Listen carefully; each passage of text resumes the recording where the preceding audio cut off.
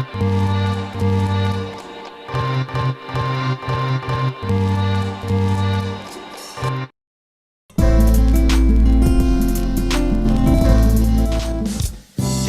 time right now for the David Feldman Show. He's talking politics and comedy too.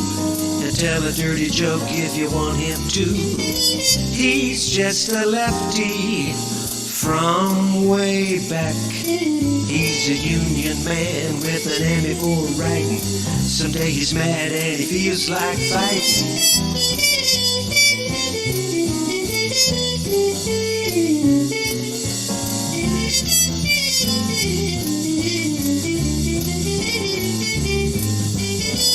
It's time right now for the David Feldman Show. To get your ears on right, buckle in real tight. He's got a lot to say and he's coming your way.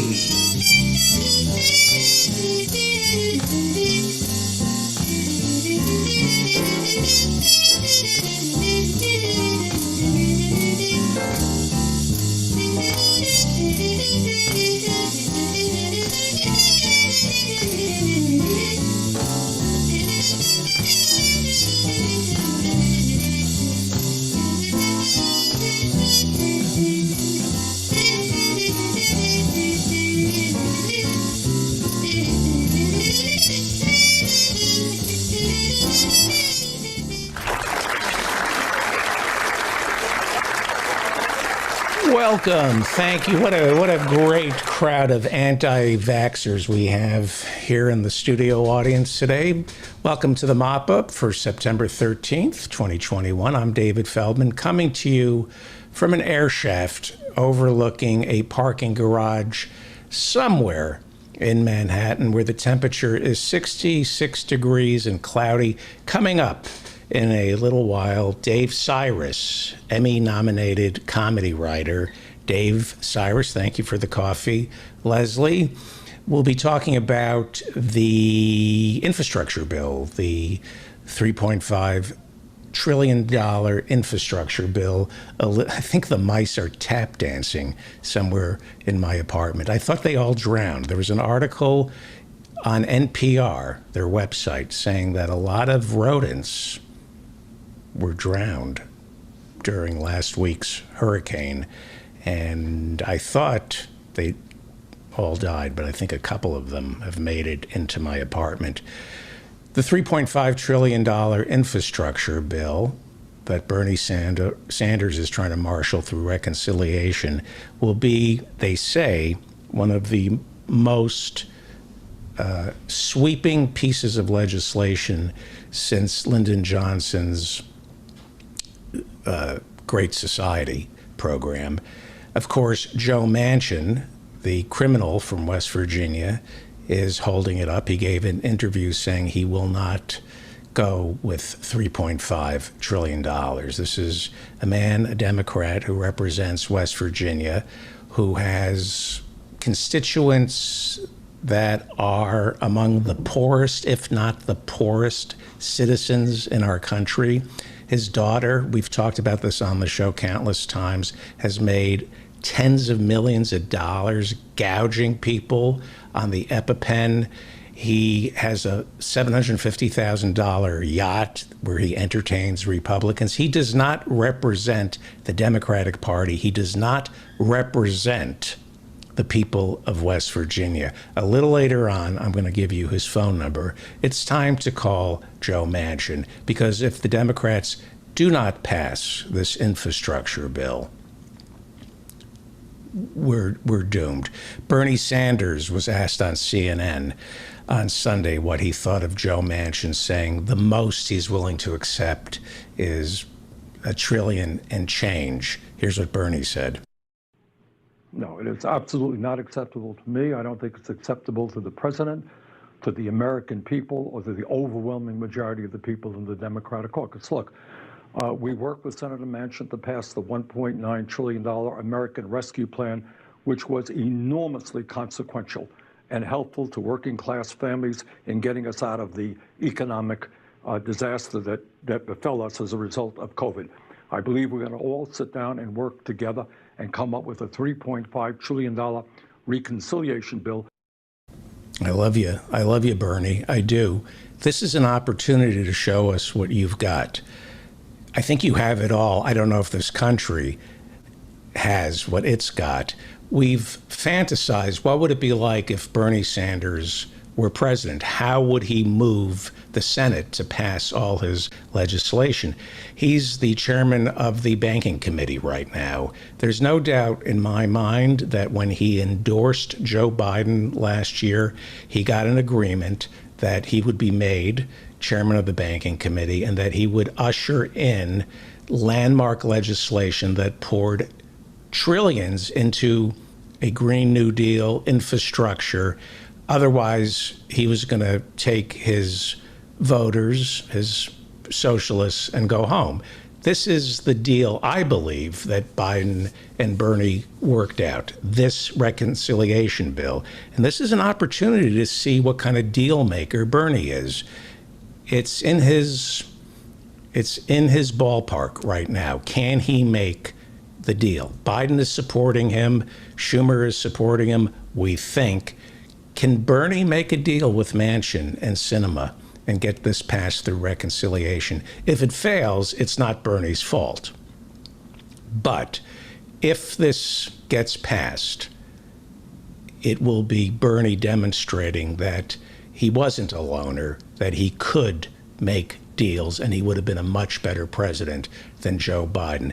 This is something that is very important to keep track of, because the future of our democracy, I believe, will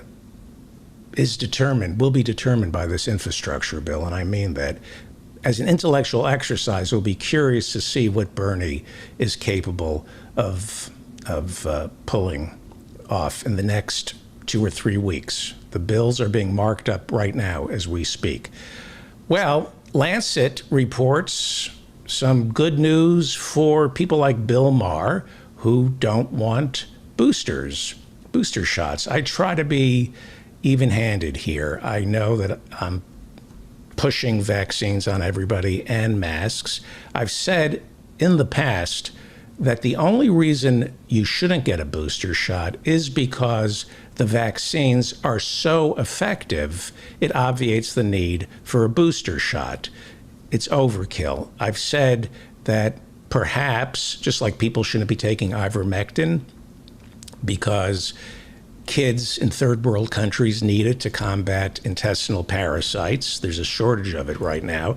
I've said that if we want to defeat COVID, make sure the third world countries other than the United States are also being vaccinated. So maybe instead of boosters, we might want to think about giving that third jab, as they call it, and fourth jab to people overseas. Lancet is reporting, and this is a reliable, very reliable British medical journal, in their new review published in The Lancet, experts now say that whatever advantage booster shots for COVID would provide, they would not outweigh the benefit of using those doses to protect the billions of people who remain unvaccinated worldwide. This is the New York Times reporting on Lancet's story. The New York Times writes, boosters may be useful in some people with weak immune systems, they said, they being Lancet, but are not yet needed for the general population. Now, the story, according to the New York Times, is that Lancet, the medical journal, is reporting that vaccines are effective enough at preventing severe COVID-19 that there is no current need for the general population to be given third doses. This runs counter to what Joe Biden is pushing for, what Fauci seems to be pushing for. Some countries, including Israel, the New York Times goes on to write, have started offering booster shots over fears about the much more contagious Delta variant, causing the World Health Organization to call for a moratorium on third shots amid concerns about vaccine supplies to poorer nations where millions have yet to receive their first. But the Lancet report concludes that even with the threat of Delta, this is important, quote, booster doses for the general population are not appropriate at this stage of the pandemic. See, this is what we're doing here. We're turning to reliable medical journals and sources like the New York Times, reporting on Lancet. This is the best way to get your information about booster shots and whether or not it's overkill. And by overkill, I don't mean it'll kill you. I mean, they will be very effective, from what I've been reading from reliable sources, in preventing a breakthrough case, but it's kind of piggish to hoard these vaccines, these booster shots, when third world nations haven't even gotten their first. This is a responsible conversation where you challenge the president and his recommendations using facts and science. And so this is the headline from the New York Times. In a new review, some FDA scientists and others say boosters aren't needed for the general population. So there's been some trouble over at the FDA, a disagreement. The Biden administration, the New York Times writes, has proposed administering vaccine boosters 8 months after we all got our shots. But according to the New York Times, many scientists are now opposing this plan, saying the vaccines continue to be powerfully protective against severe illness and hospitalization. You understand this?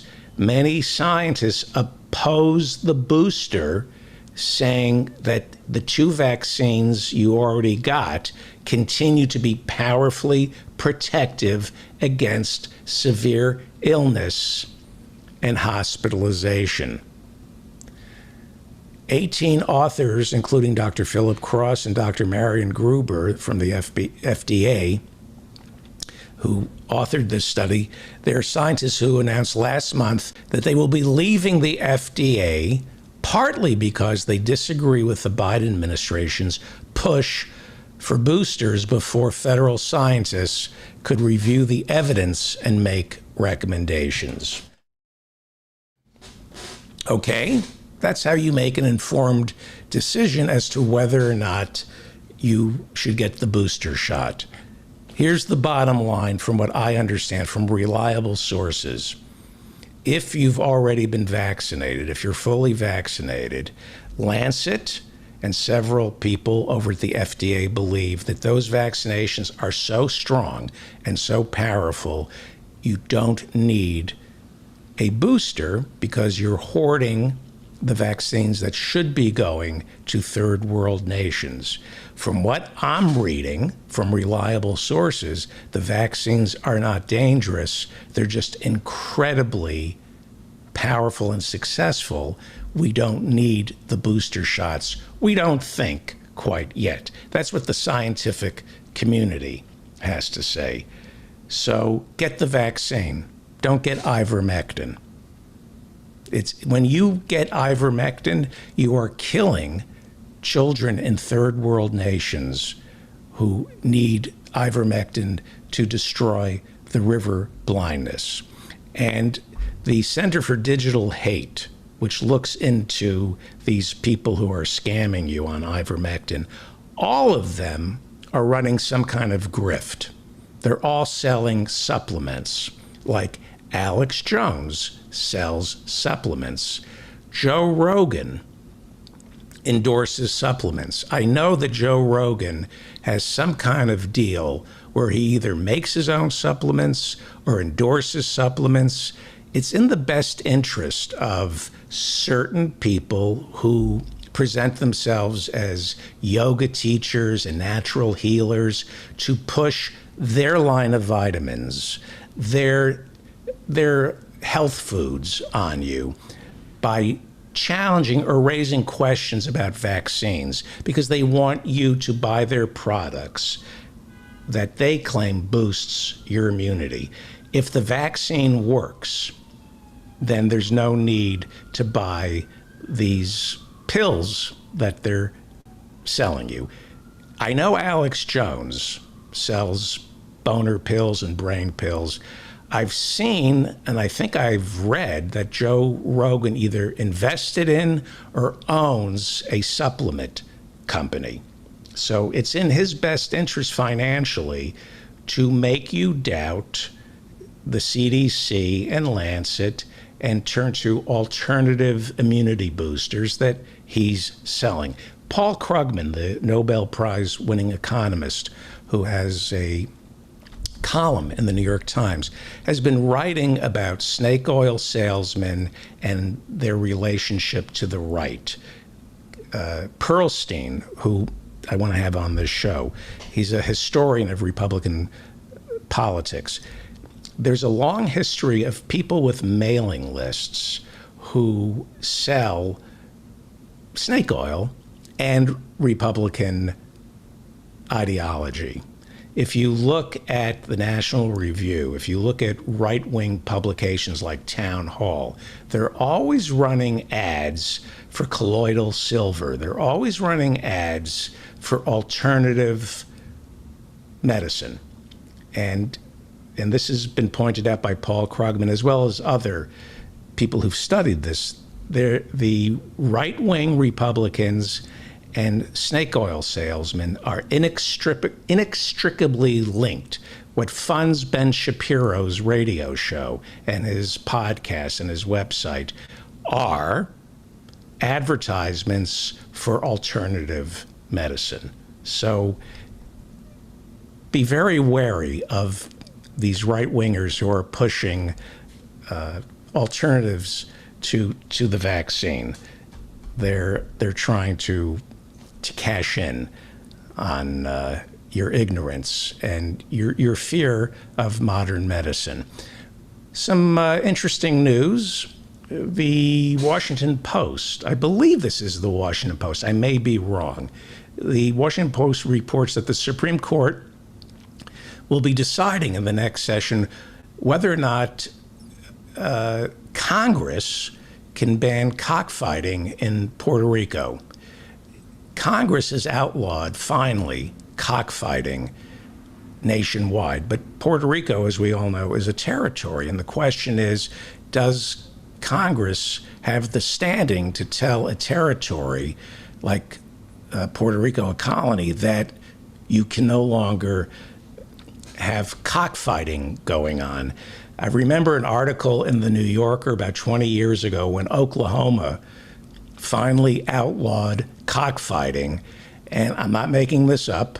There was a state legislator who was pro-cockfighting, and on the floor of the Oklahoma Senate, he said, and I quote, "When Hitler came to power, the first thing he did was outlaw cockfighting."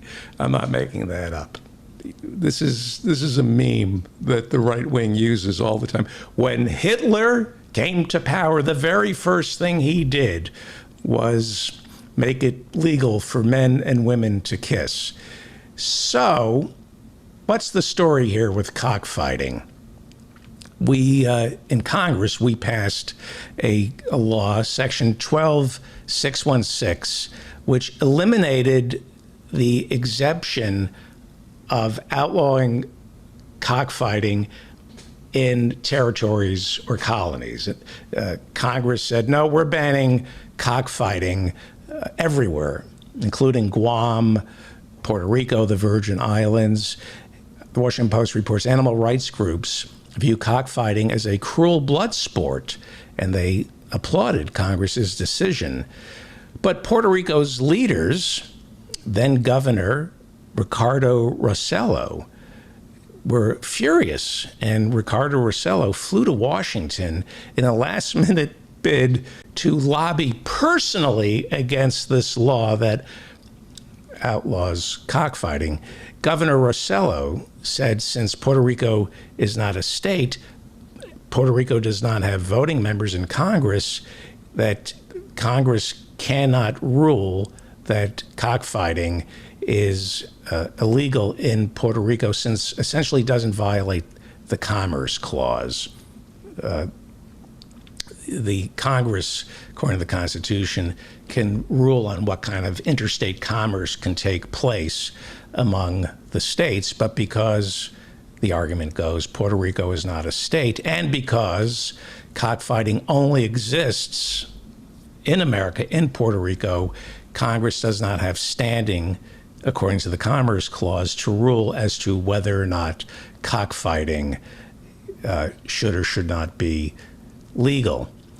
According to the Washington Post, cockfighting is a multi-million-dollar industry in Puerto Rico that reportedly employs around 20,000 people through direct and indirect means. So the Supreme Court will be taking up the issue of cockfighting next month when their new session begins. It's all so maddening. It's just, there's so much going on. It's hard to keep track of all the news. That's why I watched Larry Kudlow. He was Donald Trump's economic advisor. Before that, he had several shows on CNBC and Fox News. Larry is a stockbroker turned pundit. He stopped trading stocks when his cocaine and drinking problem got the best of him. He is an ex, so he claims, coke addict. He admits to no longer doing coke. He says he no longer drinks, although there were a couple of press conferences he held while he was advising the Trump administration, while he was working in the Trump administration, that looked like he had been drinking. Here's what he said on his show yesterday. I agree with him. When I say that I yearn for the calmness of Donald Trump, I'm being actually quite serious here. I'm not worried about tweets and whatever. Yes, he yearns for the calmness of Donald Trump, the same way he yearns for the calmness of trying to score cocaine at 4 a.m, driving up to Harlem in his limousine, trying to buy cocaine. It's very calm. This is a man who yearns for calmness. We should listen to people like Larry Kudlow. Well, all right. U.S. Capitol Police are requesting more fencing in response to a planned right-wing rally this Saturday outside our nation's capital. Today, police arrested a California man parked outside the Democratic National Headquarters. He was sitting inside a truck that had some Nazi swastikas on it and knives, including a bayonet and machete. Bayonets and machete are illegal to carry in Washington, D.C. If you remember, on January 6th, there was a bomb planted outside the DNC headquarters in Washington, D.C. Thankfully, it did not go off. We'll be keeping an eye on Saturday's rally, right-wing rally in Washington, D.C. It's been 20 years since the brutal attacks on our nation's soil. Luckily, we are a heavily armed country. We're way more armed now than we've ever been. And I feel safer since 9/11 because it's not just the police. We also have heavily armed civilians, vigilantes, if you will, who are trained to combat the next act of terrorism on our homeland, no matter which form it confronts us. Take a look at these brave men who are training for a terrorist attack. This is, watch how he shot his cap off. But the point is, I feel safe with men getting guns and spending their weekends training out in the open to make sure that, but he needs to do a little better. But it's important that our citizens are well armed. It's important that our police are well armed. And we have a lot of new weapons, and the cops have everything. They have everything. Our police have never been more ready to protect us from violent extremists as they are now. For 20 years, they've been given all the equipment they need and all the equipment they don't need. For 20 years, they've been given tanks and bazookas. They need this stuff, but they've also been given smart weapons like tasers. And a story is coming to us from Arizona. The headline reads, "Cop accused of tasing man in the testicles in front of his wife and kids." That's always good. It's not easy being a cop. That's the point I'm making. And sometimes you just need to tase a man in the testicles in front of his wife and kids, even though he didn't really do anything other than piss you off. And our cops need tasers. They need bazookas. They need tanks. You need guns because sometimes it's impossible to stop these suspects, especially when it's 8 in the morning and you and your buddies, your cop buddies, just ate a very large breakfast at Denny's. Would you want to chase this guy? Look at these cops trying to apprehend a suspect who looks to me like he's a super predator. These are 3 cops doing their best to chase, I believe is an African-American man in Dallas, Texas, and he's making a run for it. And look at these 3 cops who are in such great shape. Look at, and they're just sprinting after this African-American man who's now walking very slowly, and the cops are now walking. And this is why cops need tasers and guns. They are morbidly obese and out of shape, and they're too lazy. Our cops are too lazy to chase unarmed suspects. Look at them. They're exhausted. That's why they need guns. That's why they shoot unarmed black men who haven't really done anything because they're all overweight, or a good number of our cops are overweight, so they have to shoot. The only way they can stop a suspect is by shooting them in the back. And some cops are very smart, like this cop in Texas. There was someone standing to the side of the road. Oop, there he goes, over the railing there. A cop was trying to stop traffic to, I don't know, maybe arrest some undocumented workers, who knows. And whoa, very smart cop there, and he was actually injured, so we wish him well. But not too bright to just hold up a pen flashlight and try to get people to stop. Well, okay, we love our cops. We do. On Saturday, America remembered the 20th anniversary of 9/11, a day when 3,000 innocent Americans who never harmed anyone were taken from us. Why? Why? Because Condoleezza Rice never acted on a national security memo entitled Osama bin Laden Intent on Flying Airplanes into Buildings. That's why. She got the memo in August, and she figured it could wait till December of next year. It was horrible. We didn't deserve this, and it shouldn't have happened. Those 3,000 Americans didn't do anything other than some of them voting for a president who, when he first took office, decided to cut funding for counterterrorism. So in the months leading up to the attacks, he never once held a meeting before 9/11 on how to prevent an attack on American soil. We didn't deserve this. And you know what's really upsetting about 9/11? It's been 20 years, and a lot of the people in the media try to convince us that we never avenged the attacks that occurred on our homeland. Well, I've got good news, some good news.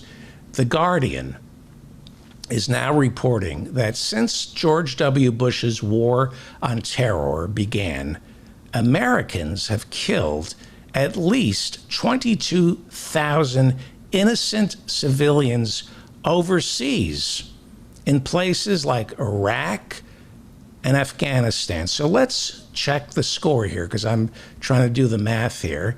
Yes, I'm doing the math. America wins. Here we go. We won this. America beats the rest of the world by a score of 22,000 innocent civilians to 3,000 American civilians. That's a 19,000 point margin, according to the Guardian. So I am so sick of these left-wingers, these anti-war prima donnas claiming that we never avenged 9/11. Look at that. We won by 19,000 innocent civilians. That's a landslide, and we should be proud of ourselves. We won. Wait. Oh, hang on for 1 second. Those are my numbers. Those are the Guardian's numbers. That is not America's. That's Air Wars numbers. They keep track of civilians killed by American drone strikes and American smart weapons. I'm being told that the Pentagon doesn't trust those numbers. This may not be a victory. Hang on for 1 second. According to The Guardian, an email reply to Air Wars was asking the Pentagon to comment on civilian deaths. And The Guardian writes, an email reply to Air Wars from the Pentagon Central Command, otherwise known as CENTCOM, said that it did not have information available on the total number of civilian deaths from airstrikes. So we don't know what the real numbers are here. CENTCOM said, quote, "The information you request is not immediately on hand in our office as it spans between multiple operations and campaigns with a span of between 18 and 20 years. So the Pentagon, you know how the FBI doesn't keep track of Americans killed by cops? They don't have a database. The Washington Post had to create the database. The Justice Department now is starting to keep track of American citizens killed by the police. The Pentagon doesn't keep score of innocent civilians who they kill overseas. I don't understand this because I remember after those 13 soldiers died at the airport 2 weeks ago, we were told we were going to avenge their deaths. And now we're getting reports that the drone strike, the over-the-horizon strike done by an unmanned drone, killed maybe an entire family of innocent civilians. And the Pentagon last week said it takes civilian casualties very seriously, and yet they don't. I mean, I keep score here. I thought we had a 19,000 point win over Al-Qaeda, and now we find out that the Pentagon isn't keeping score. They can't tell us. They don't keep track of all the civilians we get to kill. That you would think with all the money we Americans spend on smart drones and smart weapons, that the Pentagon, of all people, and they are a people, would be proud of all the civilians they killed. Oh, wait, I'm sorry. I stand corrected. The Pentagon does keep track, and here are the latest scores on America's war on terror. So, according to The Guardian and Air Wars, we're winning by 19,000 innocent civilians.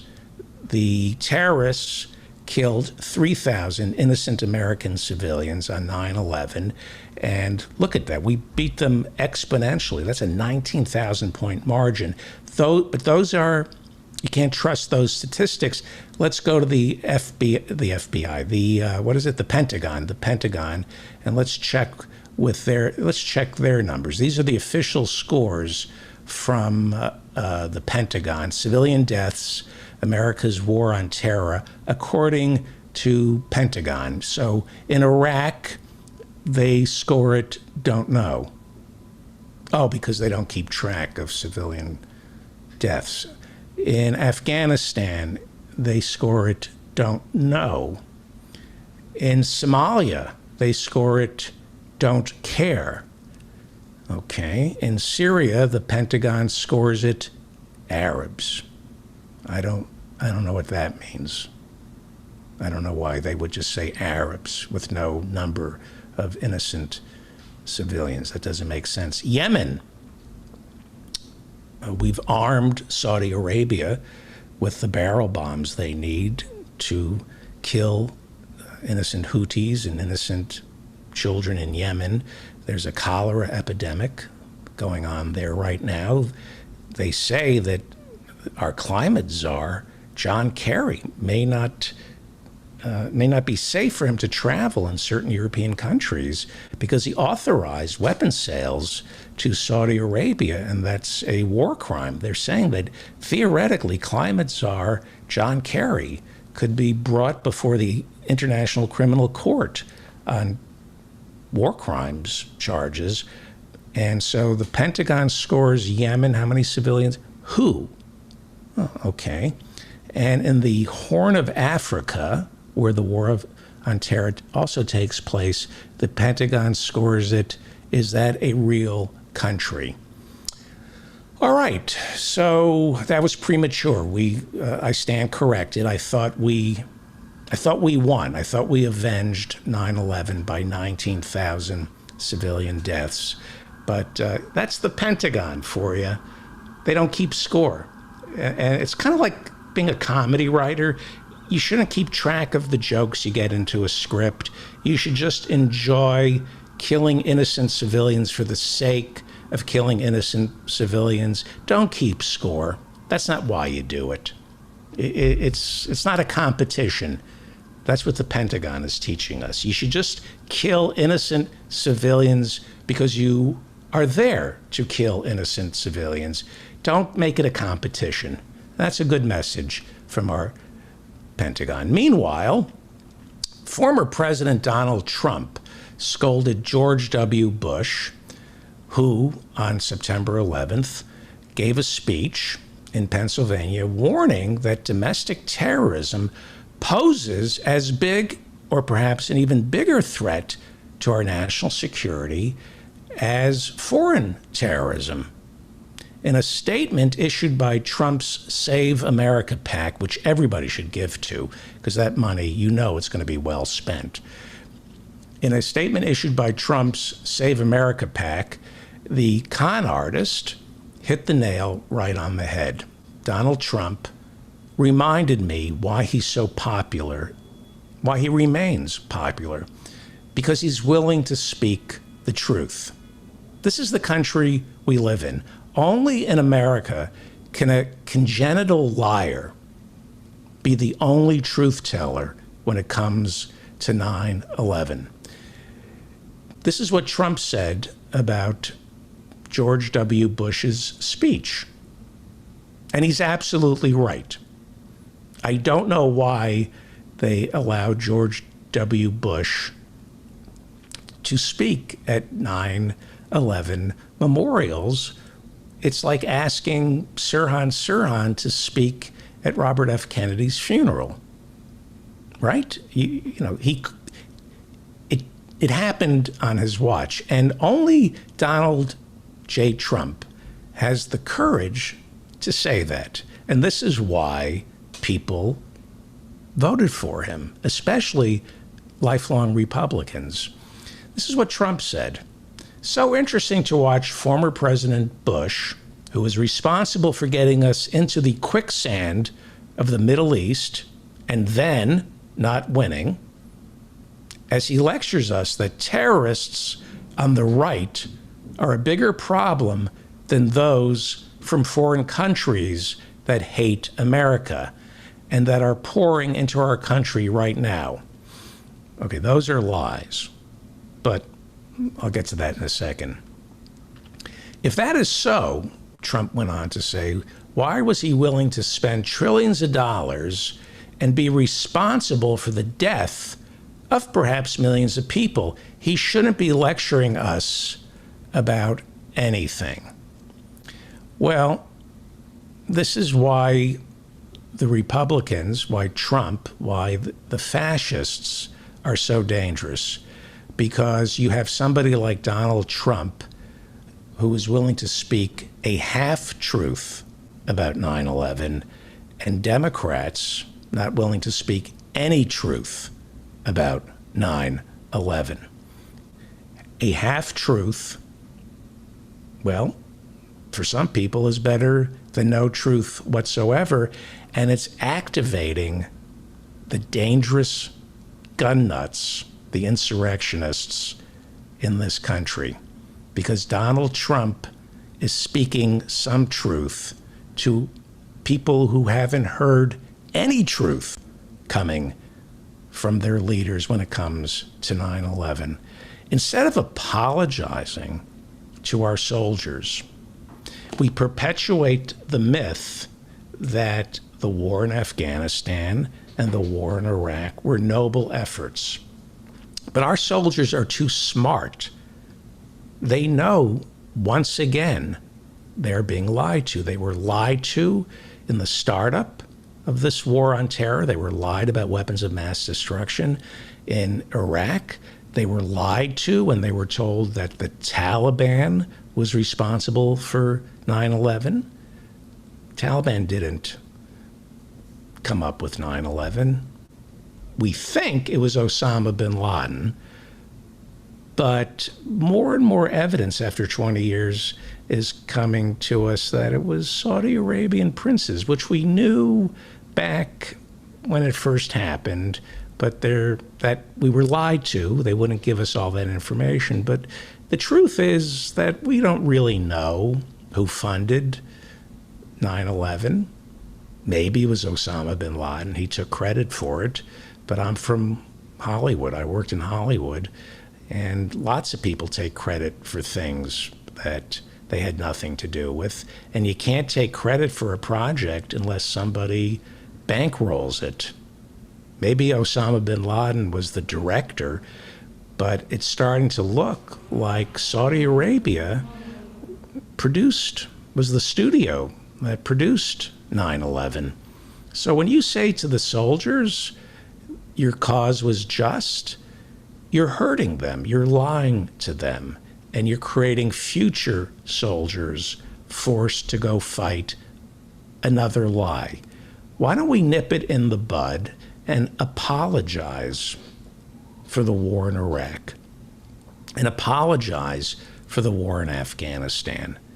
Why don't we save soldiers' lives by treating them like adults, don't infantilize them, and tell them the truth, that this war was a mistake. And if George W. Bush really loved America, instead of speaking Saturday about the war on terror and that tragic day, 9/11, he would apologize for 9/11. That's what I would do if it happened on my watch.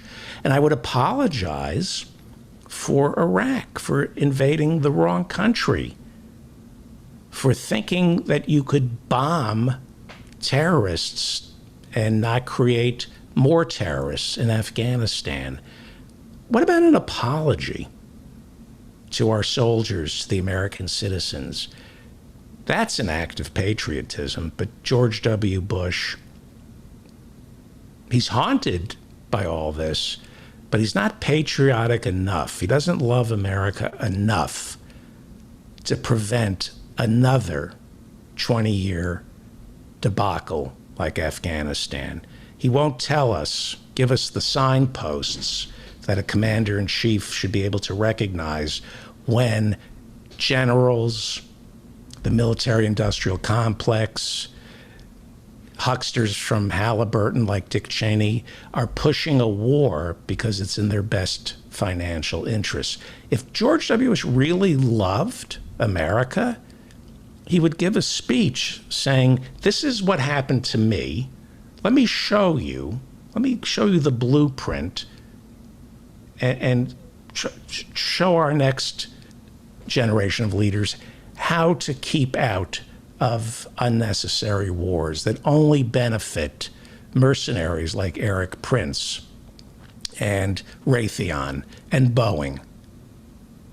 But he doesn't love America. That's why he has to keep reminding us that he loves America. He wears that American flag lapel because you have to wear the flag on your chest to convince people you love this country. You need symbols instead of actions. George W. Bush doesn't love this country. That's why he was a draft dodger in Vietnam. He believed that kids should be off fighting in Vietnam, but his dad pulled some strings that got him into the Champagne Unit, the Air National Guard in Texas, where he ultimately went AWOL.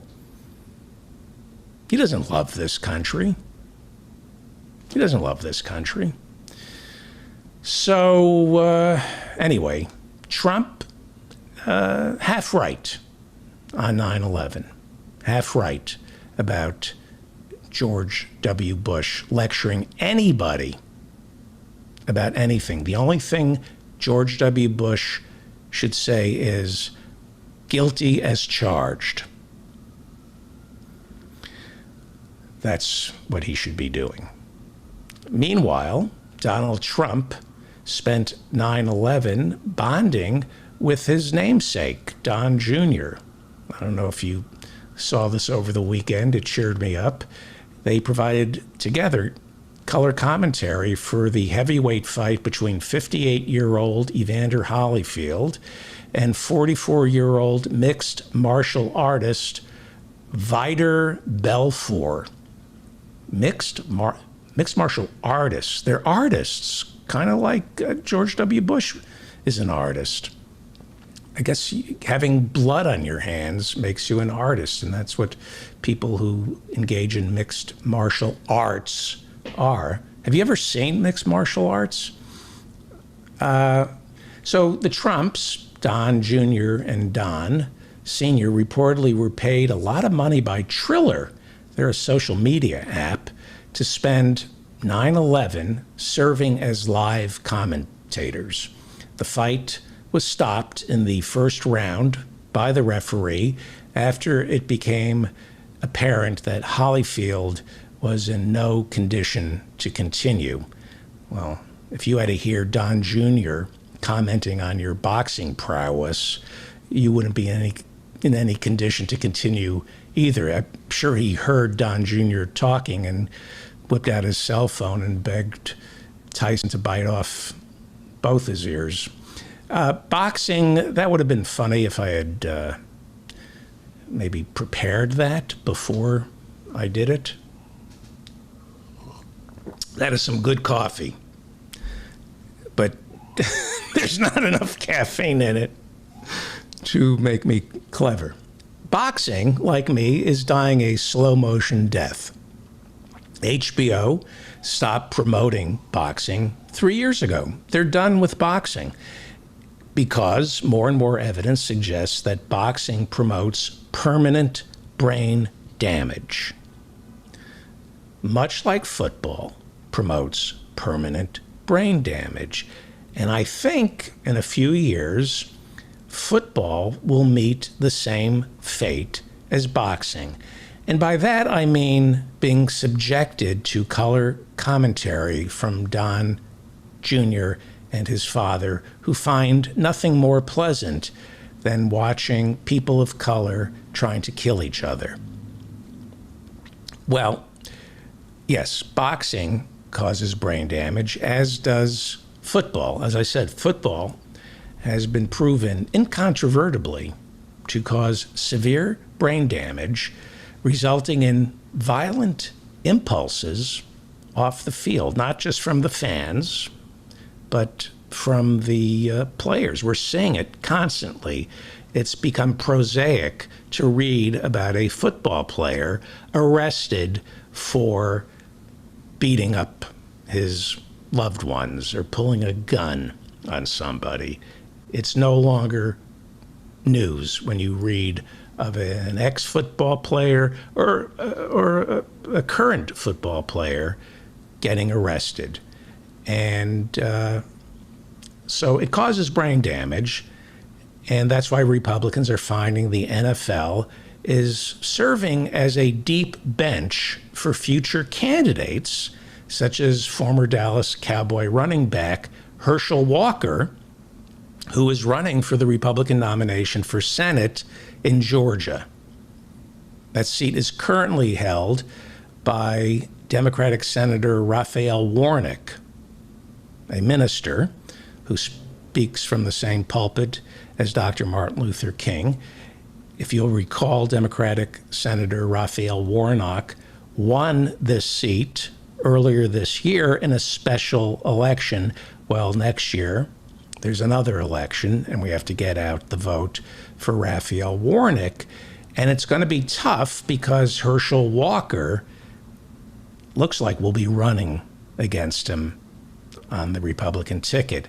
And according to a new poll, Herschel Walker, who is endorsed by Donald Trump, Herschel Walker is leading the rest of the Republican field by 70 points. Now, he played for the Dallas Cowboys. He's running in Georgia because Walker got his start in football playing for the University of Georgia, where he is beloved except by women, which of course makes him an even more perfect Republican candidate. Women don't like Herschel Walker. According to the Associated Press, cancel culture, Herschel Walker's ex-wife, Cindy DeAngelis Grossman, filed for divorce, claiming Herschel Walker was, quote, physically abusive and extremely threatening. He used to whip out razors and hold them against her throat. Cancel culture. What about his First Amendment rights? No, he's not entitled to any First Amendment rights. No freedom of speech to hold a razor to his wife's throat and threaten to slit it. A judge, you would think a judge of all people would be familiar with freedom of speech. Well, a judge ordered Walker to surrender his guns, violated his Second Amendment rights because he was using his First Amendment rights, threatening to blow his wife's quote-unquote effing brains out. Well, that's not actually the full quote. I'm saying effing. But Herschel Walker, this is the cancel culture. It's like throw the Constitution out. First Amendment rights. You, according to Herschel Walker's ex-wife, he would exercise his Second Amendment right to put a pistol to her head and then exercise his First Amendment right by saying, I'm going to blow your effing brains out. I mean, where are our civil liberties? Herschel Walker, he is running for Senate. He's probably going to get the Republican nomination because Trump has endorsed him. Walker also liked to threaten his wife with knives and guns, and again, exercised his First Amendment rights by calling his ex-wife's sister and telling her that he was going to shoot his ex-wife and her new boyfriend in the head. So the judge took away his guns.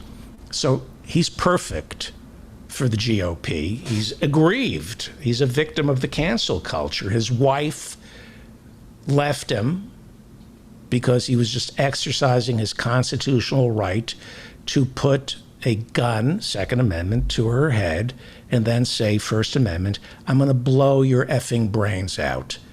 When does it end? It's a slippery slope, isn't it? I mean, first it starts with not being able to put a gun to your wife's head and threaten to blow her effing brains out. It starts there. They take that right away from us. What's next? Quarantine camps? Forced vaccinations? This guy, Herschel Walker, is going to make such a great candidate for the GOP in Georgia next year. Plus, here's the added benefit. He's an African American. Herschel Walker is African American. He's a gun nut, literally. He abuses women. And he's a violent, out of control. This is why he's perfect for the GOP. Herschel Walker is a violent, out of control black man, which reconfirms every stereotype Republicans hold so dear to their hearts.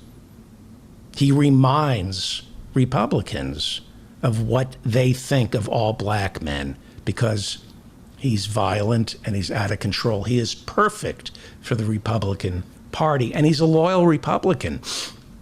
Walker believes the 2020 election was stolen from Trump. That's perfect if you want to be a Republican, because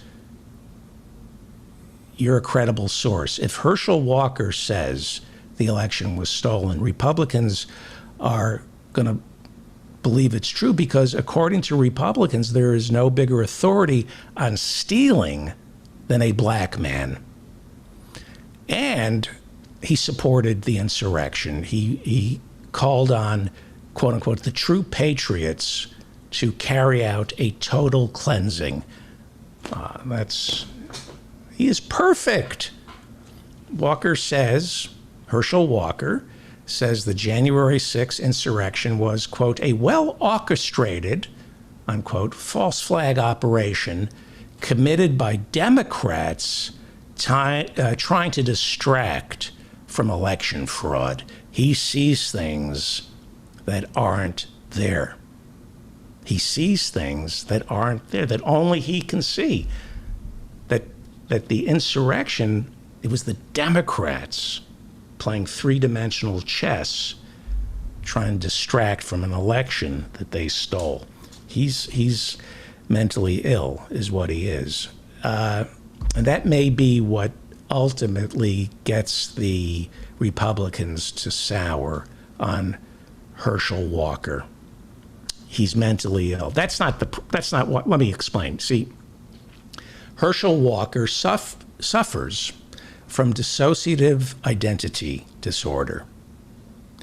That's not the problem for the GOP, because there would be no current iteration of the Republican Party without people suffering from undiagnosed dissociative identity disorder.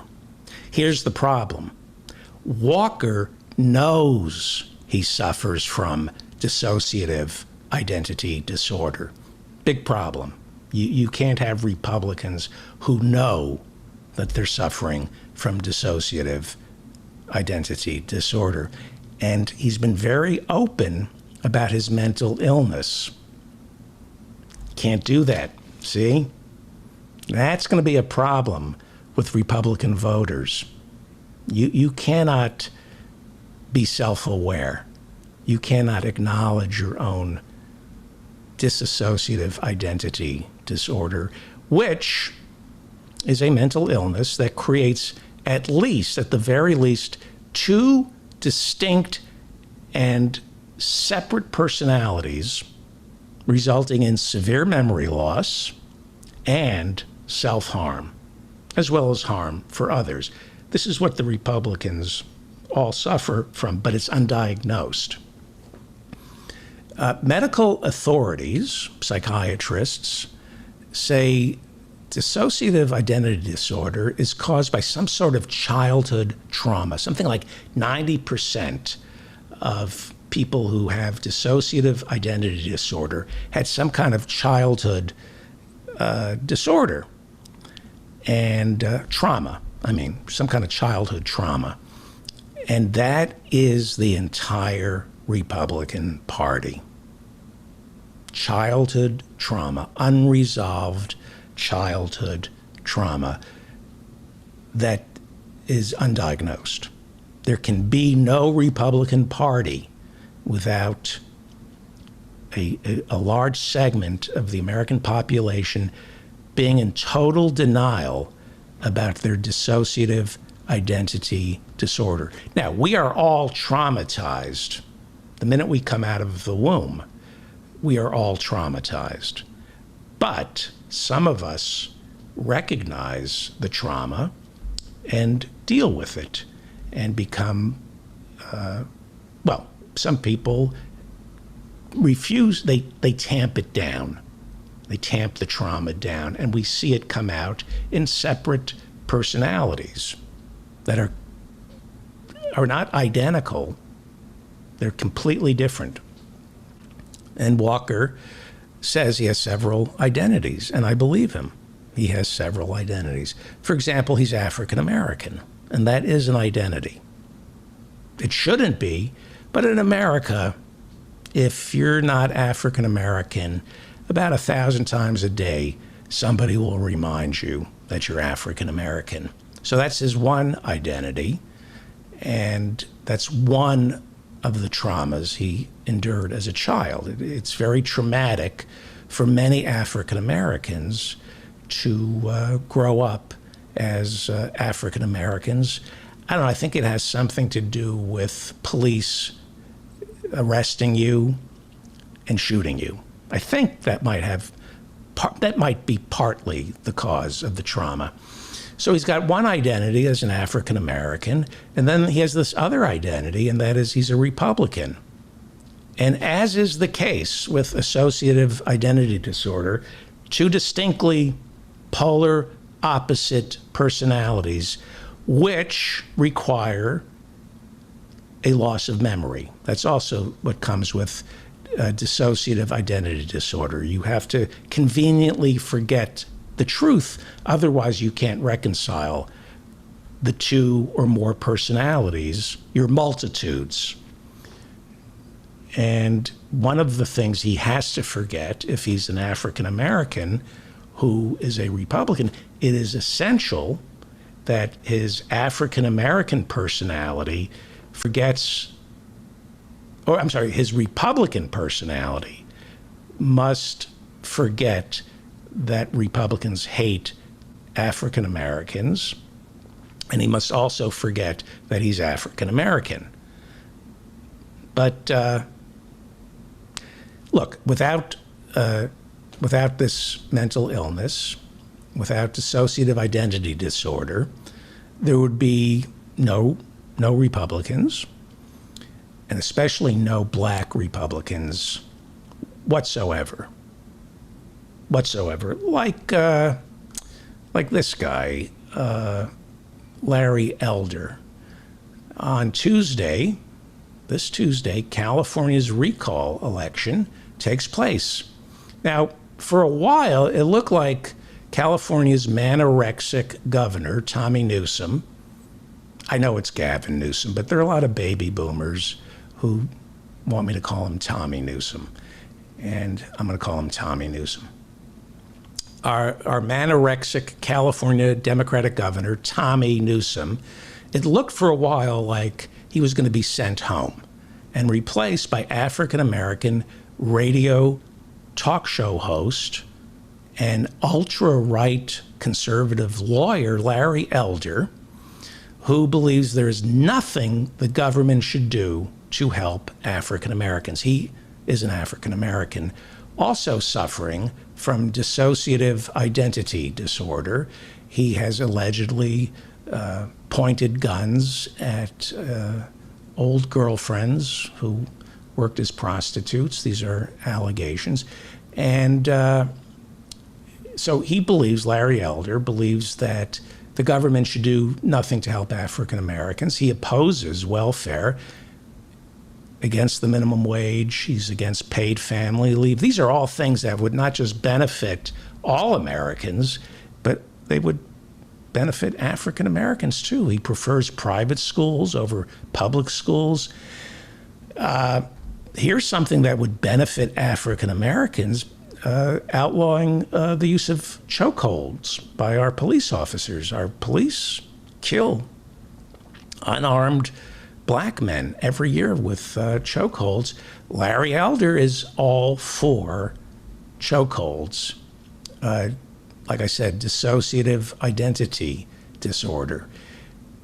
He wants to lock up more young people for misdemeanors, including low-level drug crimes. Something like, I read 400,000 Americans are behind bars because of nonviolent drug offenses. He's for that. They tend to be people of color who get locked up. And he says, this is really interesting, that systemic racism in America is a lie, and that Black Lives Matter is one of the leading causes of crime. Like I said, Larry Elder is suffering from dissociative identity disorder. He's got one personality, and that would be Larry Elder, the African-American son of a Democratic mother. And he's a male, and he was traumatized growing up in racist America. Then he's got the other personality, and that is Larry Elder, who can't remember he's an African-American. Now, this is why, if you're a Republican, you should listen to me.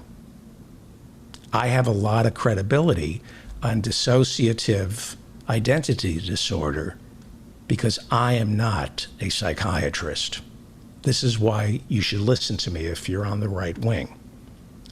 The fact that I'm not a doctor, the fact that I know nothing about dissociative identity disorder gives me the right-wing credentials to comment on Larry Elder's mental health issues. So you should listen to me because I am not an expert. And I know that Republicans only listen to people who don't know what the F they're talking about, like Joe Rogan, talking about vaccines, not a doctor, college dropout, hawking supplements. He should be the person you get all your medical advice from. So is it possible to be a conservative African American? Absolutely. Absolutely. White white people like me, living in a bubble, we were kind of shocked last year during the South Carolina primary when African Americans chose the conservative Joe Biden over the socialist Bernie Sanders. We were somewhat shocked, and it speaks volumes to what's wrong with white socialists in America. African Americans can be many things, right? They can be complex, just like everybody else. There are African Americans who are pro-business. A lot of them are pro-business. So it makes sense for them to be on the right. They are pro-personal responsibility. They, like any other American, can be religious. The black churches are very important and can be somewhat conservative on some issues. You can be an African American who believes that government creates more problems than it can solve. Also, interestingly enough, some African Americans can be for stricter sentencing for drug crimes. Now, crack is more illegal than cocaine. They're kind of fixing that law. But a lot of people think that one of the reasons crack is or was more illegal than cocaine is because crack was smoked mostly by African Americans. And a lot of people think that African American leaders in the city lobbied to make it more illegal in order to clean up their neighborhoods. There are stories of African American leaders who went to Congress and asked for stricter sentencing on crack because they wanted it out of the neighborhood. So that's conservative. You can be African American and right wing. You can be African American and before the war on terror, you can be a right-wing African American conservative. But here's what you can't be if you're African American. You can't hate African Americans. And I think Larry Elder, I think he's got a problem with African Americans, or at least one of his personalities does. I think Larry Elder, and again, I'm not a psychiatrist, which is why if you're a Republican, you should be listening to me. I think Larry Elder has dissociative identity disorder. And again, I'm not a psychiatrist. I have no idea what I'm talking about.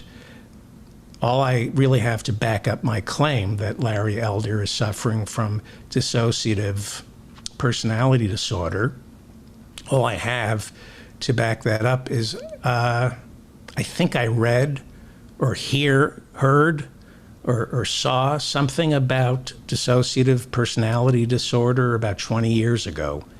I don't know where I read it, or I think it might have been a movie, a TV movie, starring Sally Field. I don't know. This is why Republicans should listen to me. I don't know. I really don't know what dissociative identity disorder means. So you should be hanging on my every word if you're right wing,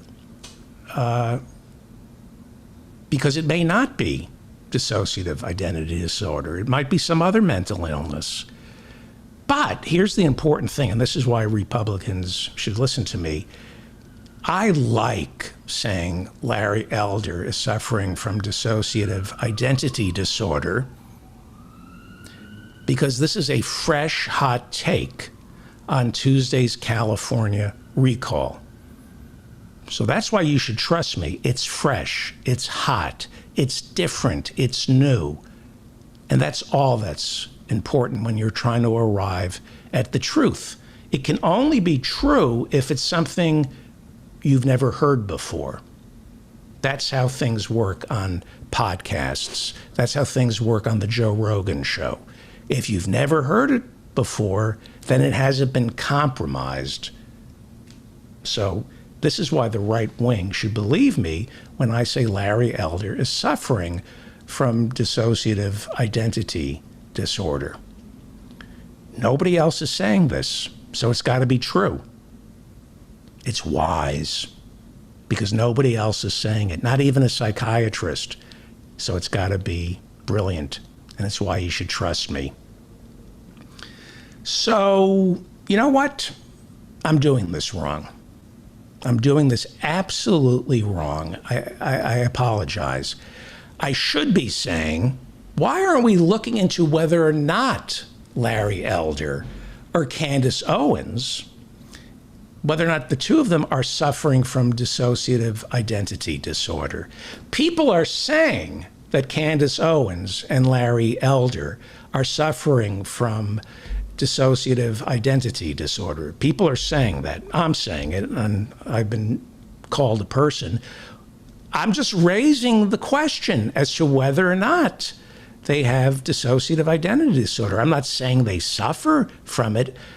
I'm just saying Herschel Walker, who is African American, openly admits he's suffering from dissociative identity disorder. So don't we owe it to Larry Elder, who's African American, and Candace Owens, who's African American? They're just like Herschel Walker. Don't we owe it to find out if they too are suffering from dissociative identity disorder? I mean, it's just circumstantial evidence, like the Wuhan lab leak theory, but, you know, all three of them come down pretty hard on African Americans. That feels like it could be dissociative identity disorder. Half of them are African American and half of them are Republicans who hate African Americans. So take reparations, okay? Here is Larry Elder literally doing my act. And I mean this, 15 years ago. 15 years ago, I did a bit on stage, and I asked my African-American fellow comedians whether or not the bit was offensive. And they said, some of them said, yes, it's offensive. So I immediately stopped doing it. Some of them said, as long as the audience knows you're playing a lunatic, which, you know, that's my stand-up act. I'm a lunatic. If the audience knows that you're a lunatic who is morally reprehensible, that's my stand-up act, then it falls under the domain of satire, and it's actually okay. But I didn't do it. I found it just didn't feel right. Because the audience, they knew I didn't mean it. But it was one of those things where people don't have a sense of humor on reparations. People will often say, if you're trying something satiric or sarcastic, I know you don't mean it, but it's just something you shouldn't try to make jokes about. Kind of like the Holocaust. I make Holocaust jokes to my Jewish friends, but those jokes are not for public consumption. Just like jokes about reparations aren't for public consumption. But Larry Elder thinks comments like these about reparations are for public consumption. He's doing my bit, but he's not joking around. This is Larry Elder on reparations on the Candace Owens show, which I think is on the Prager network. This is Larry Elder being serious about reparations. By the way, when you mentioned that the UK was ahead of us, they were. Do you know that the slave owners were compensated? After they lost their quote-unquote property, the government compensated slave owners. I didn't know that. Yeah, and so when people talk about reparations, do they really want to have that conversation? Because, like it or not, slavery was legal. And so their property, their legal property, was taken away from them after the Civil War. So you could make an argument that the people that are owed reparations, and not only just black people, but also the people whose quote property, close quote, was taken away after the end of the Civil War.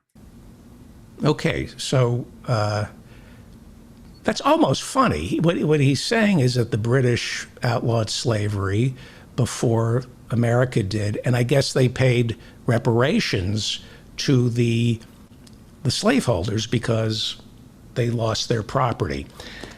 I didn't know that was, I kind of thought that was so ridiculous that it would be funny, and I was wrong. I was wrong. Larry Elder is saying one could make an argument that the people who are owed reparations are not just black people, but the people whose property was taken away from them after the Civil War. Yes, you could make that argument. You just did, or you sort of did. One could make the argument that Candace Owens and Larry Elder are suffering from dissociative identity disorder. One could make that argument that somebody who tries to come off intelligent and well-versed in the law by saying that one could make the argument that slaveholders are entitled to reparations because after the Civil War they lost their property. Yes, you could make that argument. If you were out of your effing mind, you could make that argument. One could also make an argument that people like Larry Elder and Candace Owens, like all of us, need money. And one could make the argument that Larry Elder and Candace Owens discovered that the quickest way to $25,000 a pop speaking fees in front of right-wing racists is being the African American who convinces these right-wing racists that they're not racists. You can make $25,000, $30,000 a pop, insisting that 1619 was just the hotel room number where Mayor Marion Barry got busted for smoking crack. That's how you can make money. One could make that argument, Larry Elder, that if you're an African American willing to blame African Americans for slavery, there's a nice paycheck waiting for you on Fox, for example, whose business model is making us afraid of black people. They've been attacking black people since Fox first started. Now, unemployment benefits. They ran out on Labor Day. The extra $300 that some Americans were getting in blue states, they already got rid of them in the red states. $300 a week taken away from Americans on Labor Day. Here is Brian Kilmeade from Fox and Friends covering the story. The expanded unemployment benefits that started during the coronavirus pandemic come to an end as of yesterday. The move affecting 8.9 million jobless Americans. Yes, 8.9 million jobless people losing their unemployment benefits, which is a huge problem for African Americans. Now, according to the Brookings Institute, they did a new study, and they say that August's jobs report shows higher unemployment for black workers, just as jobless benefits and eviction protections end. Interesting. This is a problem. This is a serious issue for African Americans. Systemic racism in America results in higher unemployment for African Americans. Systemic racism means African Americans don't get hired the way white people do, and they're more likely to get evicted. So, Brian Kilmeade, in this story on Fox News, raises the issue of the struggling labor market. And I love this. I love this. The struggling labor market. When somebody says struggling labor market, you think, oh, the workers who are struggling, right? That's the term. It's Luntzian. Sounds like something Frank Luntz would come up with, the struggling labor market. Who isn't worried about the struggling labor market? Fox News is worried about the struggling labor market because most of the people watching Fox News, they're not part of the richest 1%. They're worried about the struggling labor market. How will this impact the economy and struggling labor market? After all, there's about 10 million jobs open right now. There are 10 million jobs open right now. The struggling labor market. Who's struggling? Well, according to Fox and the Republicans, the struggling labor market, the struggle is for the people who own businesses and are struggling to fill 10 million jobs. So the struggling labor market turns out to be rich people struggling with labor. As we all know, the reason these 10 million jobs go unfilled is because Americans want something ridiculous, a livable wage. In other words, they want to go to work and not end up poor. It seems like that's why you would go to work. So you work for money. So these jobs, the 10 million jobs, are unfilled because Americans are waking up. They want a livable wage, and we've closed the border, so there's nobody to take these crappy jobs. And again, this is a problem for African Americans because they were dragged to this country in 1619, and they were expected to work for, let's see, what were they being paid? Oh, right. Nothing. They were brought to this country to work for free. So if I were African American, I would have a serious problem not being paid a livable wage, especially since I was dragged here and told to work for free. So many Americans aren't filling these 10 million jobs. And so what's going on? They're being starved out. And the GOP has been pretty open about this. They have said in the well of the Senate, they haven't said starve them out, but they say the reason these 10 million jobs go unfilled is because of the extra $300 a week in unemployment benefits. And we're now being told by Fox that Americans will come around.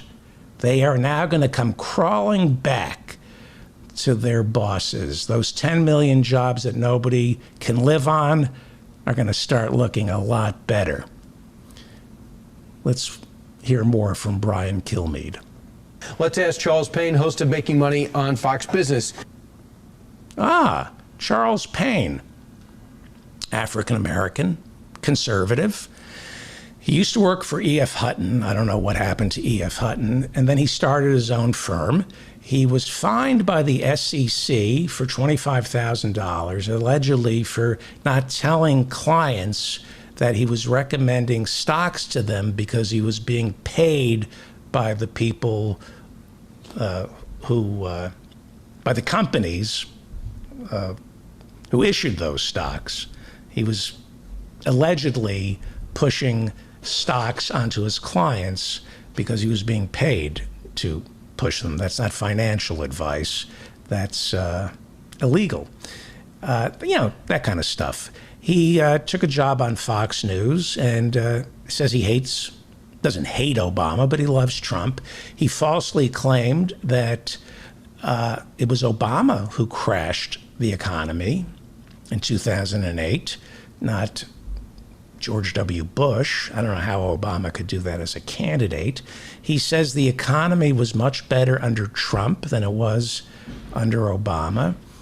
And he's a black man on Fox News, which means he was accused of rape by a white woman working at Fox News. Of course, he was completely exonerated. He was suspended and then exonerated. It's odd that a white woman working at Fox would accuse an African-American male of rape. You would think that wouldn't happen at Fox News. Anyway, the big question being asked of Charles Payne is, will cutting off the $300 a week finally get Americans to come crawling back to work? Now, most red states have already cut those benefits at the start of the summer. So tell us, Charles Payne, can we finally starve out the dead-enders who refuse to come out of their homes and work for starvation wages? The Republican states have already started taking away this $300 a week. What's the results there? What do you expect the results to be now, Charles? You've had some people go back to work, but I think the mistake is thinking that this whole thing will be instantaneous. Yes, Charles Payne is wise. He's counseling caution. We'll get them. You don't starve 10 million people out of their homes overnight. We'll get them back to work for starvation wages and keep them poor. We'll keep the labor force poor. But how long, Charles Payne, must we wait till we defeat those 10 million Americans who refuse to work at poverty level wages? Some people have gotten relief for going on a year and a half, 18 months, some longer. People have money in the bank. Households have the greatest balance sheets that they've ever had before. So if the unemployment checks stop today, you've got a whole lot of people who've already said in surveys and other questionnaires that they'll wait. They will wait. This is like economic sanctions against Cuba or Iraq, something this country is really good at. right? Starving them to become compliant. We're even doing economic sanctions on Afghanistan. There's $7 billion in Afghan assets that we've frozen, even though Afghanistan in 1 month is running out of food and fuel and will be a humanitarian nightmare. But that's how we bend people to our will. Economic sanctions. This is what we're imposing on the 10 million Americans who refuse to work at starvation wages. We've done this before. Charles Payne is telling us to calm down. We know how to bring people to their knees. Economic sanctions. Go on. They've got enough money socked away. They haven't paid their rent. A lot of folks, they've had moratoriums on student loans. They've had moratoriums on mortgages, rents. They've gotten paid big time money. They've gotten checks from a variety of federal programs. People actually have money. So it's a mistake to say, okay, XYZ red state stopped on this date and the next day jobs didn't explode. People didn't go back to work. They will eventually as that money runs out, but you're not going to see an immediate reaction. Thank you, Charles Payne. It takes time. The money will run out. Let's be patient here. And this is the problem with Americans. They want instant gratification. They want those 10 million people to go work for starvation wages right now. But that's not how you win a war. You have to wait and be patient. This is the problem with Afghanistan. Instant gratification. We pulled out of Afghanistan after only 20 years. But if we had the patience, we could have won this. And I think we're going to win this. I think we're going to fill those 10 million jobs if we just remain patient and wait till more and more Americans take to the streets, and by that I mean live on them, as more and more children in America starve, as more and more Americans die from exposure this winter because they've been evicted. We'll beat the Americans, Charles Payne. We will. We will defeat America as the Republicans always have. When we come back, we will be joined, I hope, I think, by the great Emmy-nominated Dave Cyrus.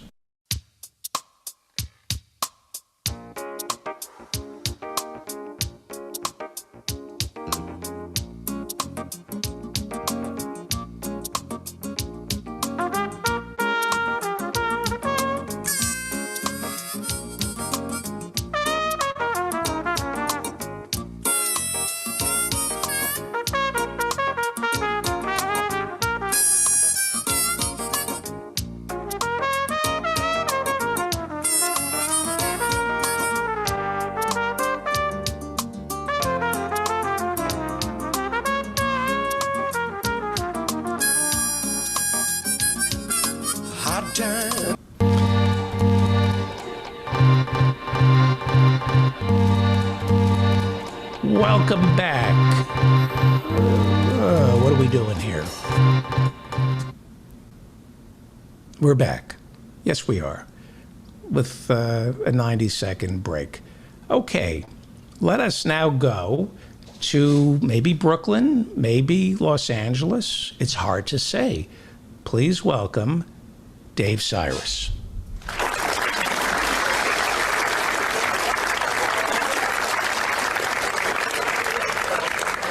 Sorry to keep you waiting. Dave Cyrus is an Emmy-nominated comedy writer, and we're all excited. When are the Emmys? I believe they're next week. I was almost going to go. And then Bill Maher screwed you. Is that what happened? Something happened. Either way, yes. The Delta variant meant they had to significantly reduce the number of people going to the Emmys, and I was the very first person they cut. They cut a lot of people, but it was definitely me first. Because you're special. Yes. Well, apparently they can no longer afford 700 writers and their friends from SNL. How many writers are there on SNL? I don't know off the top of my head. Okay, ballpark it. 15, 20. Maybe more like No. might be less than 15 on a typical week, but I know that I don't write every episode. I'm not a writer. I'm only a Hang writer. on. I'm sorry. Hang on for 1 second. Hang on. I take these calls. Hello? Hi, is this David Feldman? Yes. Hi, this is JJ. I'm a high schooler volunteering with Julie Menon, who's running for city council on the Upper East Side. Mm-hmm. I'm just calling to real quick to let you know that Julie is your Democratic nominee for the city council. Okay. She's been the leader of 3 different city agencies. She's a lawyer. She's a mom. A lawyer and a mom. Yeah, that's. Hang on for 1 second. She's a public policy. I'm sorry. What was that? You'll have to excuse me 1 second here. Can you hear me? Yep. Oh, I'm sorry. So she's a lawyer and a mom? Yep. That's good. Yeah. And she also teaches a class at Columbia. Ah, great. So Yeah. she's educating kids at an elite private school? Yeah, well, she teaches a class. What does she teach? I think it's a class on public policy Public and how policy. the city council works. What kind of lawyer is she? I'm honestly not sure. You don't know what kind of lawyer she is? I mean, you're No. What's her name? I mean, I don't. Sorry? What's her name? Julie Menon. You could, Julie I'll give you Menon. her website. Is she an heir to the deodorant fortune? I don't think so. Oh. I mean, Is she that's a good rich? question. Is she rich? Is she successful? Because here's the thing. If I'm going to vote for somebody, I want to make sure that they're bringing success to the public square. Is she a successful Right, person? right. I would argue she's very successful. I'm sorry? But I would argue she's very successful. Is she rich? I mean, not that it matters, but is she rich? I'm not really sure. You could, I can give you her website. What's her net worth? I'm not sure. Don't you think that's important for me to find out before I cast my ballot? Like, for Maybe it example, is. here's what I'm concerned about. Okay. Can I tell you what I'm concerned about? Yeah. If I vote for somebody who isn't wealthy, they might introduce legislation that hurts me. Don't you think we should know what our politicians are worth? Can I see her tax returns? Okay. Yeah, that's. Well, what is she for that's a Medicare valid, for all? Is she for Medicare for all? I don't know if she's come out publicly with. But What about taxing people What about taxing people who earn more than $250,000 a year? The same thing, but I Well, the same thing that you don't know. I'm not sure, but But she's a mother and a lawyer. I like that. Okay. Because I would like to see more mothers. Listen, yeah, David, she's not like a progressive, like, the reason is, like, I don't know, like, her stance on taxes and Medicare, just because that's. But she's not, a mother. I mean, sure. But she's a mother. She is a mother. Okay, yeah. that's important because we don't have enough mothers. Right, but if you're worried about the taxing issue, she's definitely not. She's not in the same ideological sphere as, like, AOC. Can I rinse your mouth out with soap? I mean, I like the idea of AOC, right? You know what I mean? But, okay, let me ask you, what is it? Menon, right? Yep. And Yep. she You look her up. And she teaches law at Columbia? She teaches a public policy class at Columbia. And she's a lawyer. Where'd she go to law school? I think Northwestern. Well, that's a good law school. Where'd she go to undergrad? It's a great school. Yeah. I'm not sure. I talked to her about where she went to law school. But And what is she running for again? What What is she running for again? City council in District 5. That's my district. Yeah, so she already won the Democratic primary. Hey, let me ask you a question. Yep. Where does she stand on rent control? Sorry, say that again? Rent control. Rent control? Yeah. I'm not sure. You think? Would you agree? Would you think she would, between you and me, she would side with the landlords during this eviction crisis over the tenants who've been getting a free ride for a year and a half, right? I think that's definitely an interesting question, and honestly, I think she gives answer to these questions on her website. But I want to give you I do think that out of any of the candidates that she was at least running against in the primary and that she beat, she would be the one that would side with the landlords. She would side with the landlords. But I'm not. Listen, don't take my word for that. I honestly have no idea. But I think just because she's a huge connection to small businesses. Yes. Yes. Let me ask you a question. Is there a way to donate to her? Yeah, of course. And what can I donate to her? Well, what do you mean? Well, do I have to donate money? That's a good question. Thank you. Can I give her colon cancer instead? Can you give her colon cancer? Yeah. Can I somehow give her colon cancer? Well, how would that work? I would give her colon cancer instead of money. Is that possible for me to? Do you know of any way to give? What's her first name? Julie. Julie Menin. Is there any way to give her colon cancer? I mean, do I have to declare that in an SEC filing? Anyway, hey, listen. Let me think about this. Thank you for calling. Her name is Julie Menin, and she's running for city council here in Manhattan. And she sides with the landlords, which means it's okay to evict people, right? Well, no, I don't. How much are you getting paid? How much are you getting paid to do this? $0. You're doing this just out of the goodness in your heart. Yeah, this is also, it's my first day back, so that's Are you getting college credit for this? I mean, why would you do this? I don't know, because I like the experience. Are you rich? Are your parents rich? Come on. I don't know. Nothing to be ashamed of. Come on. It's the Upper East Side. No. Come on. I mean, I don't live on the Upper East Side. I know. Oh, but you come from a rich family, don't you? I can tell. You're not worried about getting evicted, are you? Right? I'm not worried about getting evicted. You're not worried about getting evicted. Good for you. But I think. Good for you. And that's why you should fight for Julie Menin for city council, because you don't worry about getting evicted. That's good. How old are you? 32. 32. And this, it's good for you to get involved in politics and make the world better, because these people who are being evicted have had a free ride for way too long. Don't you agree? Oh, yeah, totally. What about getting rid of homeless shelters?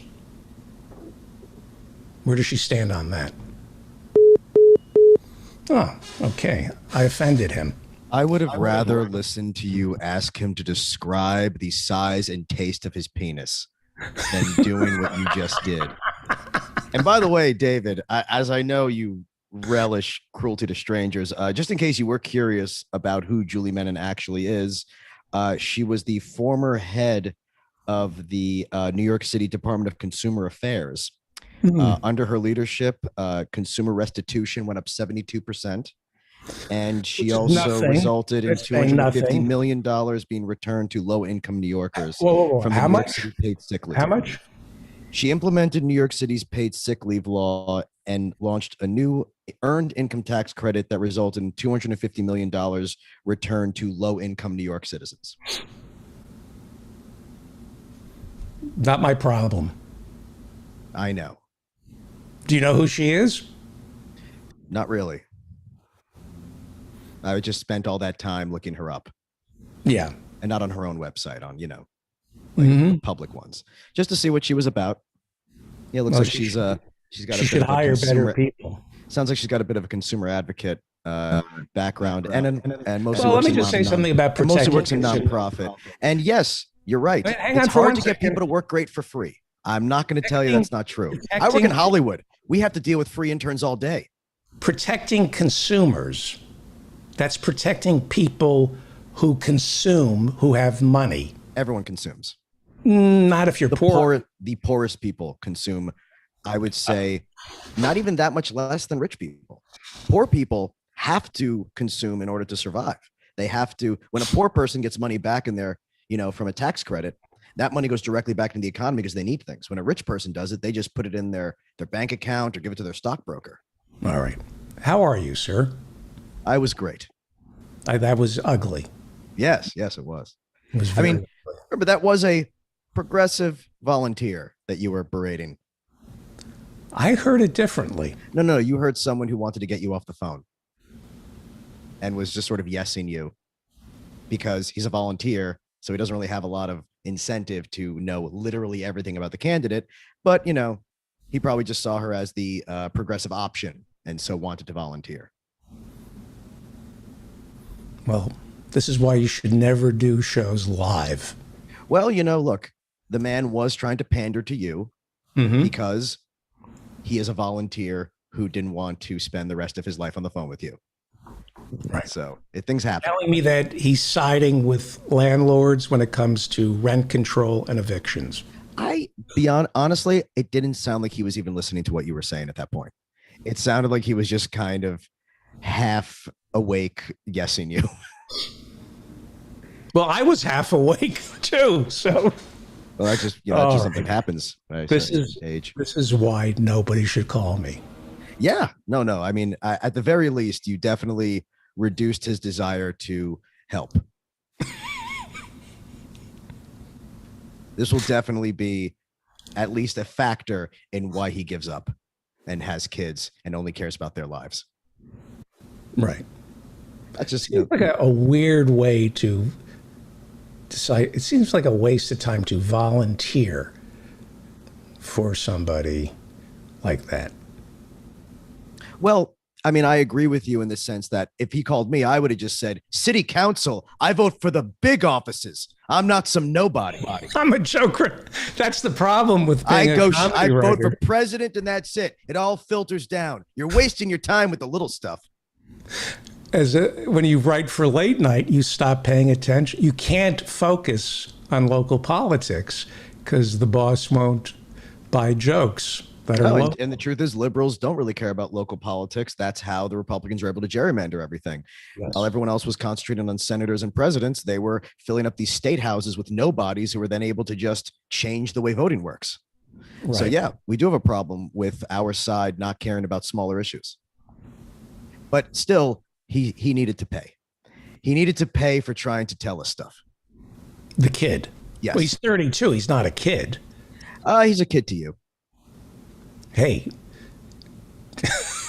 Chuck Grassley is a kid to me. Yes. The senator. Senator Leahy, I understand, to me. used to call you old man. So one more week of summer left. What do you think? Thank God. I can't wait for it to get less hot. I don't need it. Yeah. These days, I just wait for it to rain so I can jog. It was beautiful 2 days ago. I stepped outside, and it was a beautiful fall day here in Manhattan. And I thought, What, the 11th? No, the 10th. 2 days ago was the 11th. What does that mean? Well, it was a beautiful day, and it reminded people how September 11th, the original one, was actually an oddly nice weather-wise day. And it always is a little bit weird how it kind of falls on a time of the year that's usually pretty beautiful. Right. Yeah. Where were you on September 11th? I was visiting my brother in college in Boston, and I had the You were up in, you're talking about the Saturday. You were visiting your brother. I'm sorry, I was making. Yes. No, I was, but on 9/11, 2001, In I was Boston? visiting my brother in Did Boston. you fly out of Logan? I drove, actually.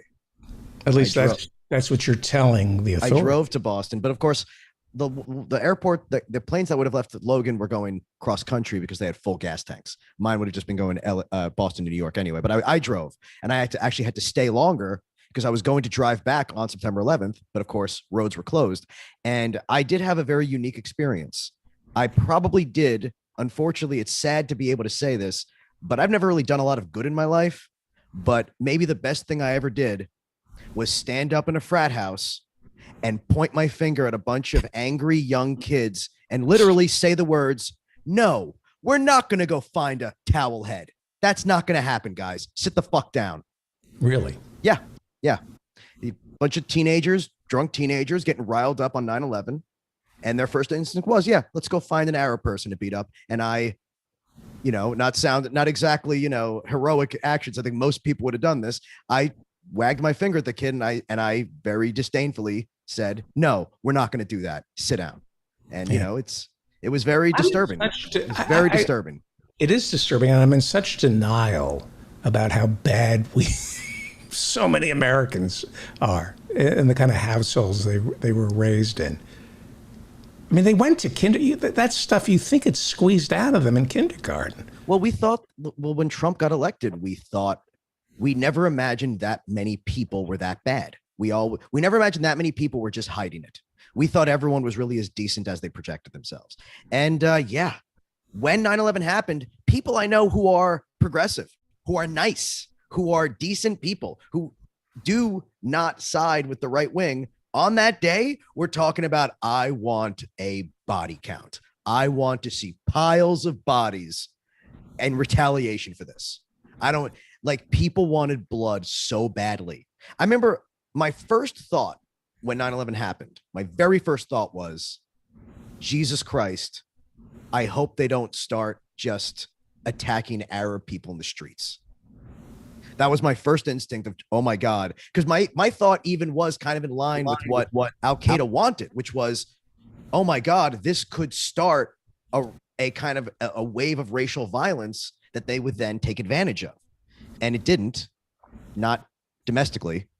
But my first instinct was, I was like, I feel bad for any cab driver who's, because they're alone. They're just in this city, and there could be people just looking to hurt someone. I knew a woman from India who ran the store near my house, who was terrified. Suddenly, everything was different. I think there was maybe one case that week of an attack that I remember of a man in Texas tried to run over a Sikh. It was very, very scary because I really was afraid that America was going to whip itself into that. And I'm glad that at least wasn't what happened. A lot of bad things happened, though. It's mind-boggling how stupid.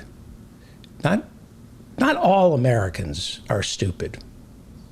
Enough are.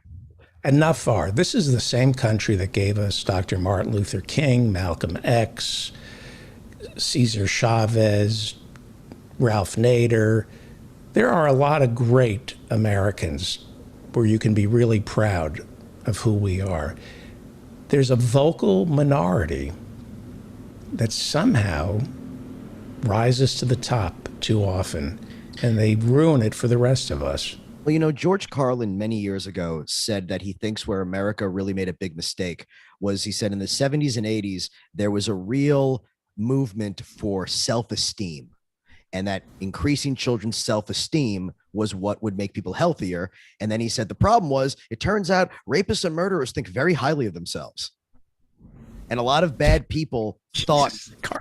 Carlin said that? Yes, he did. That was a Carlin joke, and he meant it. And it was the idea that, the problem was self-esteem didn't make you a better person. It just made you more confident with whatever you were. Yeah. And we have a problem of extreme confidence among people who have not earned it at all. Can I give you a compliment? And in giving you this compliment, it is an example of what is so sorely missing from the American people, or at least the right.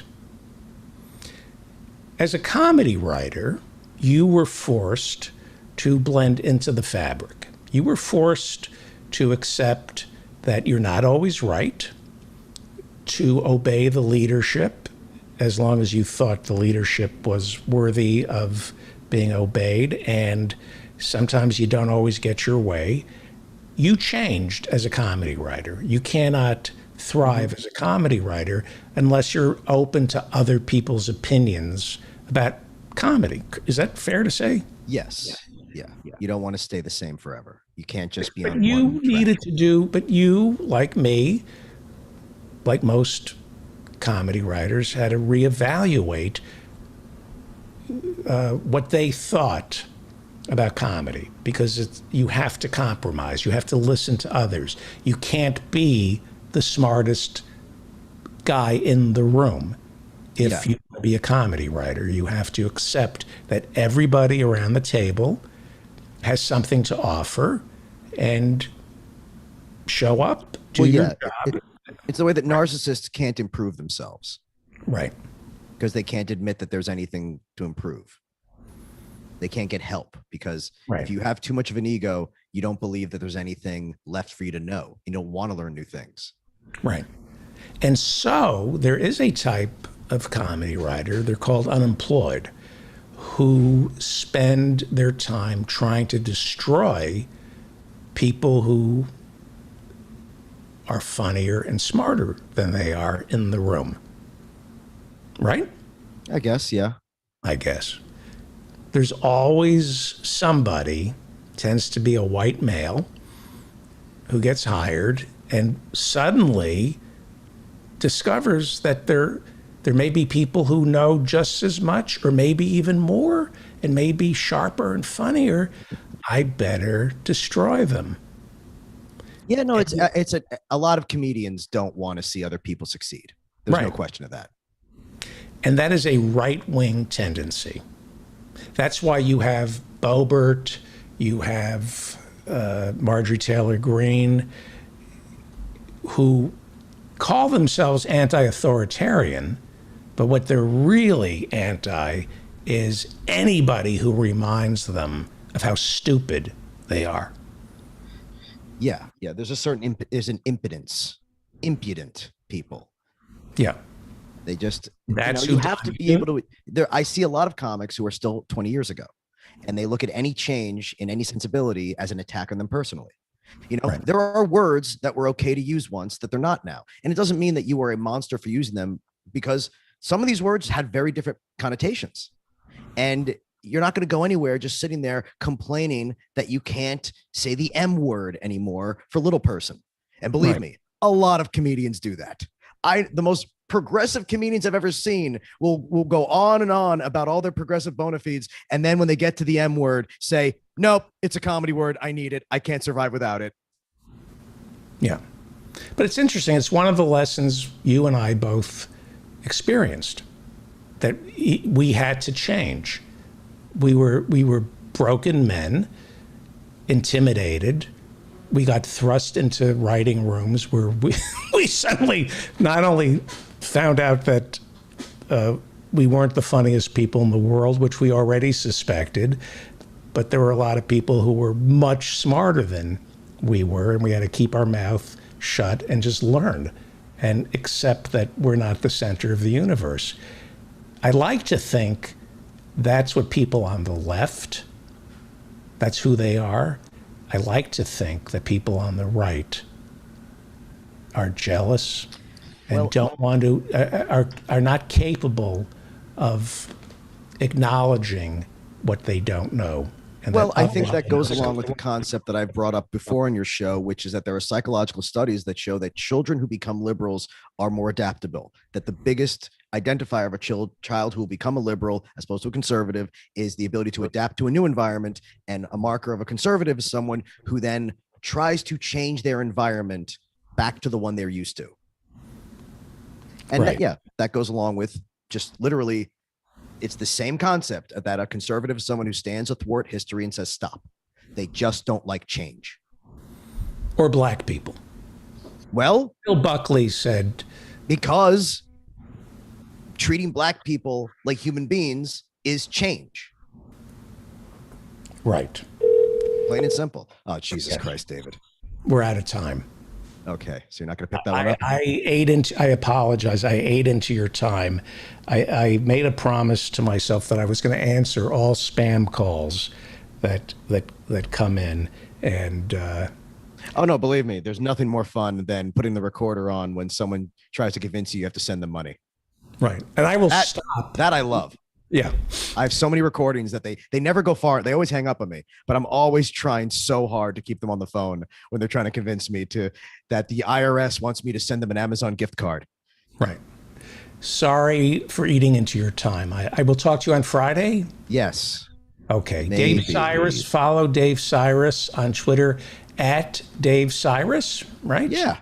And like are you doing any stand-up before? You know what? This comes out Tuesday.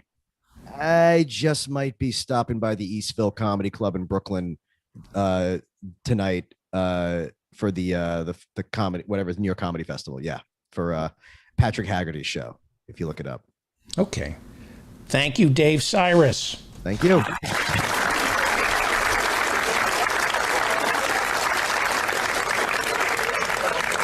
Michael Ortega is running for the U.S. House seat, California's 46th congressional district, and we will tell you how to donate and get him elected. But first, let's go to Los Angeles, where Howie Klein is standing by. Are you there, Howie? I'm here. You bet I am. Good, thank God. Howie Klein, founder, treasurer, Blue America PAC, which raises money for candidates like Michael Ortega. We have some new listeners. Wait. Every time I've been on this show for the last 3 years, you say we raise money for Democrats and socialists. We now have a real socialist and you don't mention it.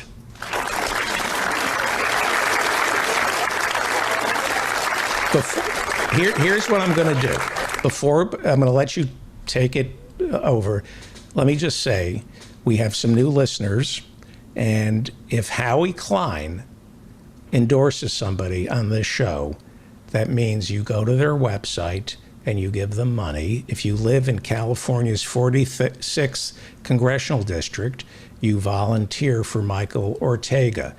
Listeners to my show know that we only trust Ralph Nader and Howie Klein when it comes to our voting. So please tell us who to vote for, Howie Klein. First, I'm going to tell you who not to vote for, okay? Okay. I just read this. I don't know if other people saw it before, but I'm just seeing it for the first time. So on the House Energy and Commerce Committee, they're marking up their part of the reconciliation bill, and 3 Democrats have decided they're going to put a stop to lowering the price of drugs. I mean, that's a key part of the plan to make prescription drugs less expensive. Kurt Schrader, a blue dog from Oregon, Kathleen Rice, a New Dem from Long Island, and Scott Peters, a New Dem from California, from the San Diego area. Those 3 are preventing the lowering of prescription drugs. So everyone should remember their names. Now, another name to remember is the blue dog. Mike is on with us, right? Yes. Yeah, the blue dog that Mike Ortega is running against. That's a name that you should never forget, because he is one of them. He is one of the ones that the DCCC is always saying, well, he's better than a Republican. But how is it better than a Republican when these people are doing this kind of thing, like stopping prescription drugs? How does that make it better than a Republican? That's what Republicans do too. Anyway, Mike, why don't you tell us a little bit about how you decided that you wanted to run and who you're running against? You're not running against a Republican, are you? No, sorry. How you doing? It's great to meet you, David. Long story short is I had a active youth in the socialist movement as a teenager, early teens, when the invasion of Iraq and invasion of Afghanistan happened. And those events radicalized me. I grew up in Newark, New Jersey, rough town. And when I saw Bush and Cheney talking about their plans to invade, I was like, oh, these guys are con men. I've seen this before. As a teenager, that's what made me really look for answers, march against the war. I took a break from politics to get my career in order. Today, I'm a medical engineer at a biomedical device company. And as I started seeing the political landscape transform across the country, as my life settled down, I said, I have so many years on the ground doing grassroots and seeing people like AOC and Ilhan Omar challenging the establishment Democrats. I said, I think I got the guts to try to put my name in the ring with these guys. Me and my wife, we got married. We shortly thereafter got pregnant. I just had my son. And a big part of me was like, when my son grows up, I want him to see that I was still in the fight. I hate to interrupt you. You were supposed to do our show on Labor Day. What? Well, hang on. Did you have your baby on Labor Day? So my baby held in there for one day. He was born the day after. Ah, okay. Good. Your wife was in labor for a really long time, wasn't she? She was in labor on Labor Day. She had about 24 hours in labor. That's good. I'm glad he wasn't born on Labor Day. The U.S. sanitized version of the celebration of labor. I agree. Go ahead. I'm sorry. I just was curious. Please go ahead. And also talk a little bit about Lou Correa and why you're running against another Democrat. Look, Lou would have been a Republican if it wasn't for some of his positions on immigration. He said this publicly. The guy's been elected in office for like almost 30 years. California State Assembly, Orange County Supervisor. Now he's sort of the next one that's been chosen by the establishment to hold this seat in Southern California. And this guy is a old school establishment right-wing Democrat, hands down. He does not support Medicare for all, does not support a Green New Deal. There is no difference between him and the Republicans, if you ask us, and if you look at the policies down the line. And if we take that a step further on the question of immigration, I believe he's co-sponsoring a bill to actually increase funding for ICE, which flies in the face of everyone that lives in this community, which is predominantly people of Latino heritage, a lot of Mexican immigrants, as well as some Asian immigrants. And so he plays a good part on TV, but then in committee in DC, he's a lackey for the corporate interests. And it's in Orange County, right? That's correct. So what used to be Reagan country. We have an Orange County district, and the warning would be, well, if we get rid of this conservative Democrat, will the Republicans take over the seat? Yeah, this fear-mongering by the Democratic establishment is something that we got to get over. And if you put real politics in front of people. Well, my position is you put real politics in front of people, you answer the issues that they're confronting, you help their living standards, and they will stand behind you. Now, if you're a Democrat that stabs them in the back on a regular basis, I mean, it's no surprise that they're not going to come out in numbers for you. But our campaign is trying to actually put those working class issues front and center here in this district that is 70-80% working class in Orange County. So we feel like it would make a national splash if we're able to get a win for a progressive folks like to call Reagan country. How did they respond to Bernie in your district? Do you know? He got a wonderful response. Like, Bernie is super popular amongst Latinos. I have this shirt that says Tío Bernie, which was a very common way to refer to Bernie amongst the Latino community out here. In this district, we ran the numbers, we looked at it, and he won almost 50% of the votes during the Democratic primary in 2020. The next closest was Biden at just shy of 20%. So he received a wonderful reception out here. So folks weren't afraid of the word socialist. Folks weren't afraid of the politics he was putting forward. And we think what this district needs is a candidate that's actually going to represent those values. Great. And basically, you're running on many of the same issues that Bernie ran on, right? Absolutely. To begin with, Medicare for all is front and center for me. This is an issue that needs to be brought to vote in the House and in the Senate, and we need to see where people stand on these issues. The United States is the only advanced economy that doesn't have a single-payer healthcare system. And this is because powerful lobbying interests in pharma and the insurance industries have made sure to pay off the politicians they need to. And on that list is Lou Correa, the guy I'm running against. If you just look at his background, his number one donors come from Big Pharma. And so we're hoping to add a little weight to the Medicare for All demand. I want to ask you about another issue that doesn't get talked about that much, which is the budgeting that the House is doing for the Pentagon. I mean, where's the peace dividend from bringing our troops home from Afghanistan?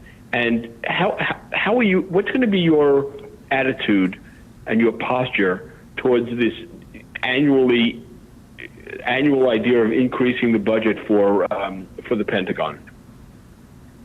Yeah, listen, the war hawks, both in the Democratic Party and in the Republican Party, a lot of times will trip over themselves talking about how much more we need to fund defense. But if you're paying attention, trillions of dollars have been wasted in these wars, in the war on terror. And I would go as far as to say in the Cold War, once upon a time, money that could be going toward social services, toward putting people to work with a Green New Deal type of job, right now is being thrown into missiles that the United States doesn't need, and for ultimately profiteering from the defense industries, right? And much of that money gets no oversight. Much of it goes into these black budgets that then go to these secret meetings in Congress that then go for reviews amongst secret auditors. Those books need to be opened. Those books need to be opened for us to be able to see how much money is being sunk into spying on us and building instruments of war that we don't need. So would you feel comfortable telling people who in the 46th district that if you're elected, you're not going to be voting to increase the Pentagon's budget? My vote will be no every time an attempt to increase the Pentagon's budget is presented on the floor, period. Congratulations. That's a good answer. And when you talk about the Green New Deal in your district, in this Orange County district, how do people react to that? What does it mean to them? Look, folks, right now, a lot of the right-wing talking points is they don't want to give a handout, right? I mean, David, you've heard this stuff on TV. The reality is that working people want a good paying job at union scale wages. People want to be able to earn their living and have dignity. And so talking about a Green New Deal, it's not a handout. It is infrastructure that's desperately needed. I mean, in California, we've been suffering a drought for decades and increasingly violent firestorm. Now, part of the Green New Deal could be addressing some of the infrastructure needed to actually address some of the water crisis as well as the energy crisis that is resulting in a lot of these wildfires. Folks that want to work can have access to those jobs. We put the money into the training, move some of that defense money instead of developing the next generation fighter jet that will take 15, 20 years to develop. And by the time they develop it, they're going to tell us they're going to need double that. Instead of spending that money there, spend that money here, rebuilding the roads, rebuilding the bridges, and developing the energy infrastructure to reduce our reliance on fossil fuels, right? And so folks that are here want a job. And so I think that looking at FDR, what the New Deal did 100 years ago, let's take a look at that today and say, hey, we need our moon landing today. And that moon landing is eliminating reliance on fossil fuels. And we can do that today if we had the political will and the political courage. Mike, are there members of Congress who you admire enough to say that you want to work with them on legislation? Why are you trying to get me in trouble? you over here, you're trying to get me in trouble, dropping names in a in a chat. But there's a number of people. But I think Ilhan Omar is one of the people I admire most. She's somebody that's under fire constantly by the racist right-wing media, by ultra-right paramilitary racists all over the internet and even in person. And so you got to figure the kind of bravery she needs to have to put herself out there as a Muslim. And grifters on the left. Grifters on the left. Folks love to use her as kind of fodder for their criticisms of the progressive left. But at the core of it, I'm going to argue, at the core of it is Islamophobia and racism.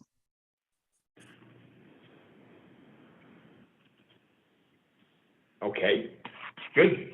She's great. I've known her for many years, including when she was just a state legislator before she even thought about running for Congress. And you're right. She's an incredible person. I'm glad to hear you want to work with her. Is there anyone in California? Are there any of the California members of Congress who you admire? I'm gonna take a break on that question. I'm gonna say pass on that one. I don't want to be stepping on any toes for any of the folks, but there's definitely some good people that are running, and I'll leave it at that. Okay. The correct answer was Ted Lieu, but go ahead. Ted and Roe, you know what? I respect those guys. You know, I look forward to seeing them in the halls of Congress. But I think both of them, hey, they say some great things, you know. But even on a lot of the positions, I feel like they're a little moderate. Great. Okay. Now maybe I'm too much on the left. All right, maybe I'm too far on the left. Never too far on the left for this show. Is there an issue other than Medicare for all that is a real motivator in your district specifically? That when you're talking to people about you running, and you're asking them to defeat someone they've been voting for in the past, is there something that really motivates them to think, yeah, Mike's our guy, the hell with Lou? Hands down, the question of legalization, amnesty for undocumented workers is the issue for this district. Now, Lou runs, I'm from an immigrant community, I support immigrant rights, but when the demands have come out to demand amnesty, releasing the kids from cages that are at the border, reducing the funding of ICE, he doesn't stand for any of that. And the truth of the matter is that under Reagan, they gave a mass amnesty to undocumented workers. There's no reason that you cannot demand it today. And the reality is that the folks that live and work in this district, many of them don't have documents, but they've been working here and living here, paying taxes for 10, 15, 20 years. I have family that this year was rounded up by ICE here in Southern California. Someone that's worked in hospice care for about a little over 20 years, 21 years. She's worked here taking care of the elderly and paid her taxes, lived a good life. And out of the blue, it's under the current administration, she got rounded up and shipped off, her and her wife, back to Mexico. And the owner of the Biden this is under the Biden administration. This was a few months ago. And I'm going to just say, folks notice here, because it's impacting all of our families. Driving down the freeway in California near San Diego, you notice the immigration trucks, the enforcement trucks going up and down the freeway. I've lived in California over 15 years, and I've never seen immigration out in force on the freeways looking for people to pull over and people to harass. And I've been seeing that an increase in victimization of the immigrant community over the past few months. And I think someone needs to speak about it. And I feel like it needs to be addressed. And we need to address, how do we get not some abstract pathway to citizenship that'll take someone 10, 15 years to get as a somewhat broken promise that might change administrations 3 times over. We need amnesty now. Do you mind if I ask a follow-up question, Howie? No, please take over. No, you're doing great. I just wanted to ask about, obviously you believe in abolishing ICE, you agree with AOC. Hands down. Yeah. Two questions. One is, can you name one contribution that ICE makes to the American people? Why there's any reason we need ICE? Just imagine any excuse to keep ICE that is somewhat reasonable. And secondly, with the Tuesday recall, Gavin Newsom, how was he with ICE? Did he cooperate with ICE as governor of California? I'll tell you, Gavin Newsom's a pretty politically savvy guy. So there's definitely some criticisms you could levy at him, but he has been one of the folks that has not cooperated with ICE, at least publicly. Now, I don't know what happens in back rooms. I don't know what happens in his conversations. But his official position is that California should be considered a sanctuary state. I believe he said this in his time. Recently, a few months ago, California's universal health program for low-income workers was expanded to include undocumented workers. This was maybe 2-3 months ago. Now, did the recall trigger him to try to make some moves to win support amongst the Latino community? Probably. He wasn't doing that well with us before that, right? On the question of ICE, I'm going to argue ICE does zero to help the American people. You ask ICE supporters or supporters of immigration, they're going to say that, well, they stopped drug trafficking, they stopped human trafficking. I'm going to argue that they are more complicit in the trafficking of drugs and other illegal activities than any of us think or any of us would know. Now, look, I'm not going to levy specific things that might get me in trouble with the law, but there's no way the volume of drugs that comes into the United States can happen without some cooperation on both sides of the border by certain government officials. Now, I'm going to just step aside from that. And really what ICE has done, and if you look at their caseload over the past several years, you see that most of their work is terrorizing working families, period. Either of those things, human trafficking or drug enforcement, can be handled by different departments, right? You've got the DEA, you've got the FBI, they can handle those. ICE as an organization, I feel like we can abolish. And there's a phrase in Spanish which means go to work. So all those former ICE officers, they can go get a regular job like the rest of us. What is the connection between the 10 million jobs that can't be filled and cracking down on the border? Oof, that's a complex question, but this was seen before. There's some jobs that are particularly low-paying jobs and non-union jobs, and many times they are filled by people who are undocumented. During COVID and during the immigration crackdowns toward the end of the Trump administration, which haven't stopped, it's not like there's been a unilateral halt to the enforcement of immigration laws on working families. That has continued under the Biden administration. You're seeing the impact in the fields and in the workplaces. American workers are having to look for new jobs, and there's what they're seeing at minimum wage and what they're seeing in the working conditions, how extreme the working conditions are that undocumented workers, immigrant workers face. They don't want to do those jobs. They're hard, heavy jobs.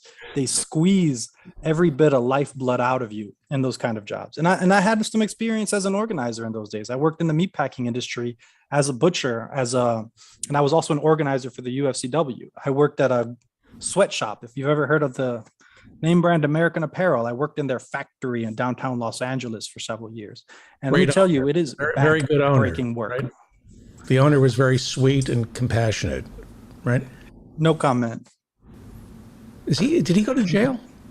I wish. No, he got kicked off of the board. I think they looked into possibly pressing charges, but I don't think he got wasn't there underage kids involved? There were questions about underage women that he was going after, but you know what? I'm not an authority on the topic. I'm gonna keep my hands clean. No comment. Good answer. I like that. But like that Dov Charney was a scumbag. I'm gonna just leave it at that. Dov Charney was a scumbag. But I worked at the facility, and let me tell you, like, a lot of injuries, a lot of people get hired and fired because they speak up or they try to organize, or they maybe want to have a break at some point before lunch, they will fire you without thinking twice about it. And they rely on fluxes of undocumented workers coming in and out in order to maintain their business model. It's a part of American business having undocumented workers work some of these heavy labor jobs. So it is my official position that if they're good enough to work in factories in the United States, in fields in the United States, in coal mines in the United States, good enough to get citizenship. You're a socialist. Absolutely. What are you going to say when your opponent accuses you of being what you are?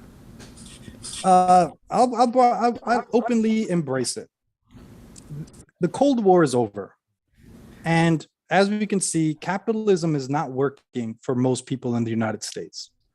The top 1% own most of the wealth. They're the ones that make profit off of our student loans. They make the profit off of our car loans. They make the profit off of the work that we do. And on the flip side, working people have less in their pockets than they have in generations. And we see this with the millennials today that are kind of complaining they can't afford to buy a house, they can't afford to buy a car. And it's not a matter of them eating too much avocado toast. And it's not a matter of them making bad life decisions. It's that the economy has sucked the wealth dry out of working and middle-class families. And that wealth, it's not that it disappeared, it went somewhere. It went to the top 1% of 1%. And it is my official position that that 1%, that's who's funding Lou. And that's why he's trying to scare people into telling them that I'm a socialist. But as a socialist, what does that even mean? I'm saying I believe that if you work a full-time job in the United States, you deserve to live with dignity. You deserve to have access to healthcare. You deserve to have access to education. And you have the right to be a citizen. And if that's a socialist, he can call me what he wants. But if he doesn't stand with me on those things, what does that say about who he is? What do you think the tax rate should be on the high end? Oof. On the high end? So on the high end, during some of the most prosperous periods in U.S. history, and this is me shooting from the hip, I believe the top income tax rate above X million dollars was something on the order of 80, 90%. Now, one of the challenges, though, is a lot of loopholes have been put into place to protect the wealthy, right? And so the taxes wind up burdening middle income people. And so what's more important, I think, than just the tax rate, it's how we enforce tax on wealth itself, because the wealthy are very smart with how they hide their money. I mean, look at Jeff Bezos. I mean, this guy's been dodging taxes like a criminal for years under the pretext of law. So when they talk about tax loopholes, I think a big part of that is looking at inheritance, wealth inheritance. We're talking about capital accumulation. We're talking about cutting out those ways that the super wealthy try to hide their money, right? Once you're able to actually see how much money they're really making or handing down to their next generations, then I think we can actually get a decent idea of what we need that top tax rate to be. Does that make sense? Mm-hmm. We have limited time left. David Cobb is about to join us. Howie, why don't we wrap it up with one final question? And how do people give money? Yeah, why don't you explain that, how people give money to your campaign? Where do they go to give you a contribution? Well, there's a few places. The first place I'd encourage people to go is ortegaforcongress.com, and there'll be a donate link at the top of the page. You can also check out Howie's website, Blue America, and through there you can see me and other awesome progressives that are running, and you can donate to our campaign through that page. But say someone's got like $10, does that do any good? Does it matter to you?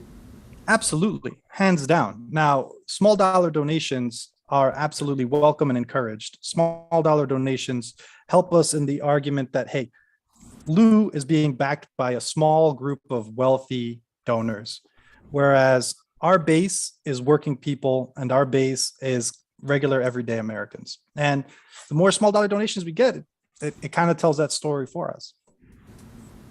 And has that already started happening for you? We've started to see it little by little trickle in. I mean, you know that we announced and we formally filed to run about a month ago, but we've had a tremendous response, and we are ecstatic at the prospects that we have for fundraising this year to really launch the fight that we need to do next year going into the primaries. Are you a millionaire? Far from it. Far from it. I was raised by two working class immigrant parents from Puerto Rico, Ecuador. They had less than a high school education. So they grew up impoverished. I've done okay for myself. I'm a medium to high income earner. But coming from those roots, there's a lot of debt that you come saddle down with. Plus, I can't let my family go without. So there's a lot of me covering medical bills and all that kind of stuff. So no, I haven't managed to amass my $1 million yet. Do you take corporate funding? No, I refuse to take corporate PAC money or corporate funding at all. Will you come back next week? If you want, I'll definitely be here. Of course. And in next week starts my paternity leave, so I'm actually going to be able to be home. Maybe I'll sneak my baby on the call. Okay. OrtegaForCongress.com. Mr. Ortega is endorsed by Howie Klein. That's all you need to know on this show. If you have $5 and you're an American citizen, or if you are here, I think if you have a green card, I don't know what, right? President visa, yeah. Or a visa, you can donate by going to OrtegaForCongress.com. I don't ask for much of my listeners. Please go to OrtegaForCongress.com. Not a penny will be wasted. And hopefully we'll talk to you next week. Thank you, Mr. Ortega. And Mike, before you leave, the answer to the pop quiz that Feldman sprung on you, 94%. There you go. The highest tax rate in U.S. history was at 94%. It was just after World War II. It was one of the most prosperous eras. The science, the hard data is clear that actually progressive taxing is good for working class, ordinary Americans. So I thought I'd share that. Great. Thank you. I appreciate that. That sounds like you want to write up some of my stump speech. Thank you so much, Mr. Cobb. Actually, do you know David Cobb? We've not met before, but it's a pleasure. So I'll let you, the Howie Klein, David Cobb, and Mike Ortega should all know each other. And thank you. Good to meet you. I'm 2 minutes late for leaving. Mike, talk to you soon. David, I'll see you next week. And quick question before you go, Howie Klein. Nice to meet. Howie, before you go. Yeah. Recall. How's it going to play out? I think that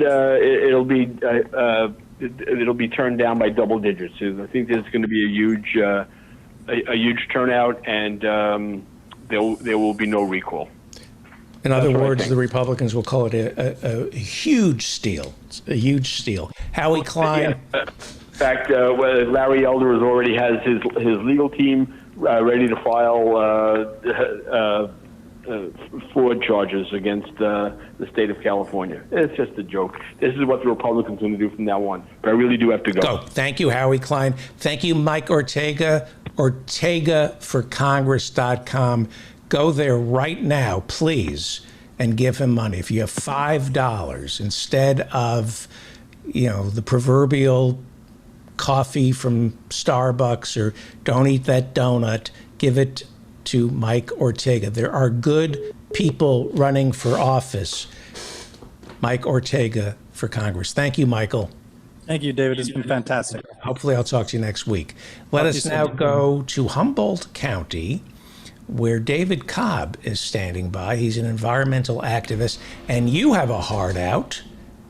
I don't mean to be disgusting, but you do have a hard out at 8 o'clock. I said a hard out. You're going to be speaking at Humboldt.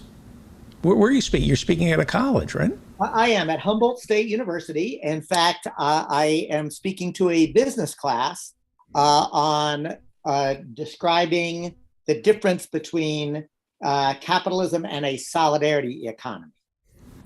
Okay, before we get to that, I want to talk to you about that. We have a question from one of our audience members who asks, can you explain climate colonialism?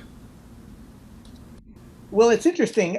That's not a phrase that I'm typically familiar with, but I'm pretty sure that I can explain it in the same way that I would use to explain how the world works, of extracting resources from the global South and then sending pollution in return. It's basically how international trade is actually working, and then how it intersects within the climate catastrophe. Mm-hmm. Okay. And then the second layer of that would be when well-intentioned white folks from the global North come in and tell local communities in the global South how to fix the problem that they in fact created. Right, right. Let's talk about your lecture to business students.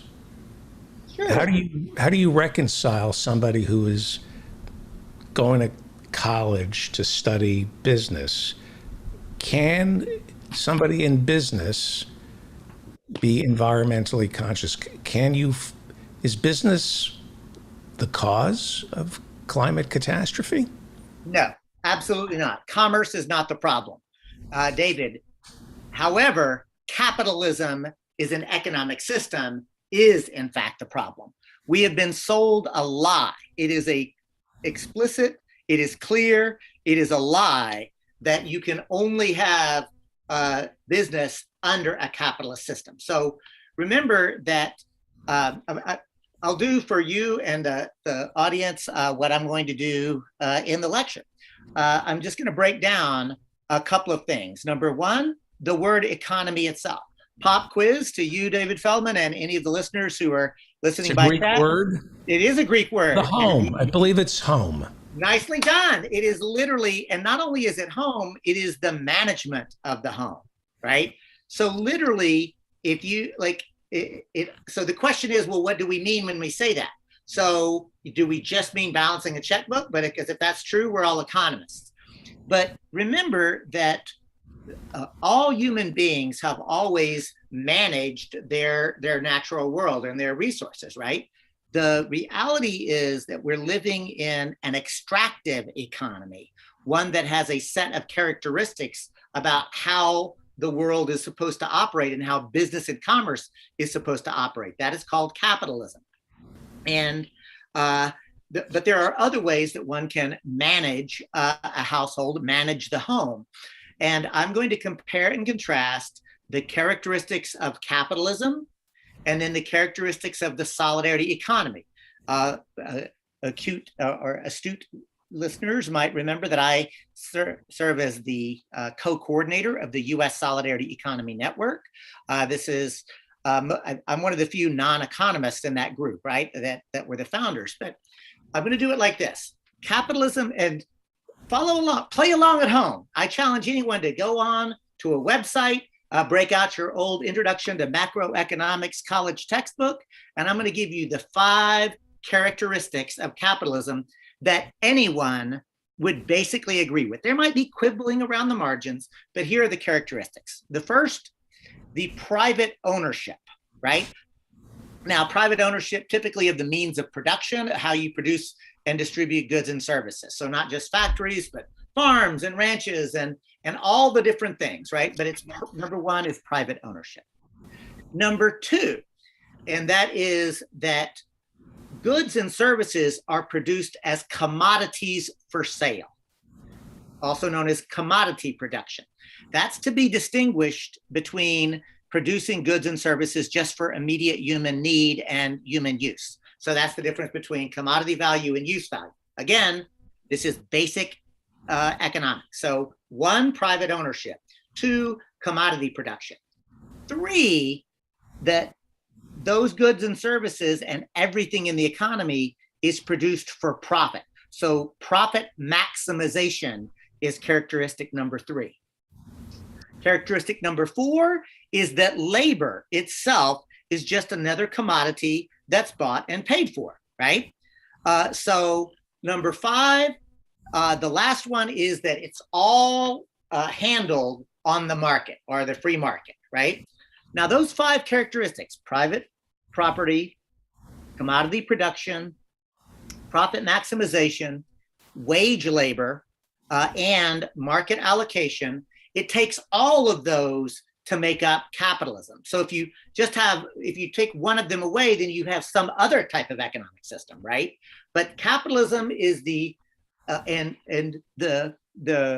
clarity of capitalism is it is an inherently consistent way of how to manage the economy, right? So here's the thing. I gave you that definition. And honestly, David, did that sound like any kind of crazy leftist jargony kind of crap when I gave you those characteristics? Or did it seem, straightforward? Yeah, that seems to comport with what I kind of I remember. So here's the thing. Again, every basic economist would agree that that's more or less the definition. Here's the problem. When you take those inherently consistent ideas and apply them in the real world, you literally create the ideology of the cancer cell. Unlimited growth on a finite planet, and with technology, robotics, automation happening so quickly, we're literally destroying the planet faster than Mother Earth can replenish herself. It is, in fact, we are going to destroy the planet, and we're all going to fucking die if we don't actually change that basic system. Now, that is my description objectively of capitalism and the logical consequence. Now I will do the same thing with what is known as a solidarity economy. And a solidarity economy is based on a system that starts with putting human needs above profit, and to say that it must be regenerative. That is to say, the economy should regenerate both the natural world and humans and capital itself. So a solidarity economy is one that embodies both economic and social justice, diversity, cooperation, autonomy or self-management, and ecologically sustainability. The 5 principles of a solidarity economy: number 1, that it is equitable, that a solidarity economy should be in opposition to imperialism, colonization, racial, ethnic, religious power over dominating systems. Number 2, it should be based on the practices of cooperation, mutualism, sharing or reciprocity, love, caring, gifting. I think that it's important to reintroduce the concept of love and caring and compassion as economic values. Number 3, it is participatory. A solidarity economy embraces the idea that decisions should be made by those people who are impacted by it as much as possible. Number 4, that it is in harmony with nature. A solidarity economy upholds the principles of sustainability and regeneration. And then the last principle that is really important, David, is pluralism. In other words, a solidarity economy is not a dogmatic fixed blueprint. Instead, it acknowledges that there can be multiple paths to the same goal. And that's why some folks are explicit socialists. Some folks believe that capitalism can be reformed. Other folks are communists. What I say is, look, we know we have to shift. So let's agree to making that shift. And how far to the left we go is something that we can debate, and that in the real world we can figure it out. But that's why this definition of having clarity on what is the system that we're talking about. An economic system that's destroying the planet is the problem. And that there are so many other types of systems that we could actually be using. Because remember, all of this is just a function of policy, David. Like literally, this idea that there is some sort of magical free market that government does not interfere with is bullshit. The market itself only exists to the extent that governmental policy creates any of it. And literally, we've created a system where we are incentivizing death, we are incentivizing oppression, we are incentivizing destruction. And this is not actually like it is not only a bad idea. You and I and your listeners and viewers know that we have a small window to begin to make massive shifts. And we believe that the solidarity economy framework is the way to do that. So this is really interesting. In order to make it palatable to the people you're going to be lecturing, these are business majors. Correct. And it's a two-pronged approach. One is through policy. That could be the tax code or passing laws that incentivize what you call solidarity. I think you can sneak that into policy without saying this is socialism, this is solidarity. I think you need a grassroots movement calling on these changes, and they have to be made. They have to be made almost subliminally. So what I would say is this. That's interesting, right? I think that what I'm not going to do is do a full frontal attack on the tax code, right? Instead, what I'm going to say is, first, I want to make sure that there's some agreed definitions. One, what is capitalism? And if we were in person, I literally write it out on the board, and I'll spend about 20 minutes on what I just sort of walked through, and I'll solicit that, right? And because they're business students, David, it is actually pretty easy. So I'm going to say, okay, y'all, we're going to popcorn this. Somebody tell me what are some of the basic characteristics of capitalism. And you know what happens in a business class?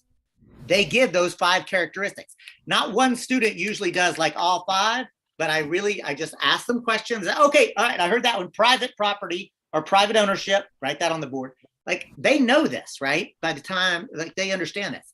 Then I say, look, I'm not going to talk about socialism because socialism is a political system, right? I'm going to stay with the solidarity economy because I really want to stay in the world of economics. This is, in fact, an economic class, right? So that's why I say the capitalist economy and a solidarity economy. Then I say, so I'm going to take a couple of reforms that I will argue would be better for the planet and better for people. And these are public banking, participatory budgeting, worker-owned cooperatives, community land trust, locally owned energy production and distribution models, and a universal basic income.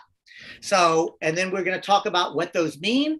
And what I found, David, is that if you can get past the kind of knee-jerk reaction that some people have either for or against capitalism, either for or against socialism, and have honest conversation about the concepts and what it means, I usually am able to find, pretty much, I'm not going to say unanimous agreement, but like majority folks, including business students, who are in agreement that these are better policies. Let me ask you a real world question. I suppose you'll be asked this by these students. I would assume that anybody who's a business major wants money, needs money, has decided to forego a liberal arts education and focus primarily on how do I make money because they need money or they want money.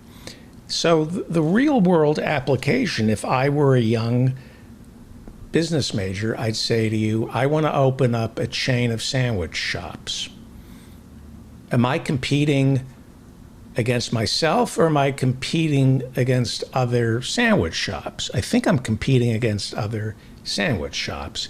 How do I practice solidarity, the solidarity economy, and not go out of business? What if my opponent isn't practicing solidarity practices?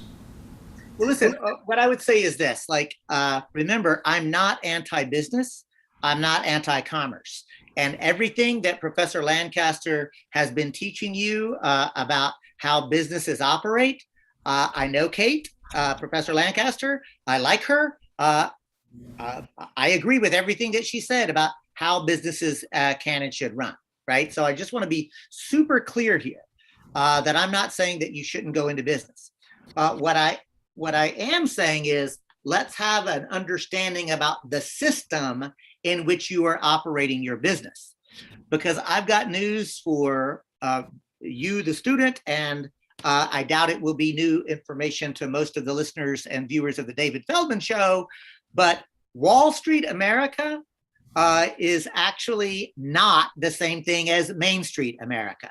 Right. And those of you who want to open a business are likely to find yourself very quickly at odds with the U.S. Chamber of Commerce, Wall Street America, Wells Fargo, and the big, huge parasitic bankers. What you'll find is that the community actually, where you live, work, play, and pray, the customer base that you actually have are actually Main Street. And there is, like, we need to really reclaim the idea that only right-wing assholes can speak for business. I am pro-business. I am pro-commerce. I am not a supporter of the capitalist economy. Those are different conversations. You believe that if somebody, do you believe that somebody who works harder or invests his own or her own capital is entitled to more money than the workers? So that's a different conversation. And so I'll answer it, right? But I do want to just point out that you've asked a different question, right? So this is a moral and ethical question. My honest answer is no, because I am in fact a socialist and I don't shy away from it. I don't believe that. But that's why, remember, the solidarity economy is a pluralistic one. Socialists like me can work hand in hand with people who believe that capitalism can be reformed. So we don't end up fighting the way, frankly, I see it happen in your chat all the time. You know, I come on this weekly show, right? And people just seem to love to just argue and yell at one another. And my point is, y'all yell and argue all you want. You know, I am looking for where there is alignment, where we can actually find ways to work together whenever we can. Like some places I can't find agreement, I can't find alignment. But again, I'm a socialist. No, I absolutely do not believe that the person who invests money is more valuable or has more inherent worth than the line worker. So I'm a socialist. However, you don't have to be a socialist to be a practitioner of the solidarity economy. You do have to believe in a post-capitalist world order, right? And that's different. It's not like it's either or. Right. You don't think the kid who inherits money from his dad is risking more than the Guatemalan who comes hundreds of miles into this country is? But in all seriousness, where have we seen this in America? I know that the Taft-Hartley Act has made it illegal for communists to serve on union boards. And let's be clear about something. Like, this is really worth pointing out. The reason, again, like, I'm personally a socialist, right? And I think it's worth remembering that the New Deal that progressive Democrats cheer and applaud, and again, every one of those reforms I will cheer and applaud too. But it's important to remember that Franklin Delano Roosevelt proudly proclaimed, "I saved capitalism." And you know what? He's right. He did. How and why? Because there was a massive movement in this country being led by socialists and communists and anarchists who were calling to restructure the entire political economy of this country because it was so grotesque, it was so profane, it was so unfair. And the reality is it was headed towards being restructured. And Franklin Delano Roosevelt, through the New Deal, offered reforms. And that's why I like those reforms that I gave you: public banking, participatory budgeting, community land trust, etc. David, here's the thing. Those are non-reformist reforms. Yes, they're reforms, but they're reforms that are literally designed to undermine the logic of the capitalist system itself, right? Because I don't want to be working on reforms that unintentionally reinforce a system that's ultimately destructive. So, okay, so let me do the follow-up question to this, because I've asked this before. I don't get the right answer. There are no laws, despite Taft-Hartley prohibiting communists from serving as the leader of a union, I don't think there are any laws preventing democratic workplaces. Correct. There are no laws preventing them. But David, there's look, as a lawyer, I can tell you. But do we see any? Do we? Yes. Because, okay. Look, there are one of the fastest growing sectors right now are actually worker-owned cooperatives. And in fact, it's interesting because the studies are clear. Can you name a successful one? What would name a successful one? Well, the one that's the most. And how do you define success? First of all, how do we define success? Well, right. Well, look. So you're asking a series of questions. So let me say the Mondragon Collective in Spain is the third largest business entity in the entire. It's not America, right? But I can give you other examples of cooperatives. There's REI, there's Patagonia, there's actually Ace Hardware. Ace Hardware are locally owned. They're not corporate franchises. There's a whole series of them, right? But the Ace Hardware that I go to is an affiliate, but it's still a hardware store owned by a tyrant. Well, it might be, but this is the point, right? And this is why I'm saying, remember, it's a pluralistic approach, right? Like there's not one right way. I'm just pointing out.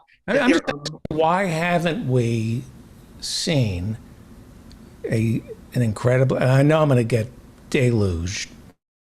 deluge of emails giving me examples. An example of a worker-owned company here in the United States that is thriving. It's not Ben & Jerry's. Ben & Jerry's got bought out. You know. Right. Not Whole Foods. I think Mackey is a Republican pig. The largest completely worker-owned cooperative in the United States is actually in New York City. It's called the Cooperative Home Care Associates. It's a home care agency. There are over 2,000 workers. It's based in the Bronx. That's 2,000 workers who are actually operating a worker-owned cooperative delivering goods and services, right? The fact is, it's 2,000 people, David.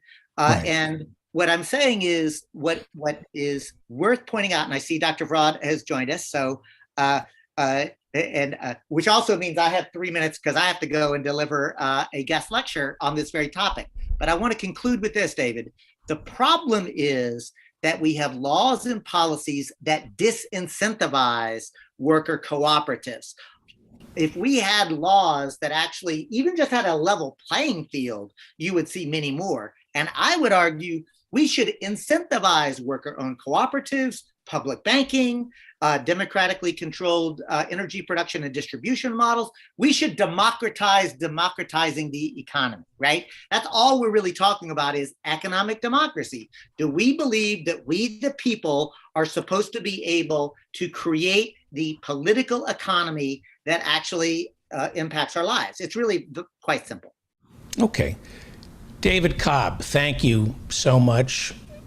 I look forward to talking to you next week. And yes, and Dr. Vrod, I want to say, I saw that you gave a presentation to the folks at the monetary reform, the sovereign money folks. So I hope at some point, maybe next week, we can overlap enough. I want to hear how that goes.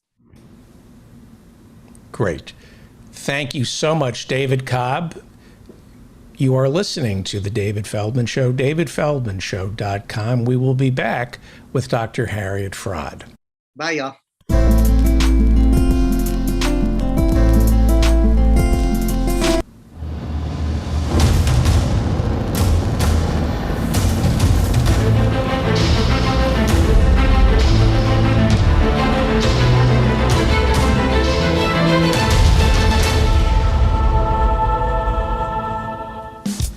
It's time right now for the David Feldman Show. He's talking politics and comedy too. He'll tell a dirty joke if you want him to. He's just a lefty from way back. He's a union man with an Emmy for writing. Someday he's mad and he feels like fighting.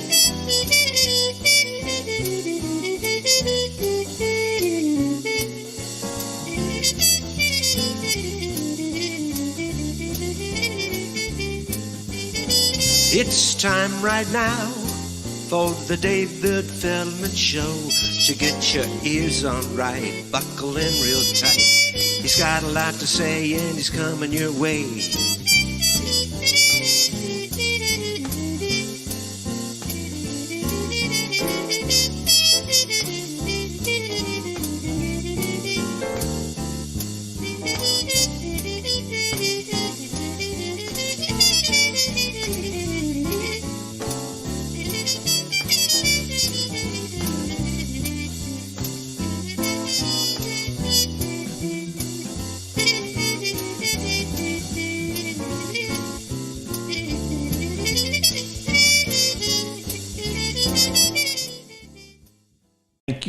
Thank you. Professor Mike Steinel. Professor Mike Steinel will be joining us later on. And let's now go to Dr. Harriet Fraad, who with Max Golding hosts It's Not Just in Your Head. I got it right. And now I got to unmute you. Hang on.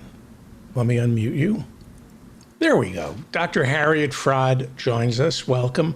Picking up on, thank you as always for being here. I love you. And thank you. And I won't hog you. We do have people here. If you want to ask Dr. Fraad a question, I will share Dr. Fraad with the virtual studio audience if they raise their hand. I had a conversation with my daughter. Kind of, it's depressing. I don't know how other people are feeling about the news. And Bernie's $3.5 trillion infrastructure bill, and Joe Manchin talking about how it's too much. And I thought about a cultural shift for younger people. And that is, what if, hypothetically, we started teaching the 99% to have a different relationship with money? Because it seems to me there's class struggle that people talk about, but nobody talks about their relationship with money. What if we started saying something along the lines of, people came to America for money. They didn't come here for freedom. They didn't come here to escape persecution, which they did. But the bottom line is people are coming here for money. Money is the language. You want to come to America, learn the language, and it's money. And don't fall prey when you go to work. Don't fall prey to anything other than money.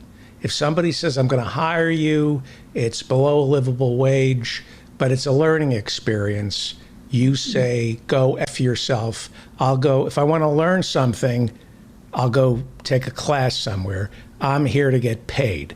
That people stop looking at jobs as anything other than money, the same way that people who are hiring you.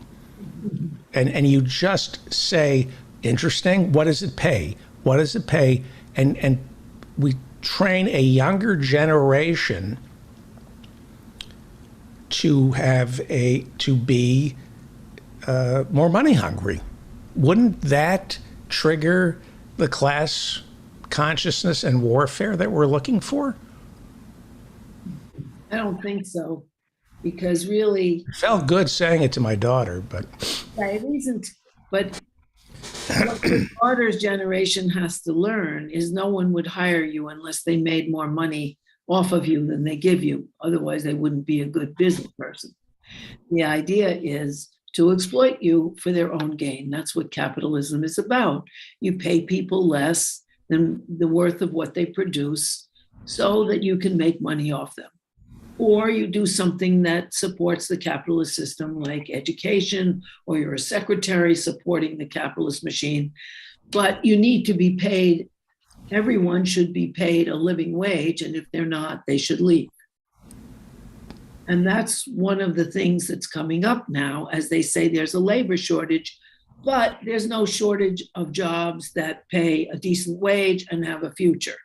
There's a labor shortage of exploitative jobs because these short-term monsters, capitalists, have decided that we should eliminate immigration. Well, who's going to take a dead-end job that's backbreaking, like working in the lumber industry, where, by the way, there's a shortage, at minimum wage, risking your life, doing stoop labor at nurseries and things like that, if they're not an immigrant? Immigrants do those jobs. They take whatever they can and live however they can. But once you throw out the immigrants, you have a labor shortage of those terrible jobs. Who wants to work for $2.13 an hour, which you do as a waiter or waitress? And they count on you to get tips, and the boss takes some of your tips. People aren't willing. They have to be paid $15 an hour or more, or guaranteed it.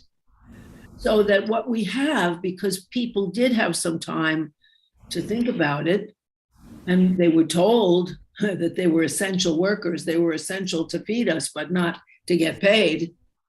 And so many have gotten the idea, no, I don't want to risk my life. I don't want to break my back. So this is an impolite conversation. I mentioned this earlier, and I asked, I don't know, I think I asked David Cobb this. I asked Mr. Ortega this question. Is there a labor shortage because we've closed the border? Yes. And he said to me, that's a complicated question. If the answer is yes, that the Republicans have shot themselves in the foot because they scapegoat the undocumented, and they say they're taking your jobs away. Vote for the hate. Let's hate people of color sneaking over the border. Okay, they've succeeded in deporting people of color from South America. Fewer and fewer are heading here. So if that is in fact the cause of the labor shortage, was Steve Bannon right? Was Donald Trump correct? Not the way they did it was horrific. ICE should be abolished. But by sealing the borders, are they exposing the industries whose business model is to exploit undocumented Americans? Yes, of course, that wasn't their goal. And now their goal with the abortion law in Texas is to force so many people to have unwanted children and to be desperate for money that they will take any job in order to live. That's why they're cutting the benefits. That's why they're cutting the extra unemployment and everything else they can, because they want to drive people to such desperation that they'll take backbreaking work as lumberjacks, place where they say the shortage is because of a labor shortage, or waiters and waitresses, or home health aides, or other people who are paid sub-minimum wage or minimum wage. And that's the quandary they're in. They want to immiserate the American worker. And of course, the jobs that were exported were the union jobs, where they would have had to pay people decently, the manufacturing jobs, the unionized kind of jobs. But that's not who's taking your job. The people who are taking jobs that are desperate, that are immigrants, are taking the jobs of people who wouldn't want those jobs because they're backbreaking, because the hours are terrible, and because the pay is outrageous. As a client of mine once said when he was a DJ, he said, yeah, I want to sell air fresheners by the highway. They're taking our jobs, Right. What are we talking about? But I think we're talking about a program of the Republicans to so immiserate American workers that they, in their desperation, will take any job, no matter how dangerous or degrading. And that's why unions have had a big surge as you mentioned last time, unions have had a surge and most of it isn't even reported because people are saying, why should I kill myself? Why should I do that? And, I think that that's a good sign on the part of workers. And I think that they're trying to immiserate us, and Americans have to protest and not allow that, and not allow people like Manchin to hold things up.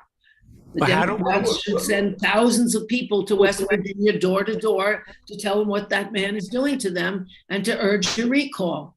Really? Right. What is this? Two questions about that.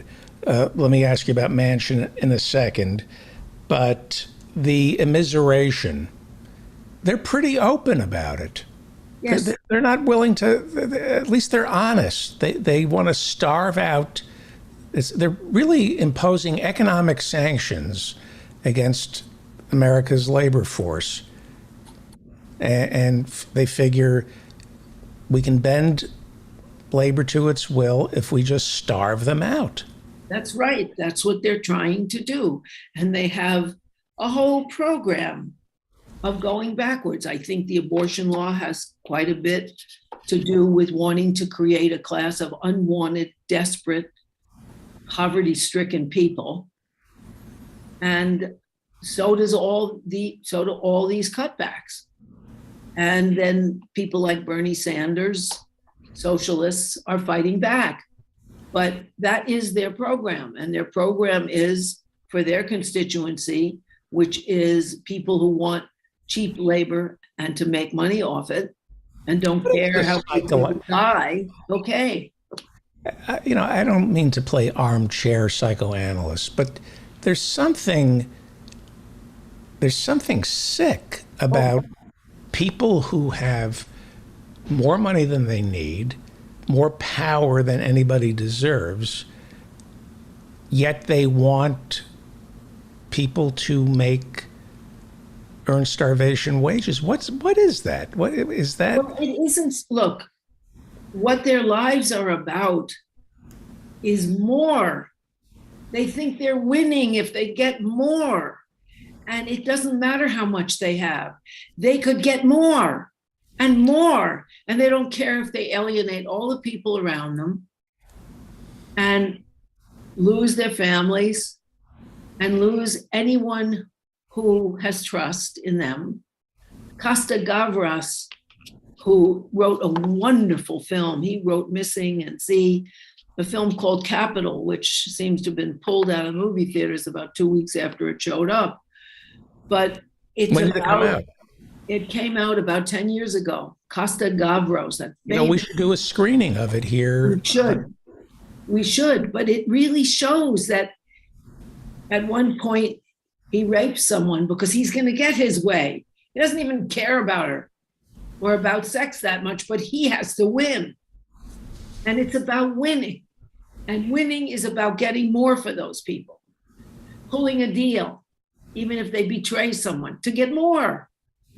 And in the process, they are sick because mental health is connection with other people, with the world, feeling like you're a connected human being. They are disconnected from anything except making more money.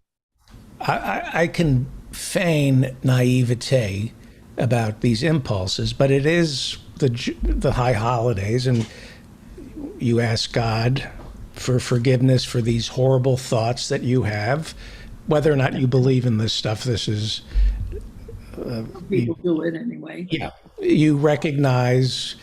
I remember taking my kids to Kol Nidre services, Yom Kippur services, and my 7-year-old is saying, I have been jealous of others. I have lied to others. I have cheated people in my business. I'm going, wait a second, my kid, I think put a booger on a girl's face once. That's the only thing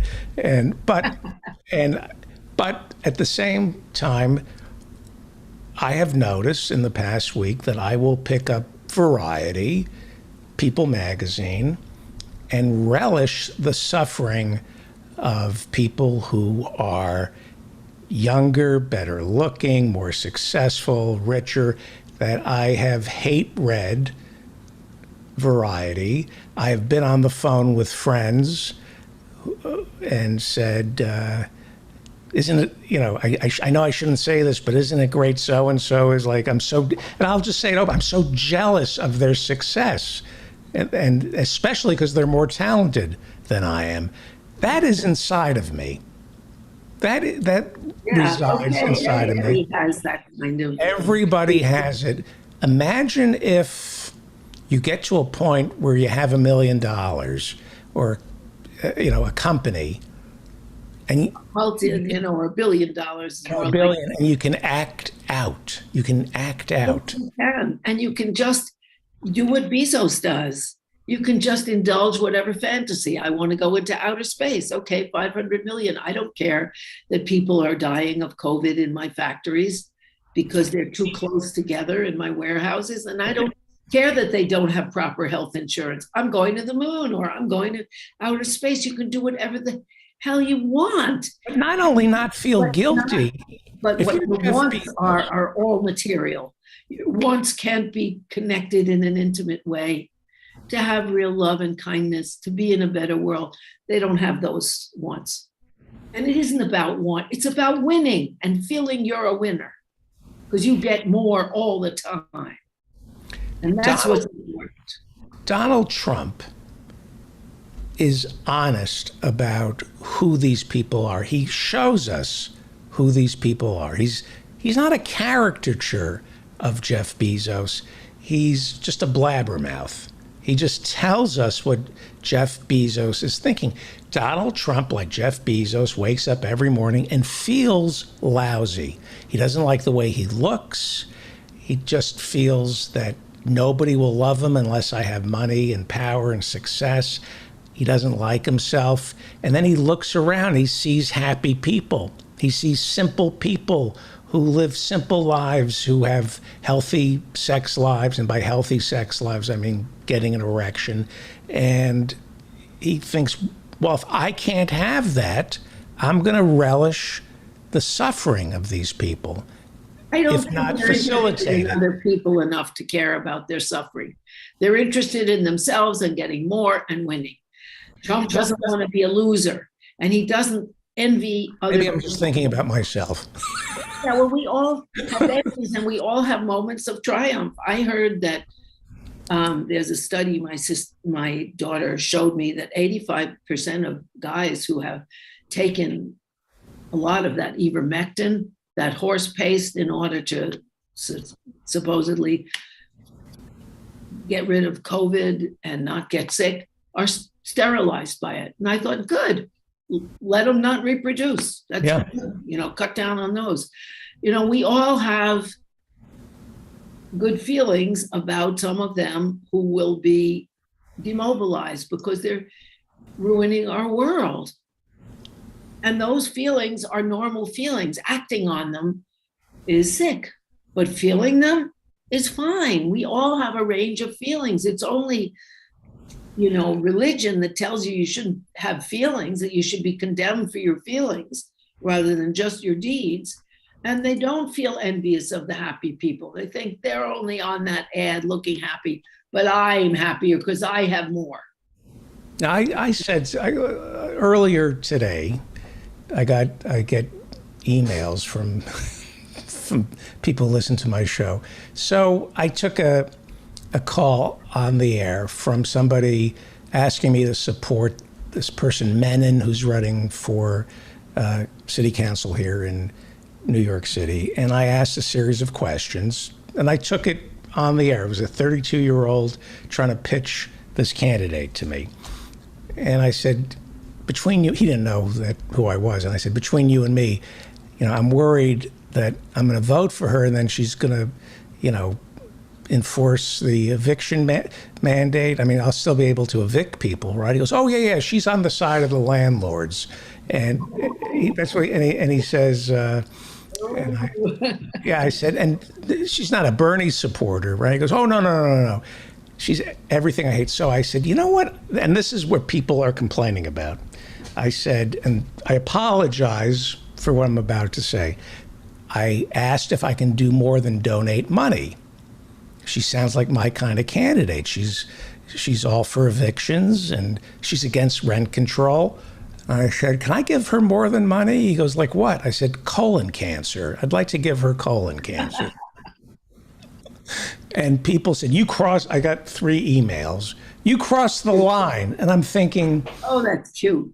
That's so cute. Did I cross the line by saying No, that? I don't think you crossed the line. I do First feel of bad all, saying that, though. but I do you kind of. feel like that doesn't mean that men will get colon cancer. You're not that Right. powerful. But of course, you feel like people should be absolutely stopped in their destructive behavior towards the mass of people in the United States or in the city or wherever they are. I mean, but my head, doctor, is I'm thinking, I got 3 emails saying that was inappropriate. And I'm thinking, what I said is not going to evict anybody. No, it's not. It's not going to create homelessness. Or give anybody colon cancer either. And I'm not going to give anybody but it was so, even as it came out of my mouth, I was like going, maybe it's okay to say. I think it's cute, actually. I think it's cute because I think everyone has these feelings, and it's religion that tells you police to be ashamed of what you feel so that you'll go confess and give them money. It's a real scam. However, I don't, we all have those feelings and they're funny, and denigrating things are funny. I mean, somebody asked me a riddle. They said, Texas, the Lone Star State, their flag only has 1 star. Why do you think it has only 1 star? Oh, it's a review of the state. That's why.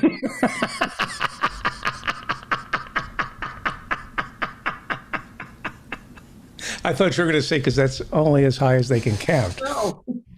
But I give it 1 star. Yeah. It's, people who live in Texas who agree with you are not offended. When we crap on Texas, the women there who are pro-abortion are not offended. They agree with us. What do we do? Anyway, so what do we do about Manchin? What do we do? I was saying earlier in the show that this reconciliation bill is going to be an opportunity for Bernie to show us what he's got in terms of when he was running for president, he said he would be able to work with the Senate. Is he holding rallies in West Virginia yet? Is he going to punish Joe Manchin? How's he going to get this record? Because this is his. I think that should be all the Democrats. Bernie's trying to wheel and deal and try to manage to get this through. I think the Democratic Party should inundate that state and also Kristen Sinema's state of Arizona and explain door to door what their representatives are doing to them and what they're denying them. And that because of these climate deniers, these are liars, climate deniers, creating fires, etc. Enough. And I think Manchin is the worst of the worst. He is, and he's in bed with the coal companies, and everyone knows it, but people are intimidated about getting out and voting. But I think if there were a groundswell enough so that he might lose the gravy train from his wealthy sponsors, he would look like he voted for it, or he'd stay home that day or something. But I think people have to get out in the street like they do. People have to get out in the street in Texas. And I also am very disappointed now that Texas has abolished abortion and started a ratting out operation, which is a disgusting thing. I'm disappointed that all those people who very rightfully came out against the transgender discrimination in North Carolina, to the point where they changed those laws, are not already out there on abortion. And I hope they get out there fast and start threatening Texas, like the sports that refused to have their final games there and would lose the state 400 and some million. Well, they decided to change the legislation. I think there has to be a a swell of national boycotts of everything Texan, and people have to punish them. You have to be punished for denying half the population their rights and for trying to do what AOC calls rape culture. Right. Tell women you're going to control their bodies, not them. I said I would give out Senator Manchin's phone number, 304-368-0567, and tell him politely, leave a message that you want him to vote in favor of Bernie's $3.5 trillion budget resolution. Don't be an a-hole. Leave a polite message. If you leave an impolite message, it's going to reconfirm what he already thinks of us. If you leave a polite message, whisper it, then it sounds like you're a person of reason and means, and he'll be more intimidated. 304-368-0567 is Senator Manchin's number in West Virginia. Call and tell him to do what Bernie says. Yeah. It doesn't cost you any money to make a phone call anymore. Yeah, but you have to do something to outweigh the influence of the coal companies that he is sponsored by and who write his legislation and who pay him to do their bidding, and he has done their bidding. Hopefully people will call in, but I think more than calling in is necessary. I think that Democrats ought to flood that state. What happens? We're going to see. I love Bernie, and this budget resolution is the last gasp of our democracy. If we don't get this, we're in serious trouble. Who would vote? The right wing is coming for our democracy. They've made it clear. That's right. And they never protested all those tax giveaways when Trump changed the tax code and gave rich people wild amounts. And they don't protest that the Social Security tax is taken out of your wages. But if you own if you're paid in stock options, it's not taken out. If you get rents, the rents don't get reduced. It's just wage earners, which is why at the top, wages are often paid in terms of stock options and other goodies. It's all rigged at the top. And people like Bernie are trying to change it. Right. They've been taxing Social Security since Reagan. Right. Cut taxes for the wealthy. Yeah. No, it's an outrageous thing. Whereas they're not, if you make a mint off of buying and selling stocks, that's not wages. Those don't get taxed. Here's what I think Manchin needs to understand. Here's what I think Manchin needs to understand about Bernie's reconciliation bill. $3.5 trillion isn't enough. It's a start. And it's spread out over 10 years, by the way. It's not like we're coming up with $3.5 trillion that has to be paid off within a year. And there are some offsets to pay for it. Let me just tell Manchin what he needs to get. There is something coming. The right has made it clear that they don't believe in democracy. They don't believe in the rule of law. They believe in warlords and strongmen. That is what the insurrection has shown us. I was deeply offended by the insurrection because I still have some skin in the game. Yeah, and because that's treason. I mean, they used to deport communists and put them in jail because they were communists, even though they never said anything about overthrowing the United States. These people are trying to overthrow the election of the United States. Against the law. Right, against the law. Also, it is important to point out that they have paid more than 4 times the amount of Bernie's bill on the losing war in Afghanistan, where Raytheon might have made a 947% profit, but where tens of thousands of Afghan citizens were killed by bombs.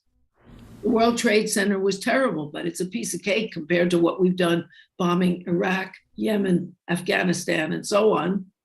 And, you know, and it costs a lot to do that, to destroy these countries and then leave, like Iraq and Afghanistan and what they did in Vietnam.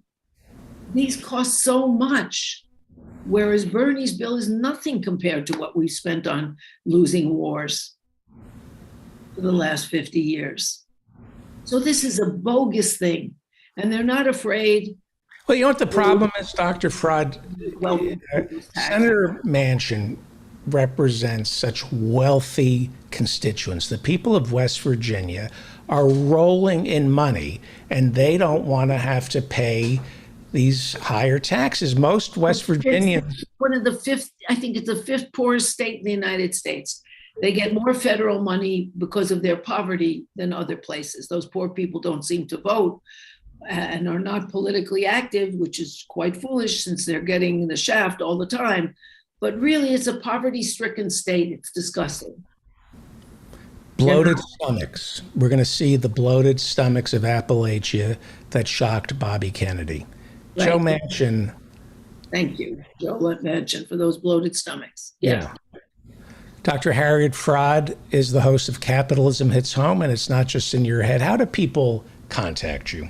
Well, they can contact me through my website, harrietfraad.com. That's HARRIETFRAAD.com. That's the best way, really. Great. Thank you, Dr. Fraad. Thank you. And let's hope that people get in the street and make it happen so we can have a just America back. Yes. Thank you. Okay. Thank you so much. I love your audience. Thank you. Thank you. Thank you. Dr. Harriet Fraad.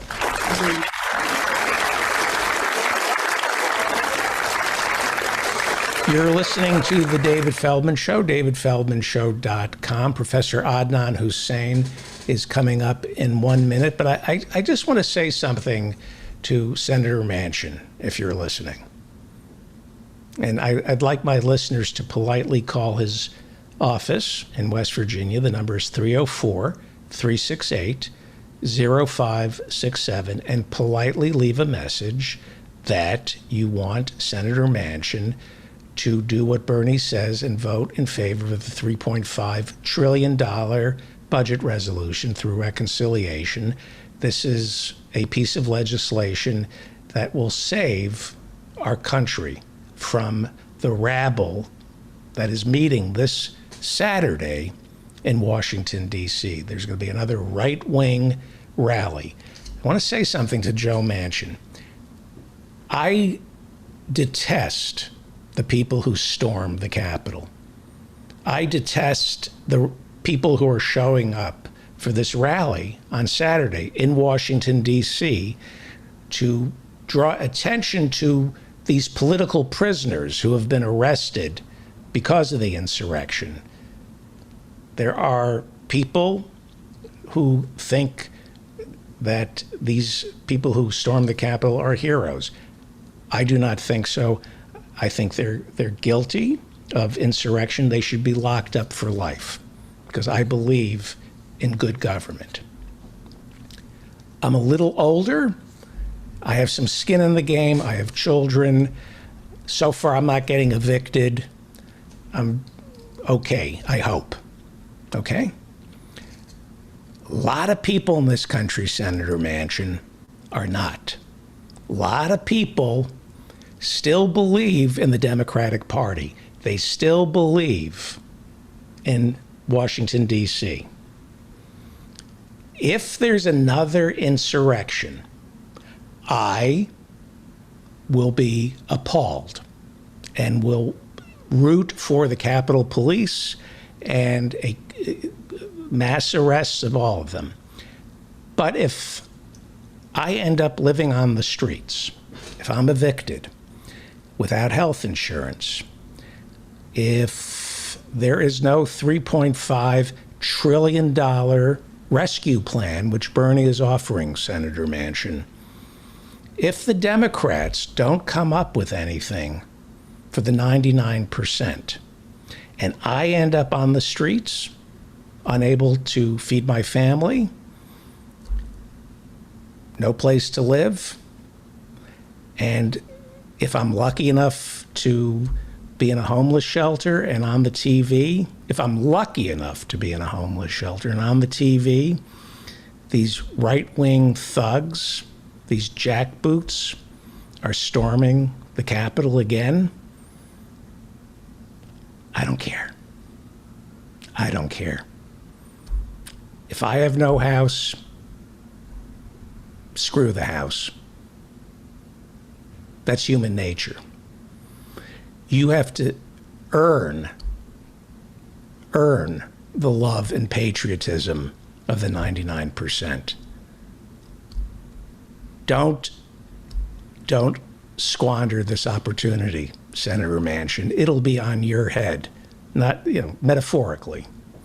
It'll be your fault if Bernie's bill doesn't get passed. And what's coming after this bill doesn't get passed is far worse than what happened on January 6th. And it's going to be your fault, Joe Manchin. It's going to be your fault, because when people don't have skin in the game, they don't care who wins or loses. And you're going to see something, and maybe on Almost Heaven, your $750,000 yacht, maybe you can sail away, but your constituents are going to die from starvation. They're going to be evicted and they're going to die. You represent the poorest state in the Union.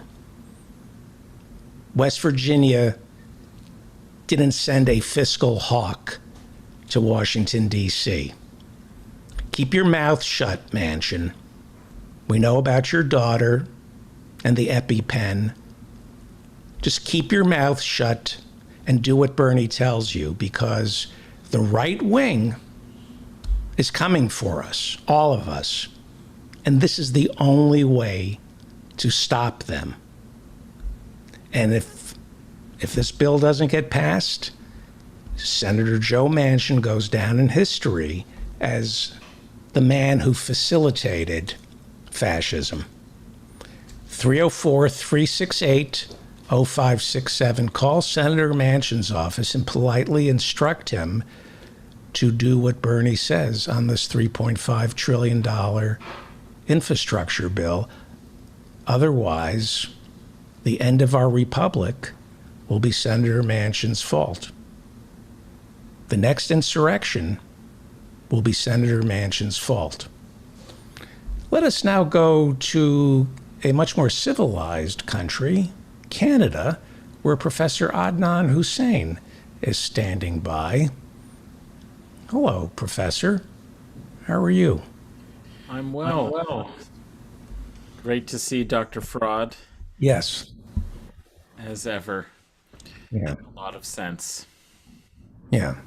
If you're living on the street and you're a Democrat and you love your country, but your country isn't helping you, but it is helping the richest 1%, and you see on the TV that these right-wing lunatics are storming the Capitol, human nature is such. How much empathy are you going to have for the Capitol if the Capitol hasn't done anything for you?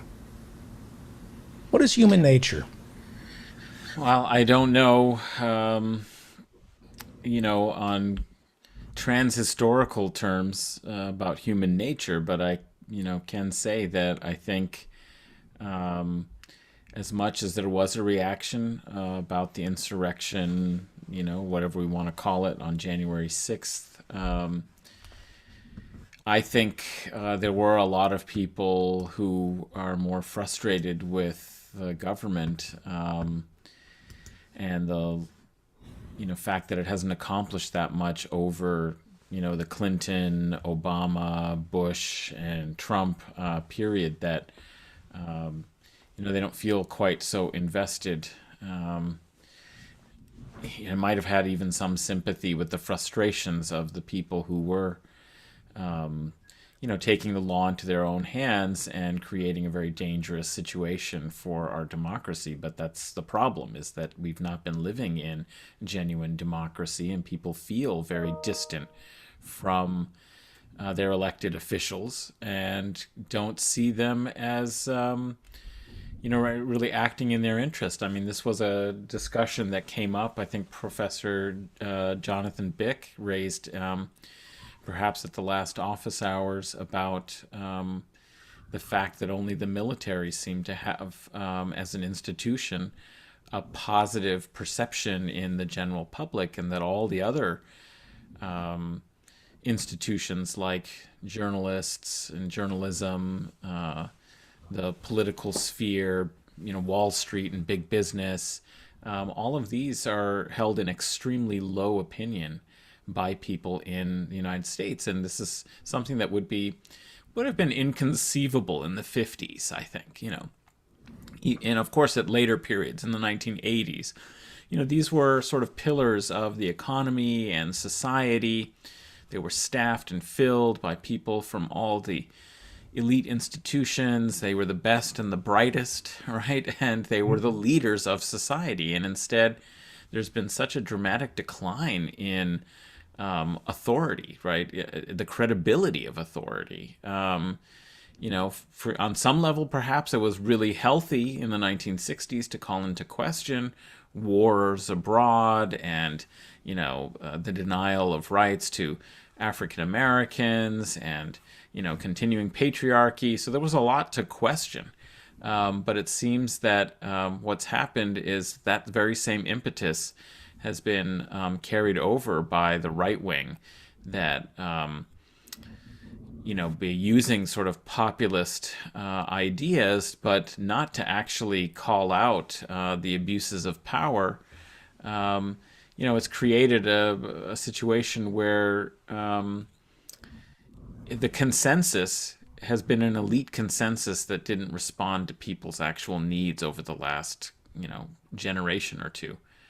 So I think, I don't think there would be a whole lot of sympathy. Some people would be scandalized because they still believe that these institutions and the norms, I mean, this is all we heard about during the Trump, is the forms were, the processes and the forms were important, not the actual content. And I think people are tired of making do on the appearance of democratic processes that have been undermined and derailed, and having a lack of actual substance and policy. And this is what had been encouraging, I'd have to say, a couple of smart moves recently by the Biden administration. I mean, we saw a little bit of substance, and I think that's what emboldened him to actually take these strong stands. People are sick of the pandemic. They want to be able to move past it, and they recognize that people refusing to get vaccinated, for example, are holding back, and this is, of course, a global problem, but at least in the U.S.,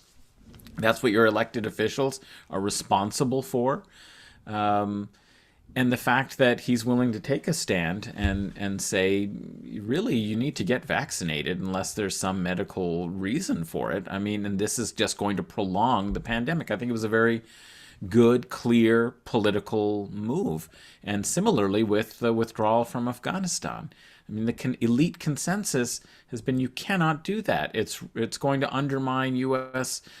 Power and credibility, and there's all these interests in it. And journalists have been baying about how this is the wrong decision. That's cowardly. Actually, it's a very brave decision to go against. Go against the interests that, to be honest, put him in office in some ways. I mean, I think that elite consensus and, the military, industrial, and security apparatus is really, the big corporations, the think tanks, the Washington think tanks, these are the groups that really supported Biden on some level, that they saw Trump as a dangerous figure who was violating kind of the status quo processes, calling into question NATO, saying the things that nobody was willing to say. And some of it was outrageous and some of it was true, He wasn't going to get us into a war. Nobody. That's right. There's no way Trump could have gotten us into a war because nobody would believe him. Well, and also, I think he even articulated the position that these wars were a boondoggle. He's one who knows a boondoggle when he sees one, and so he was able to call it out and say, it's just people making money. There's no net benefit to the American people to be involved in all of these endless wars. It's costing us a lot. People are dying. It's unpopular, and ultimately, he had a canny sense for the mood of the country on that level, and he was willing to say things that people otherwise wouldn't be able to say in polite political company. And so, their concern with him was about these norms and the fact that he might upend the status quo. And the status quo is working very nicely, thank you, for some of these interests.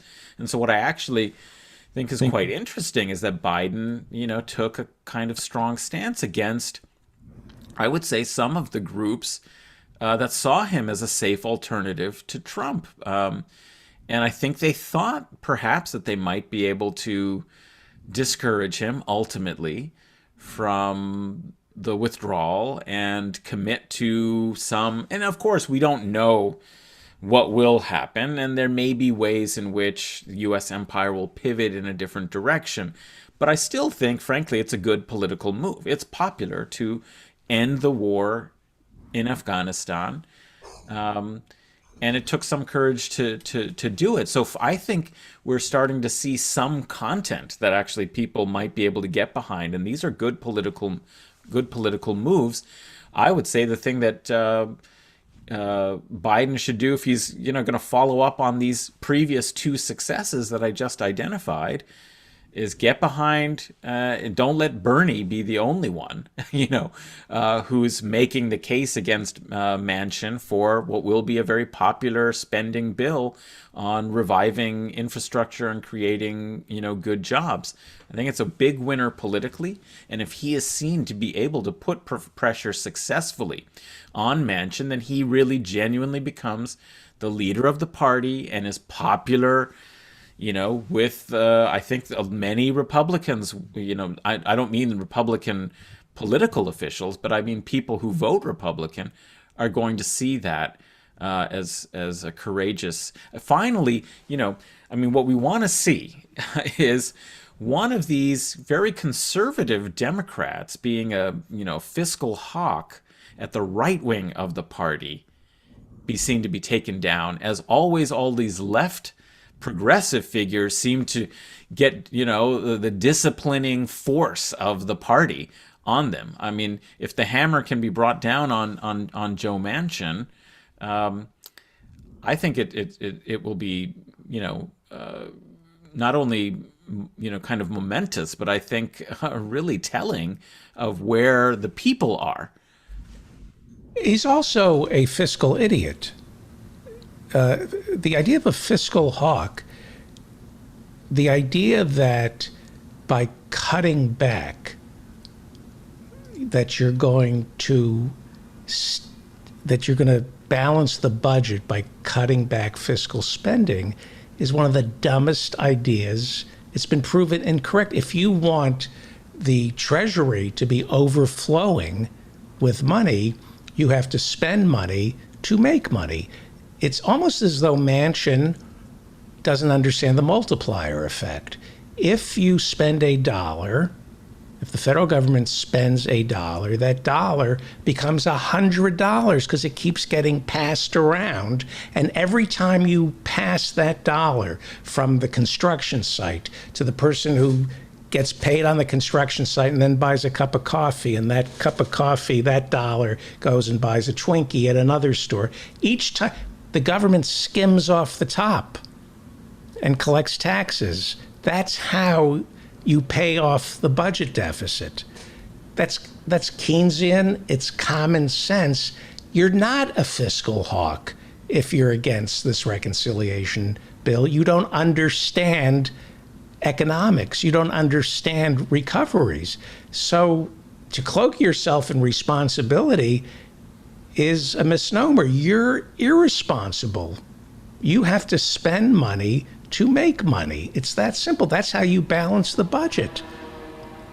They'll use that on supply side.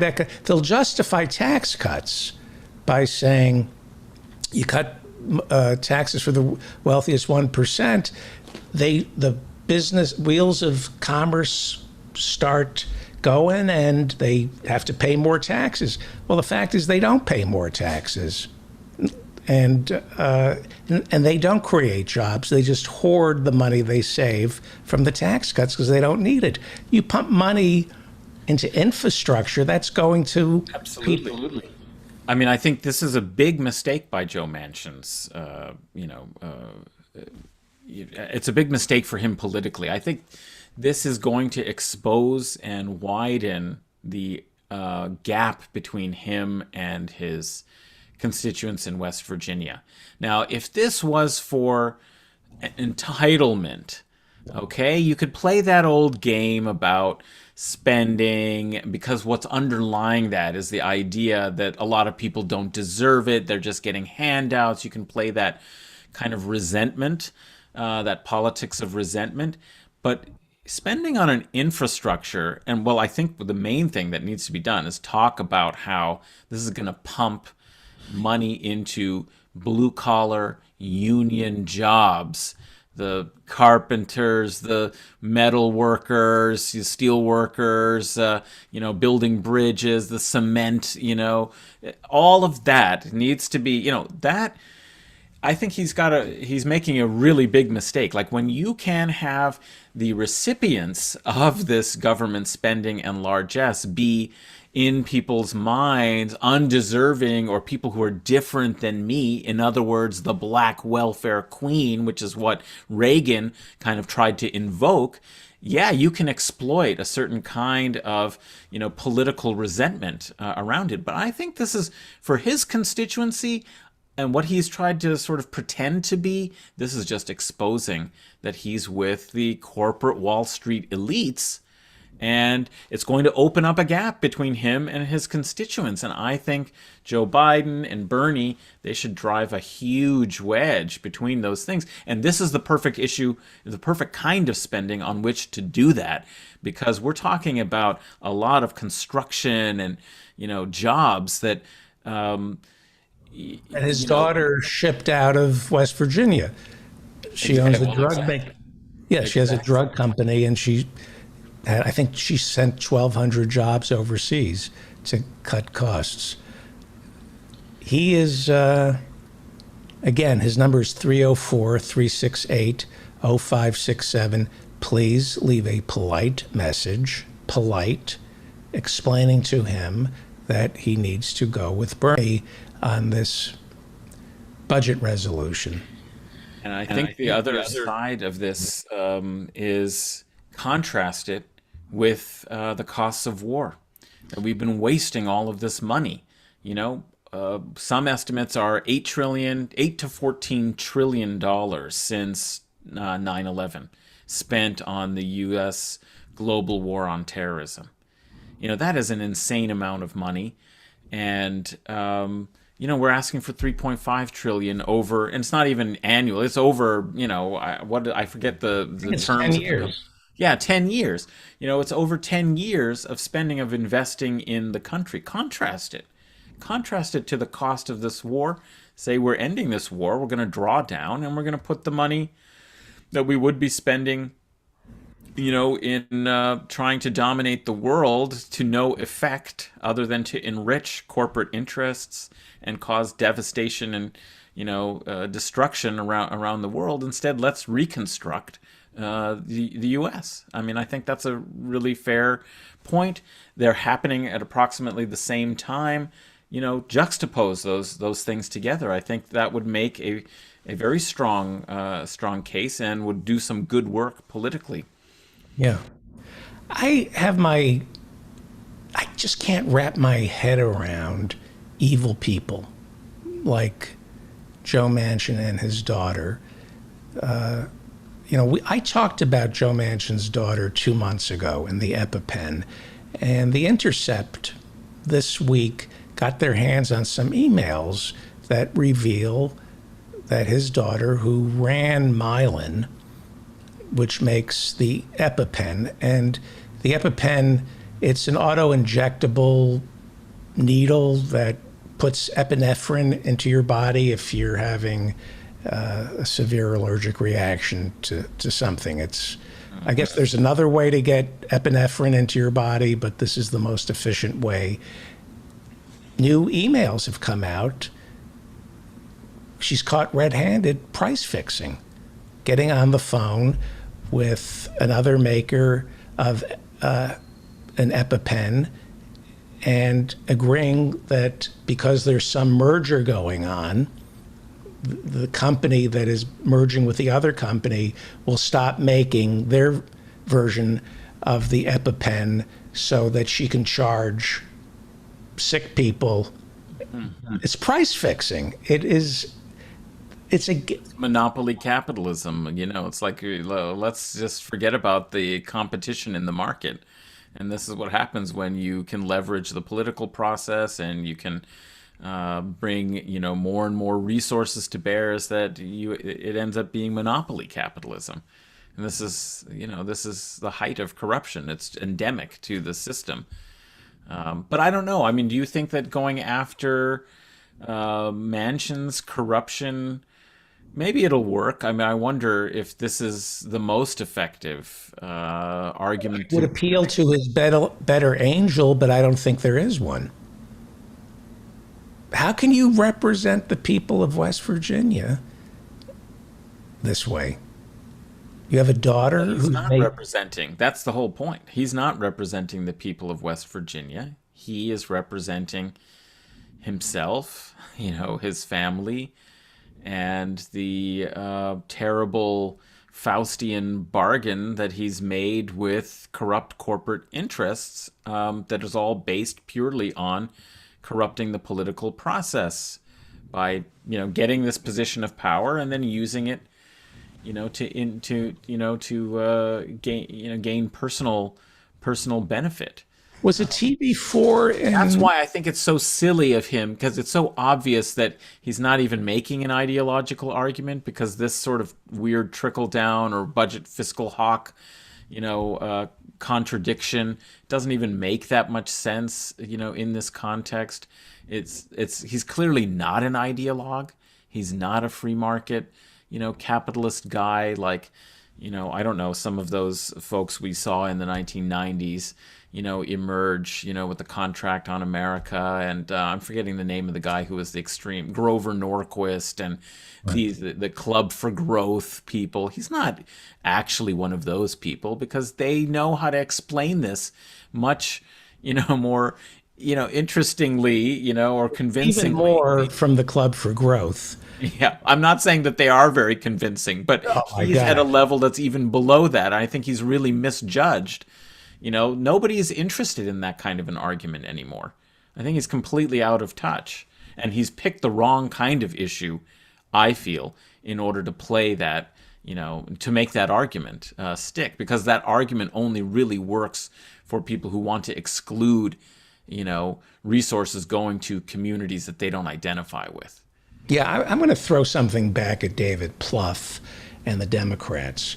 David Plouffe sent me an email. He was Obama's electoral guru, and said 2022 is going to be the most important election of your lifetime. And I've said on this show, I'm sick and tired of living through the most important elections of my lifetime. So I'm going to throw something back at Plouffe and Obama, and stop telling me that 2022 is the most important election of my lifetime. I'm a Democrat, and I'm telling you, Bernie's budget resolution is the most important piece of legislation in my lifetime. And it is the Democratic Party's most important piece of legislation in my lifetime. You want my vote? In 2022, Buster? You want me to shed a tear the next time these insurrectionists spread their own feces all over the Capitol. You passed this legislation, Obama. I don't see Barack Obama. Where is he? You know, he should make a Netflix series about unions and big infrastructure projects during, World War II and the New Deal. I mean, how's that for a dramatic, kind of period? So I think actually if you want to win 2022, you pass this bill and you make hay out of,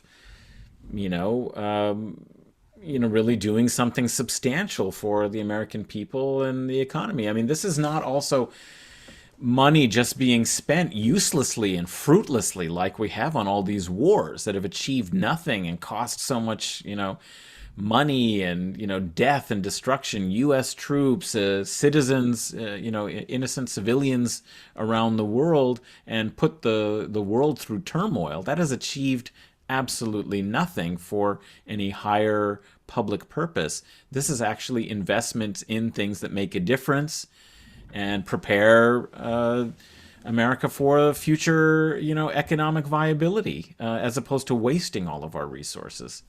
Next Thursday, I'm going to play President Kennedy's speech at Madison Square Garden promoting Medicare. It's unbelievable. Jack Kennedy wanted to fold Medicare into Social Security.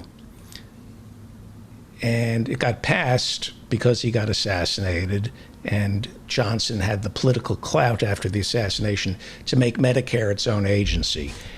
Jack Kennedy held a rally at Madison Square Garden, packed, promoting Medicare.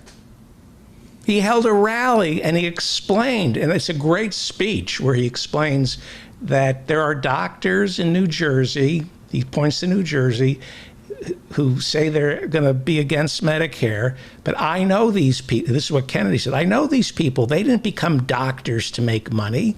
They became doctors to heal people. And then he tells the story of his father who just had a stroke. And he said, I'm lucky. My father is very wealthy. I can keep he gets a laugh. I can keep all of my salary as president. It doesn't have to go towards keeping my father. I mean, this was an amazing speech.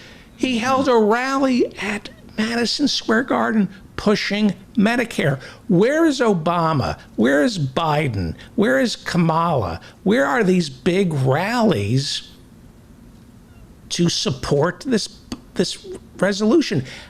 I hate rage and anger. And I hate it when it's applied to politics, because politics is chess and you have to think clearly. I hate getting worked up, and I'm getting worked up because in a year, we're going to have the midterms. And I'm going to see every Democrat. I'm going to see Obama. I'm going to see them all making their promises, telling me, you have to vote.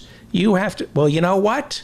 Today, the Democrats, Manchin, you have to vote. You have to vote. You want me to vote? You have to vote on Bernie's budget resolution, and you have to vote yes, and keep your mouth shut about the price. Because next year, you know what? I'm old enough. I still have some skin in the game. But I'm telling you, you are going to get wiped out by people who have been wiped out by Joe Manchin. And history will record Joe Manchin, his resistance to Bernie's budget resolution will be what causes probably the end of our republic.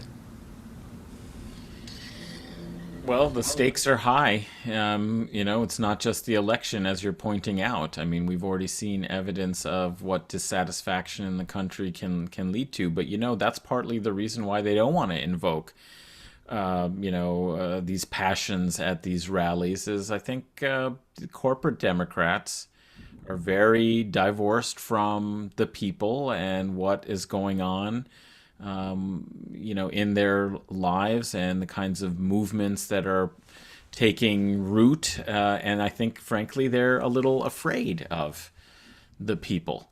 And so they don't think that it's such a great idea to bring them all together to get really passionate about policies that are difficult for them or conflict with the donor class that has helped elect them. It's an uncomfortable position for them. It's difficult to serve two masters, so they'd rather just keep the people from being their masters as much as possible, and not actually start to give them the idea that they could be influential in guiding their decisions by putting pressure. So the more that they would try to whip up popular support in that way is emboldening, from their perspective, a dangerous political force that most of the time is actually going to be against their performance in serving the donor classes and continuing to provide the corporate welfare and deny people the public goods, that people generally want. All of these are popular programs. All of these and they're being marked up. The bills are being marked up now. Call Senator Joe Manchin's office and politely request that he sign on to Bernie's budget resolution, $3.5 trillion. His number is 304-368-0567. That number is 304-368-0567. If you like this show, if you respect Professor Adnan Hussain, if you have a little respect for me, you will show it by asking politely and not being an a-hole. You accomplish nothing by leaving a nasty message. Well, you don't have to go that far. I think we have Professor Marianne Cummings. If you have any, give a thought for Marianne Cummings. I think she will have some interesting things to say on this. Thank you, Professor Adnan Hussain. Who's on Guerrilla History? We have a few episodes coming out, but I'll just want to plug the last episode we did, which was something a little bit different than having a guest to talk about their historical study or just a discussion among the co-hosts.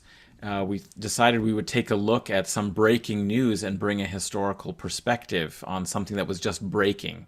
And so we talked with a really interesting and knowledgeable figure who watches events and developments taking place in Africa and puts out an Africa newsletter. And we talked about the recent coup in Guinea and put it in context with what's been happening across the continent politically. And I think people will find it quite interesting and illuminating. The guest really had a lot of insights. Great. Everybody subscribe to Guerrilla History. Thank you so much, Professor Adnan Hussain. Thank you. Let us now go to Aurora, Illinois, where Professor Marianne Cummings is standing by. Besides being a physicist, she is a parks commissioner for Aurora, Illinois. And what kind of message would you leave on Joe Manchin's answering machine? 304-368-0567. You have to unmute yourself, please. I'm sorry. You think after a year and a half of this, what I'd personally leave, I don't think it would do any good. Right, but for my listeners, I would probably mention something about his criminal daughter and completely corrupt wife, and it says, how's the wife corrupt? Yeah, how's the wife and kiddo? Dude. How is the wife? What did she get appointed to? Oh, she got appointed to a regional Appalachian education panel, and took the money.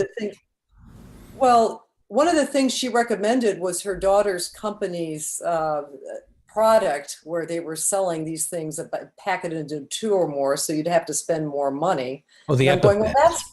Yeah, the EpiPens. Well, that's really nice. I mean, you've got your Maz right there, situated for the best, most efficient marketing strategy you could possibly imagine in those situations. But these people, and the fact that his daughter was openly discussing this stuff in an email, it just tells me these people do not worry. I mean, they don't see what they're doing is wrong, and they don't worry about it because You're also not smart. Well, smart is a funny concept.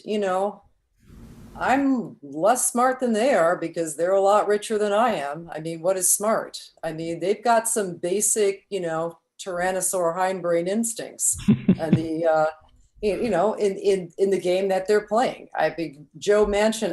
I could not believe that Joe Manchin won his primary so overwhelmingly against Paula Jean Swearengin. Of course, the Democratic Party was not only tried to sabotage her, when she was actually the nominee, they worked against her and various parts of the party. And Joe Manchin, they backed the woman who was the Republican, who apparently is a personal friend of Joe Manchin. Of course, small world up there, right. Over there. So it's like, I don't think any message I could leave would make a dent in Joe Manchin because he's about power, and there's you have an enormous advantage when you can be like Joe Manchin and just brazenly walk all over your constituents with not a flicker of moral conscience. Yeah. I mean, I think I'm capable of great crimes. Maybe many people in the Zoom are, but we'd be wrestling with it. We'd be burning up all kinds of mental energy trying to justify it. Nope, not Joe Manchin. He can completely focus on what is good for Joe Manchin. He's got a daughter. He's got a daughter who has no problem with people not being able to afford EpiPens and then dying from it.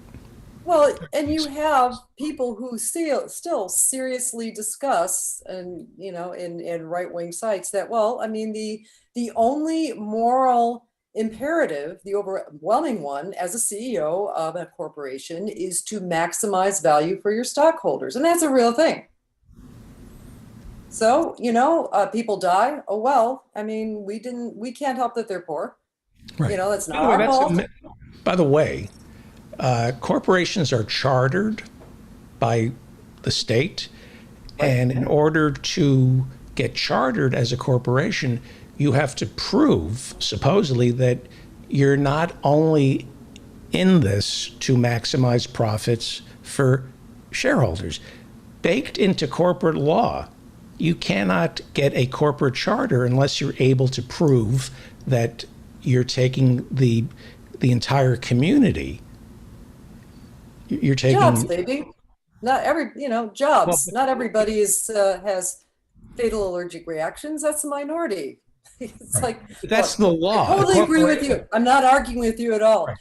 That's the law.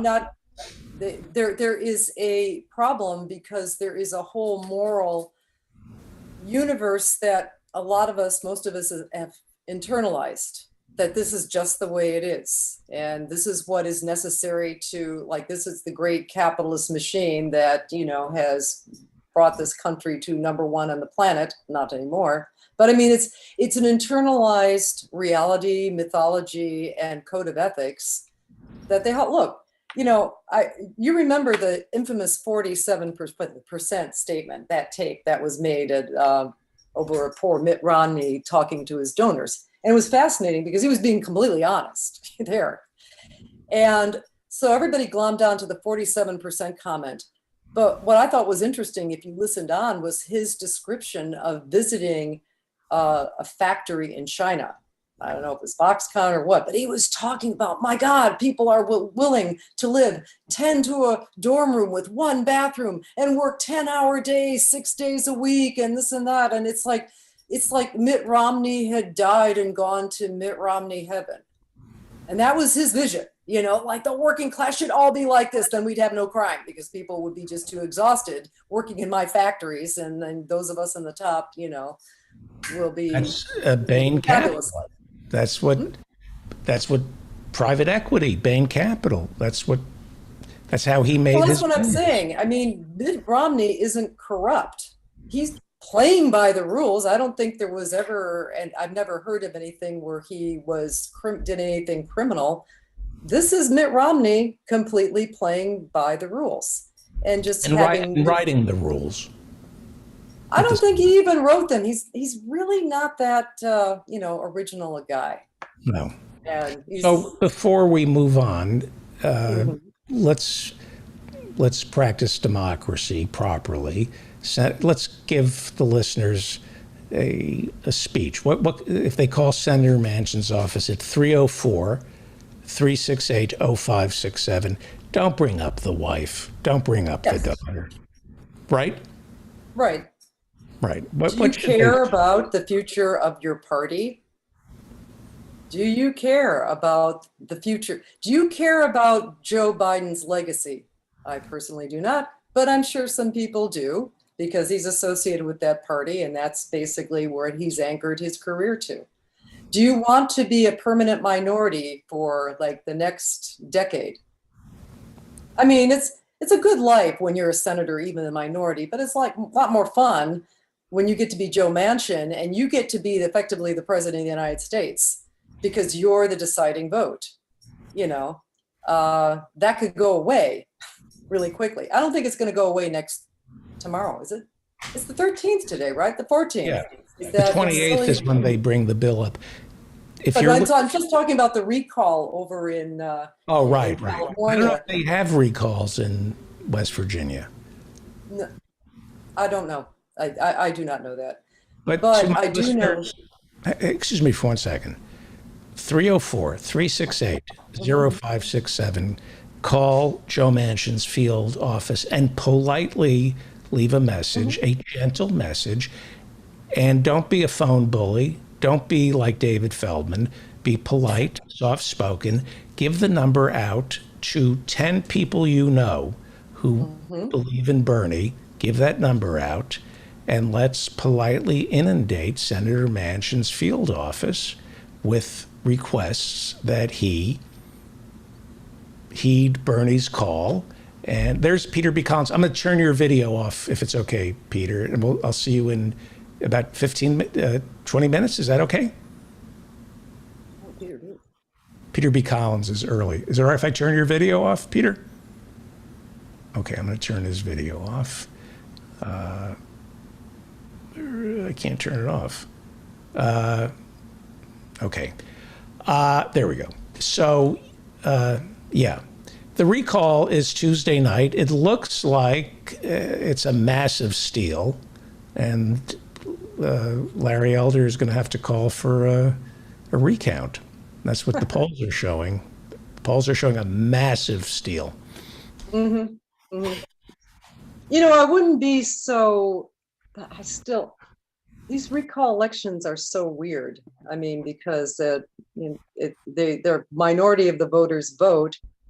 If people have been trumpeting that, Newsom leads by double digits and people are, not big fans of his, they go, oh, well, he doesn't need my vote. He's fine. It's right. So it's not a good idea to be trumpeting, these. Well, what I've been reading is because of Trump, because Larry Elder reminds Democrats so much of Trump, turnout, I think, is higher for the recall among Democrats than the 2020 election. The Democrats are coming out in full force, and it looks like the Republicans, people like Elder, are depending on same-day voting. So, well, whatever the thing is that could just flip. That could flip a seat very quickly. Now, I was trying to look this up because remember who was it? It was the Jim Jeffords of Vermont. After they stole that election in 2000 and 2001, the Republicans had one vote, narrow margin of victory. I think it was tied with with Vice President, but really President Cheney being the deciding vote. So Jeffords was so disgusted with the behavior of some of his Republican colleagues that he quit and flipped control to, and I think it was not Harry Reid, but who was the guy? It was Tom Daschle at the time. Yeah, the guy with the two, Tom Daschle. Yeah.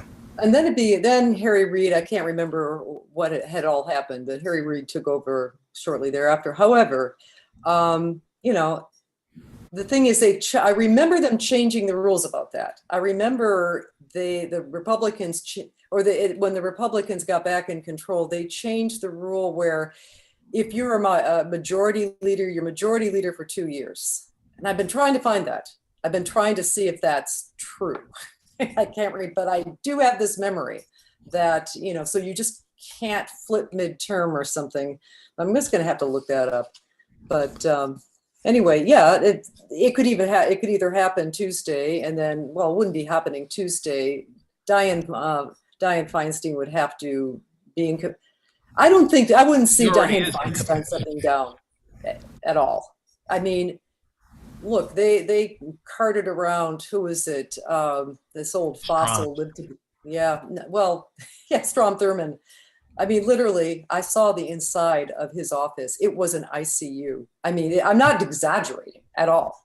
I kind of wandered in, without permission into his office when I was visiting there many years ago. And it was like, good Lord. I mean, it was basically the job of his staff to keep him alive. So they'll keep Dianne Feinstein alive. But the 2022 elections is what people have to worry about. And, that's, I have a weird, horrible feeling about this reconciliation bill. I think the worst scenario is that they pass it, but almost all the major provisions are gutted through committees. With maybe the child tax credit will be an extent because, we want to encourage people to have babies, workers, future soldiers, whatever. But I think I have a horrible feeling that that's going to happen. And then Bernie will be saying, well, it's the best we can do. And he'll back off his, this rather strident statements for Bernie he's been making in the last week. 3.5 million or nothing, you're not getting the vote on but I just can't see the donor class of the Democratic Party allowing Bernie to have this victory when they did so much to make sure he wasn't the president. And by the way, it really is a sham because, where is Biden? I mean, if a real president would really be out there, just touting this. I mean, for the drug price, I think one of the more important things I saw, which would not have been an incremental change, if you had Medicare basically negotiating drug prices, man, you would be upsetting the apple cart, the business models of all the major pharmaceutical companies. And who is this guy? Becerra from California? He's the Secretary of Health and Human Services. And in California, he was really pushing against, the price gouging that the pharmaceutical companies were doing. I think there was something was something called forced licensure, where basically if drug companies wouldn't reduce their prices, they would effectively rescind their patents and give license to generic drug companies to manufacture drugs that were considered critical. And I think he did it for can pronounce it. Remsvid. It's one of the COVID drugs. Yeah. So where is he? I mean, where is this guy who was a big crusader in California? I mean, he should be out there putting pressure on not only Democrats in the House, but Democrats in the Senate who don't want anything to do with this, with this aspect of the bill. So things like that. If COVID, now I've read that infections are beginning to go down, just a tad, nationwide. What if Joe Biden said the following: I'm issuing a vaccine mandate If you want to do business with the federal government, you got to get vaccinated. However, I understand your distrust and mistrust of Pfizer. I get it. The vaccine works. But I understand why you don't trust Pfizer. Get the vaccine and then support me on reversing the donut hole, Medicare Part D, where Medicare doesn't have the right to negotiate with the drug companies. Get the vaccine, and I promise you, I will go after price fixing that the drug companies are guilty of. I agree with you for not trusting the pharmaceutical industry. They are evil. They just happen to have made a shot that will keep you from dying. Get the shot, and I promise you, we will, and support me on this, we will take on Big Pharma and negotiate drug prices at Medicare. Why isn't that a winning statement?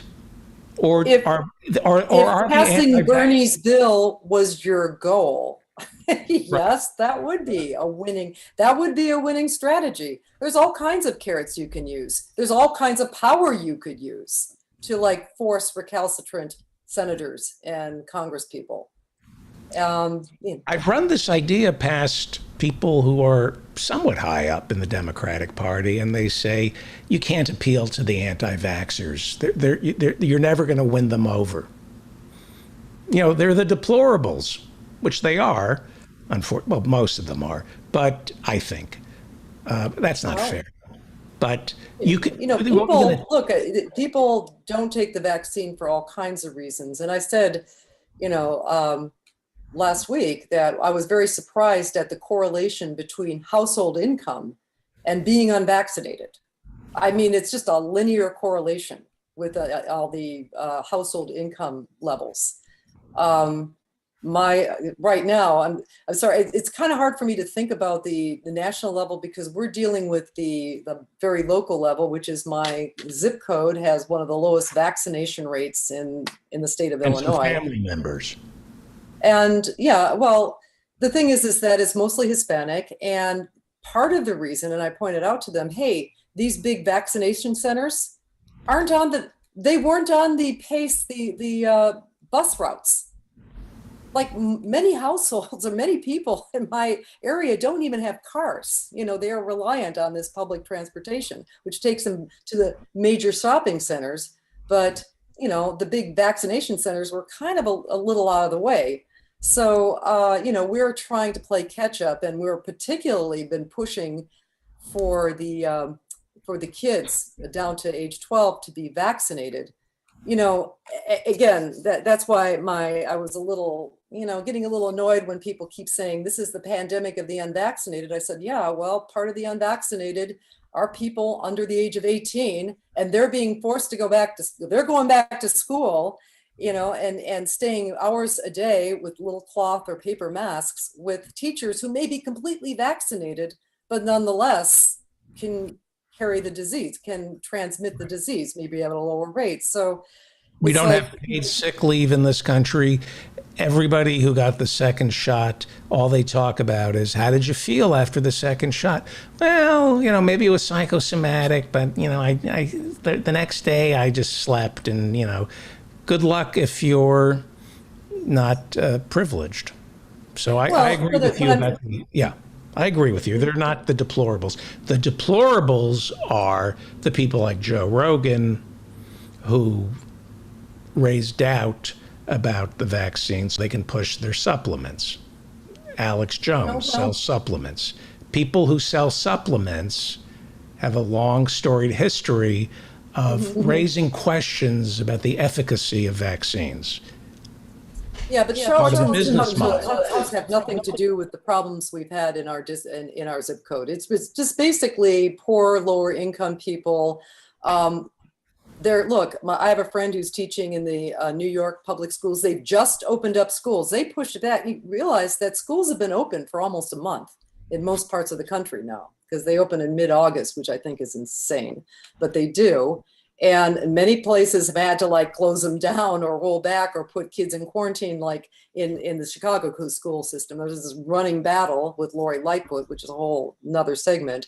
But, you know, we don't have any, the bottom line here is that we don't have any semblance of a public health system that can deal with something like this.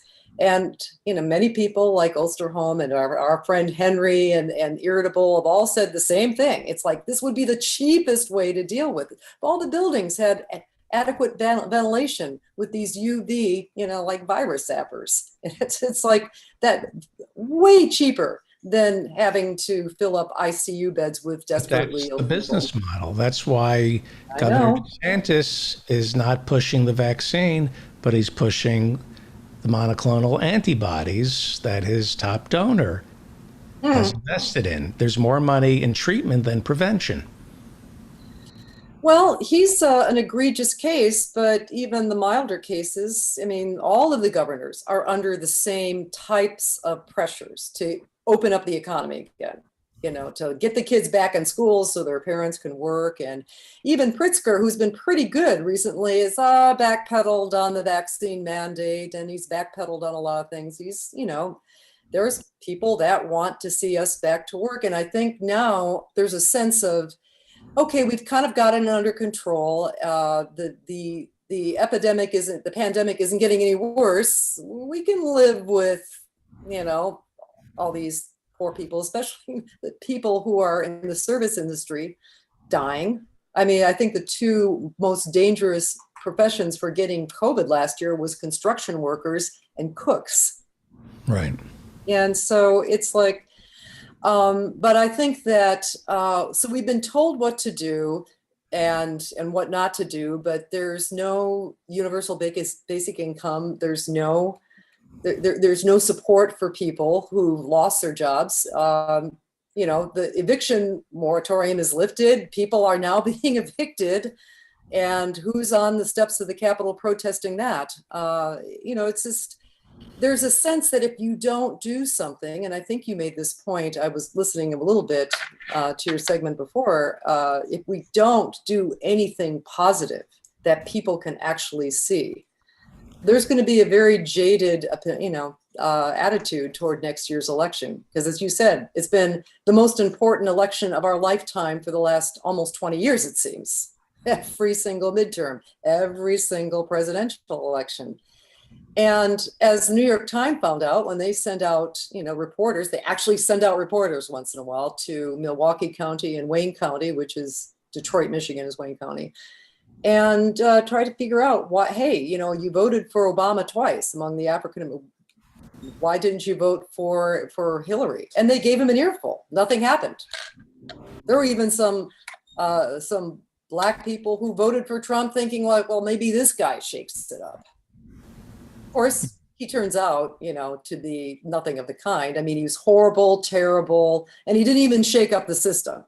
I mean, the system, except for maybe a few rabid neocons being a little impatient with the pace of the war and his, you know, attempting to pull out of Afghanistan. Well, most everybody got what they wanted. Certainly Wall Street got what they wanted. And, you know, his cabinet was as lousy with Goldman Sachs people as Hillary's would have been, you know, the whole 9 yards. And so, you know, I'm wishing that people wouldn't pay so much attention to Trump. I almost get the feeling like the Democratic Party wants to build up Trump again, you know, so that if you have Trump, you know, ooga booga, you don't have to justify your complete lack of action and your abysmal record. You can just point to this guy.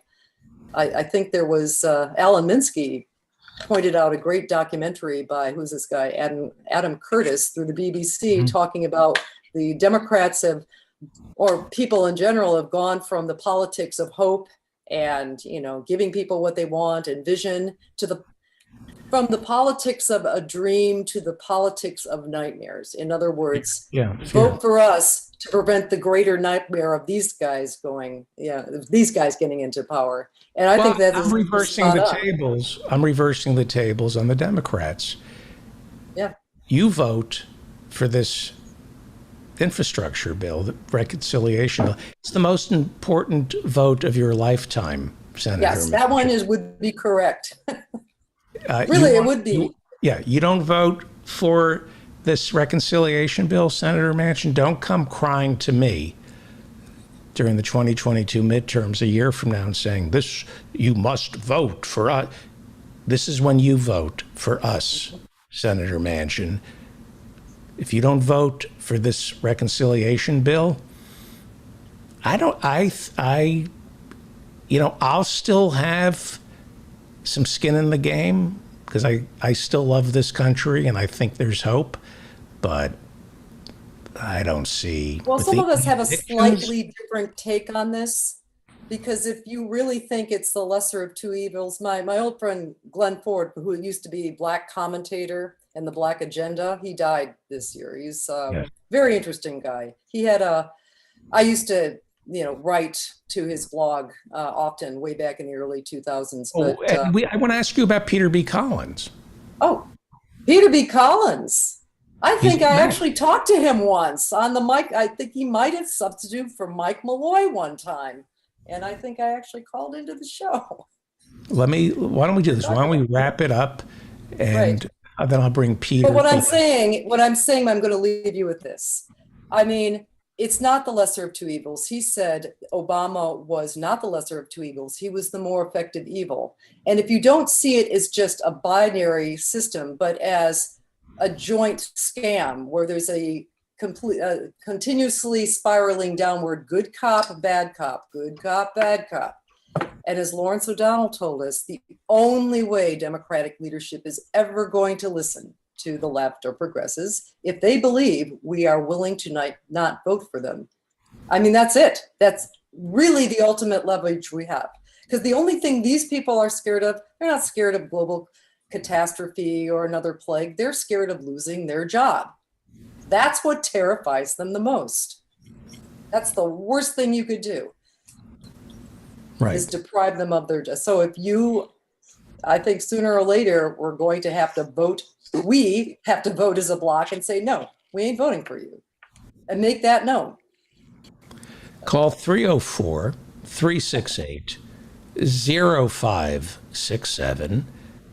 That's Senator Manchin's field office, and politely leave a message telling Senator Manchin, and say this politely, to please vote for Bernie Sanders' $3.5 trillion reconciliation bill, and give that number out to 10 like-minded people who call 304-368-0567, and do it politely. If you let your ego take over, you hurt the cause. If you make it about you, as opposed to the country, you're a pig. So don't use this opportunity to leave a stupid message. You're hurting the cause. 304-368-0567. Call Senator Manchin. This is how democracy works. And politely ask him to vote yes on Bernie's $3.5 trillion infrastructure bill. This is when we step up and pressure Manchin. We'll talk about writing letters. And thank you. I love you. Thank you so much, Professor Marianne Cummings. Let's bring in Peter B. Collins very quickly. Are you there, Peter B. Collins? I am standing by here in California.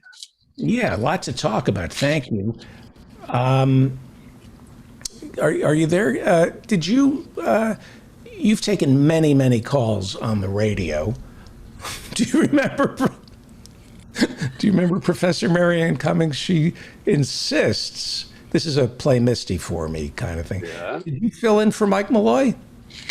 I did fill in on Air America, and I never really directly filled in for Mike.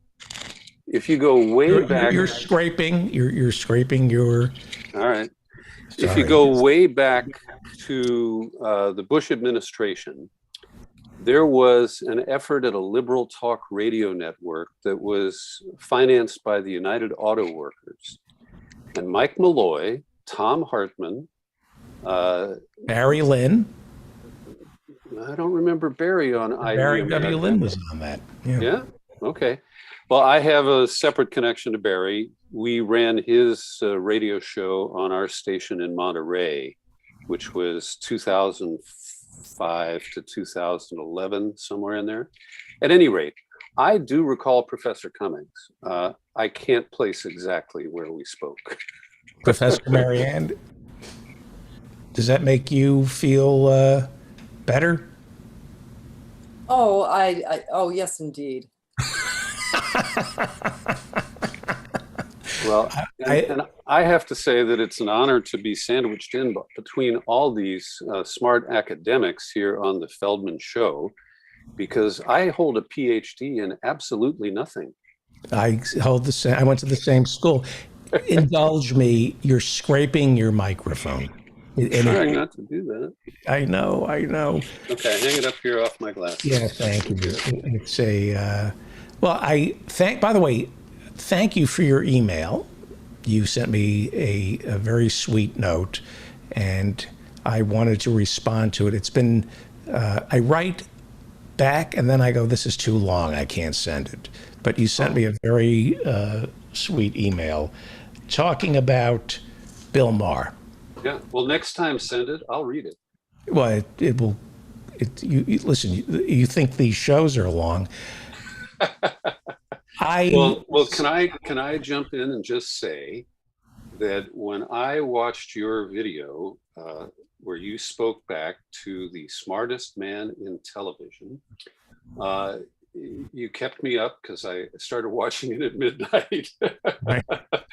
And your harangue was so well-based, it was factual, and you really spoke for me because, you know, Maher offers the only weekly, taped live interaction with some smart people, and it has really been painful in the past year to watch him join the attack on liberals and woke people, using Trump talking points, creating a position for himself as the arbiter of acceptable liberal thought. Mm-hmm. And he has been trading on lies. And he did it again this past Friday night, where his comic sidekick was George Will, yes, who is nearly fully fossilized at this point. But you know, Will helped him set up some of the same bullshit about how, you know, Democrats adopt policies that are onion headlines. He repeated the canard that you exposed, that Seattle wanted to decriminalize crime. And when he does this, he is joining forces with the people who use emotion to persuade the underinformed. And he shows his own ignorance in ways that is deeply embarrassing because, like you, I have respect for Bill. He had Barbara Lee on Friday night. That was a good thing. Mm-hmm. He acknowledged the cover-up of 9/11, you know, that the commission, the Whitewash Commission, created. He didn't go very far with it, but there are moments where I say, yeah, Bill, not only are you taking positions I agree with, but they're fairly well-founded. But as he has, and this comes out of a trend where over the last few years, he's been pissed off at college campuses. There are some legitimate issues about silencing both left and right voices on college campuses. There is a snowflake factor, but he, again, creates this throne for himself where he alone is deciding what is acceptable for progressives in particular to advance. And it's very dangerous because you and I have talked about this before, about the legacy of Limbaugh, which is this daily attack on liberals. Liberals are responsible for everything that is wrong in this country. And Maher is now a part of that echo chamber. And it's really tragic to see it. Right. And it belies some ignorance when he blurs the line between liberals and leftists. I watched a clip from Friday's show. Bill said, people ask me, George, why do you come so hard why do you come down so hard on liberals? Because they're embarrassing me. I'm sick of leftists stealing my liberalism.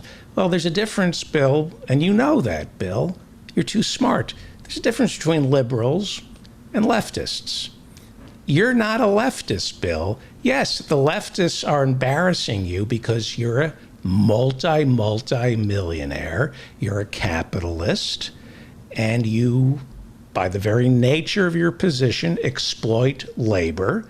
And the leftists don't like you because you're the enemy. So, yes, the leftists are embarrassing you because you're management.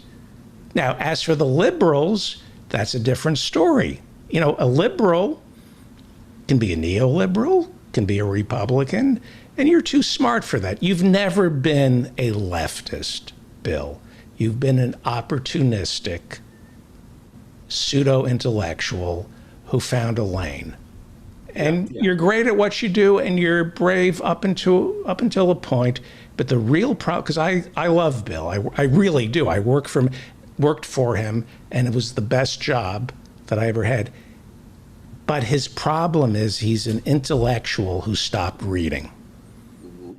Bill Maher is an intellectual who stopped reading. Bill Maher does not read. Bill Maher does not read.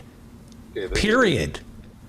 When you were in the writer's room, did he actually listen? Yes. When you offered factual pushback, yeah. Hey, Bill, that's a great funny line, but it's not true? Yes, and that's why I love him. But he has become sclerotic in his thinking. The stuff he says about Muslims is reprehensible. The stuff he says about the transgender people, unacceptable. Yes.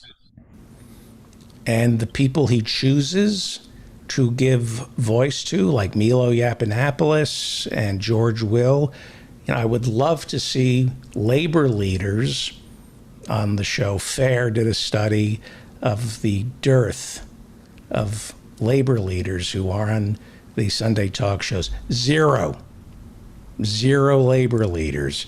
And it ain't shit. You ain't talking shit, Bill, unless you're talking about labor. Yeah. And you're not pro-labor, Bill Maher.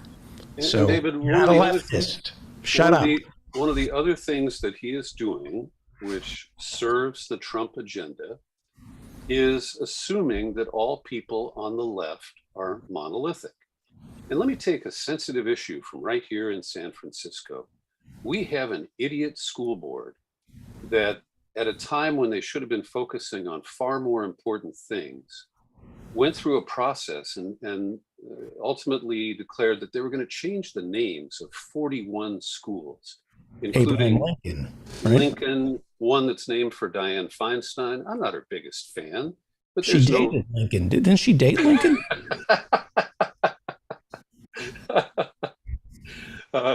He liked older. The thing about Lincoln was he liked older women. Go ahead. And I don't support that. I am further left than Bill Maher, and I do not support this massive kind of historic revisionism. And where I live in rich white Marin County, Sir Francis Drake is on they stripped his name from a high school. A main thoroughfare that goes from the 101 highway out to the coast is named for him.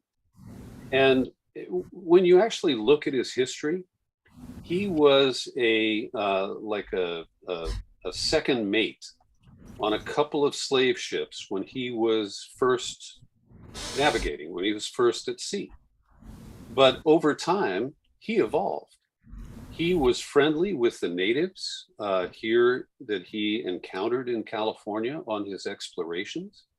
It's pretty well proven that one of his top lieutenants was a black man who he bought out of slavery. And so we had a small group of people who got angry as part of Black Lives Matter and George Floyd and wanted to do something. And number one, I don't care about the name of a high school. You know, if there's a legitimate reason to change it and there's a public process, you can call it whatever you want. But I did not support the renaming of Sir Francis Drake High School. But local commentators assume that anybody who's a Democrat, that anybody who defines themselves as progressive is just on board with everything that the far right defines as the leftist agenda. And it's not only insulting, it's really, it undermines our ability to be heard on issues that really matter. And so to see Bill Maher join that pack and to, you know, repeat the lies, you did a great job of showing that the Lincoln statue in Springfield, Illinois was on a circuit. And the fact that it was removed was not in any way based on a controversy. It was based on a fucking schedule. Unbelievable. And he repeats, Land of Lincoln cancels Lincoln. No, they didn't. They didn't tear it. It was the Lincoln Museum that had a traveling statue of Lincoln that got taken down so it could go someplace else. And Bill Maher decided that's an example of the cancel culture, saying the Land of Lincoln. It's an Onion headline. Land of Lincoln cancels Lincoln. It's a lie. But that somebody fact checked that. I know the budget on that show. He's got fact checkers. So he knew that was a lie. Well, and David, I want to underscore the charge that you leveled against Bill related to his commentary on trans issues and trans people, because it does fuel the hatred that led to the death of Matthew Shepard.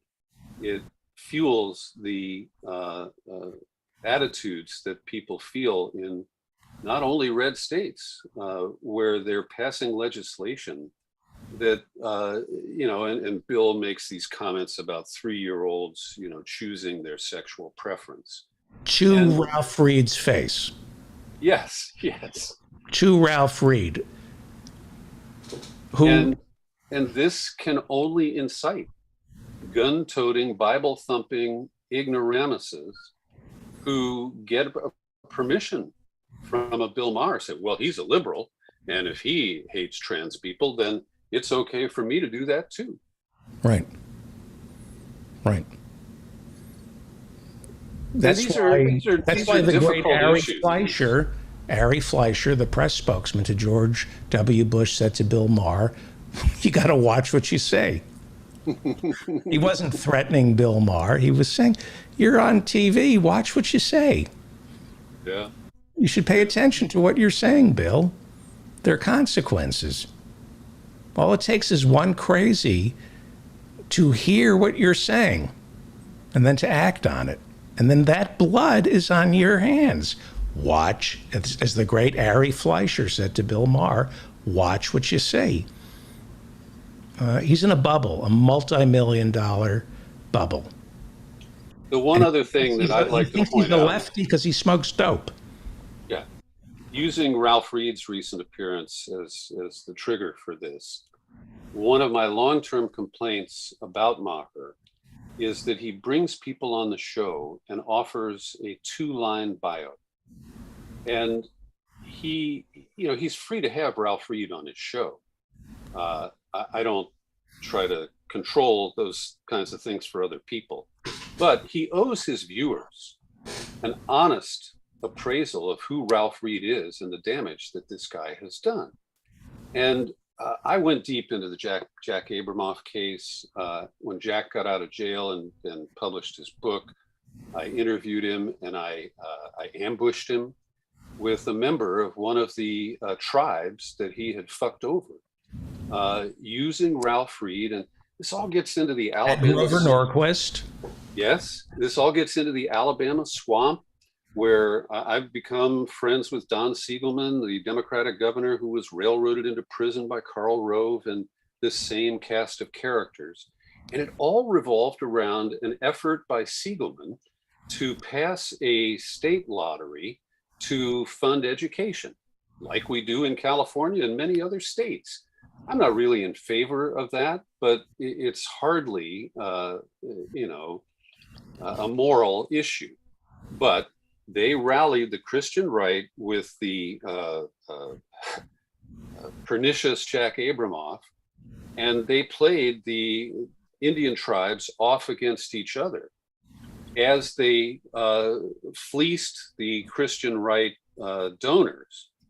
And so they were making money in three different streams as they, pretended to be saving Alabama from the evils of a lottery while they were in cahoots with the native tribes and their gaming operations. Right. And, these are the things that Bill never tells his viewers about. And he doesn't challenge his guests on sordid history like that. And I think that it's really unfair because as an entertainment show, people don't come to it thinking that they need to Google the guests and, look up their histories. And he gives them a platform where they get off scot-free for any kind of normalized. They get normalized. Good term. Yes. Mm-hmm. And so I don't know about you, but I'm almost on the verge of giving up on Maher and just going to stop watching because he frustrates me so much. Well, that's one of the reasons people watch him is because he gives you just enough to make you like him and just enough to make you hate him. He keeps people on edge. It's a trick. It's a trick to keep the audience coming back where you can't, he's slippery, so you can't quite figure out where he's coming from. He knows what he's doing. So he takes these positions to boggle your mind. It's a cheap trick, and he doesn't read. He does not read. He's not a reader. It's not because he can't read. He doesn't have dyslexia. I understand some people can't read. They listen to radio. They listen to books on tape. Bill Maher does not read, period. Full stop. Bill Maher tries to pass himself off as an intellectual, but he is not a reader. Well, and one of the other areas where his ignorance really shows is on the Mideast conflict, Israel-Palestine. And here's this guy who, parades as America's greatest atheist. And then even, there's a new government and I'm trying to give them a chance. But Netanyahu was a dangerous, evil, right-wing nut. And, Bill normalized Netanyahu. And he pipes up for the worst of American policy in failing to attempt to broker any real end to the conflict and to promote even the, Jared Kushner's peace plan was the 1-year anniversary of the Abraham Accords. It was a bankruptcy cram down. And, the guy who they had as the ambassador to Jerusalem was Trump's bankruptcy attorney. And they were basically saying, we're going to impose this settlement. We're going to empower, other countries and other players in an effort to bypass both Hamas and the Palestine Authority. And so, he shows a kind of jingoism there that undermines, I think he took appropriate positions against the military misadventures and our occupations of Iraq and Afghanistan. Absolutely, but he's outlived his usefulness. Yeah. I worked for him when we had just blundered our way into Iraq, and it was an exciting place to work for a couple of years because he was taking on the George W. Bush administration, and it was career suicide, and I found him to be very brave. He challenged a wartime president and humiliated George W. Bush. But he's out, Bill, and he just got renewed for 2 more years on HBO. Congratulations. I'm glad. I know people who work there, but he's outlived his usefulness. He gets an idea in his head 25 years ago about Israel, and he says, that's good enough. I don't need to read any more about this. Yeah.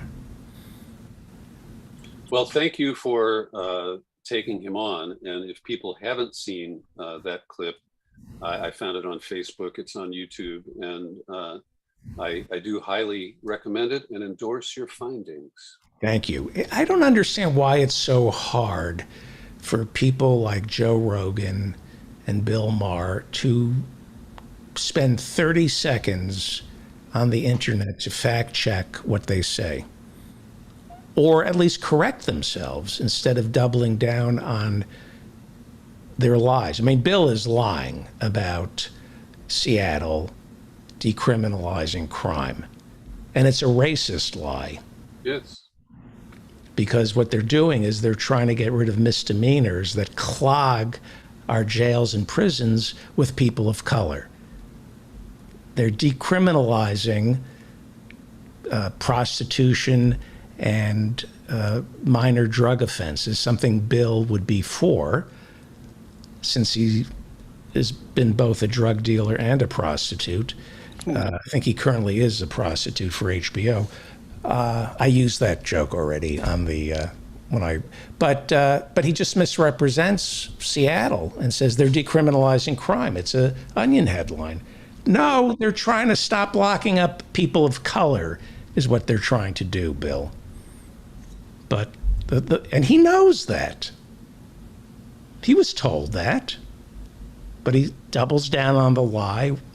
I guess it's commerce. I think he puts money first, and it sounds good, right? I think he picks up commentary from some of the people at the New York Times.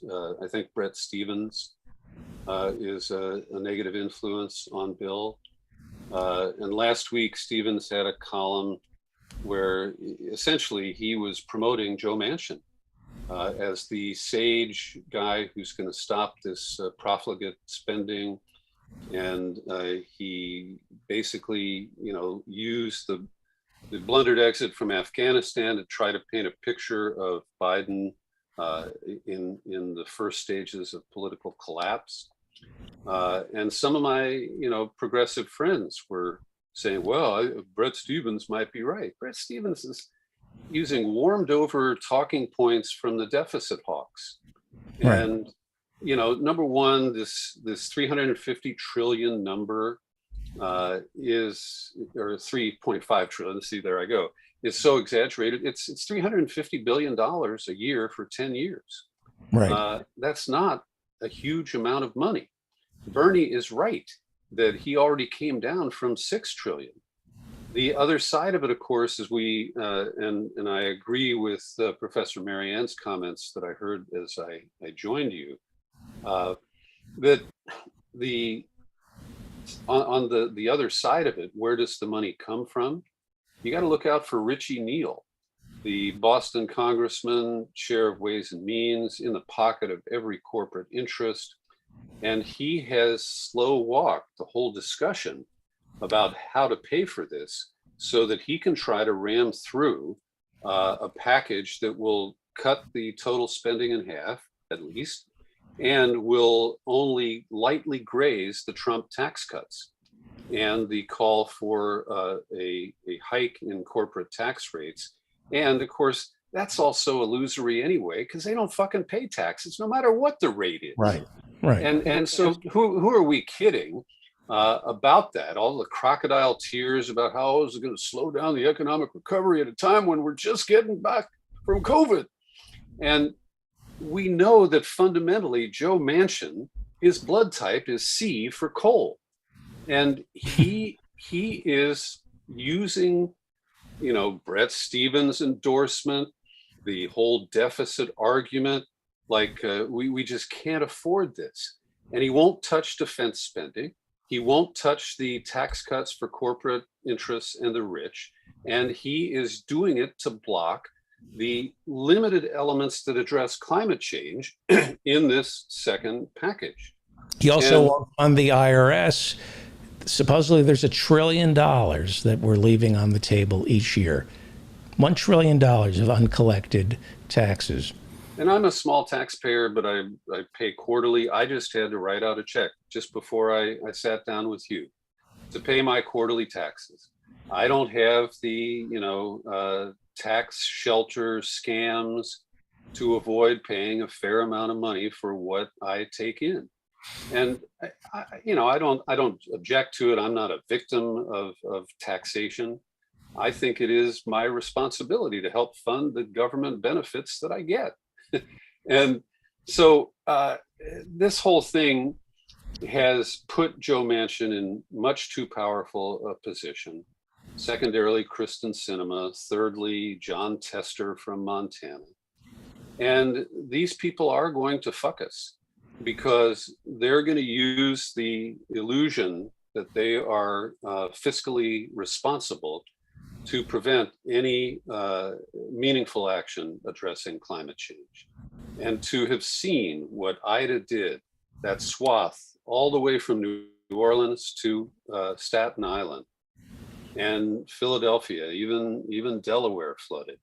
For that to be so fresh and them to be able to walk away from the climate issues and block what is the only hope. And the last piece I'll say is that what Brett Stevens is saying, we've got to pause this 3.5 trillion because it's going to take Biden down.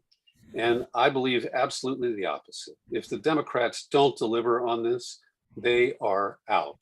They're going to lose in the midterms. It's already gerrymandered and it's too close, with the split in the House.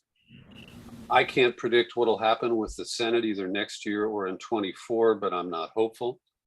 And this is one of the things I didn't vote for Biden. I'm not his biggest fan. I'm not a Democrat. Okay. And I admire Howie Klein and people like you who keep, working the two-party system. Howie Klein didn't vote for Biden either. Okay, good. But he's still, I respect how much Howie puts into promoting progressive candidates and trying to change the Democratic Party. I've given up on that. But their only hope to address the populism that Trump has triggered is this kind of approach. And Biden sucks on foreign policy, but what he's done in the first 9 months to address domestic issues is the Bernie Sanders agenda. It's low calorie, but it is the agenda. And to me, this is the only way the Democrats recover from the entire Trump era. See, the consultant class wants 2022 to be a tight race.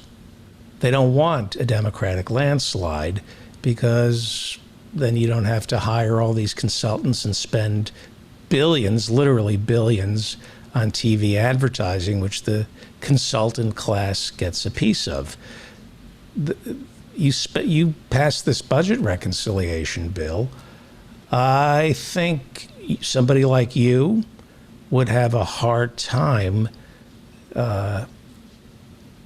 not defending Biden. Yeah. Right? Yeah, I agree. You would have to say that the pullout of Afghanistan and the budget reconciliation and, quite frankly, the vaccine mandates, you'd have to be a nihilist not a leftist. You'd be a nihilist or nihilist to be not a Richie nihilist from Houseways. Well, it's the same thing, actually. But you couldn't make a case against the Democrats if they passed Bernie's reconciliation bill. Yes, I agree. And if they don't, then it's a nail biter in 2022. And it's hard to root for the Democrats. It's hard to root for Chuck Schumer if he can't get this reconciliation bill passed. It really is. And now it comes back to the filibuster and the failure to address that already. It's looking pretty dicey, David. I'm not optimistic. There'll be a package because they have to pass a budget. But the critical elements that Bernie added and that the House is in general approval of will be drastically reduced. And, I think we'll be lucky if we see 1.5 trill at the end of this pipeline. And that will be Joe Manchin's fault. Or will it be Chuck Schumer's fault? I would prefer to blame. I don't like Chuck Schumer, and I've met the guy, and I was interviewing him once, and then a TV crew came up, and he just dumped me like, right, like I didn't exist. It's a dangerous place to be between Chuck Schumer and a bank of television cameras. That's the joke they used to tell about Rudy Giuliani. That's not my joke. Yeah, but yeah. I think that I give him a B+. I think Schumer has tried. He's trying to keep a fractious caucus together.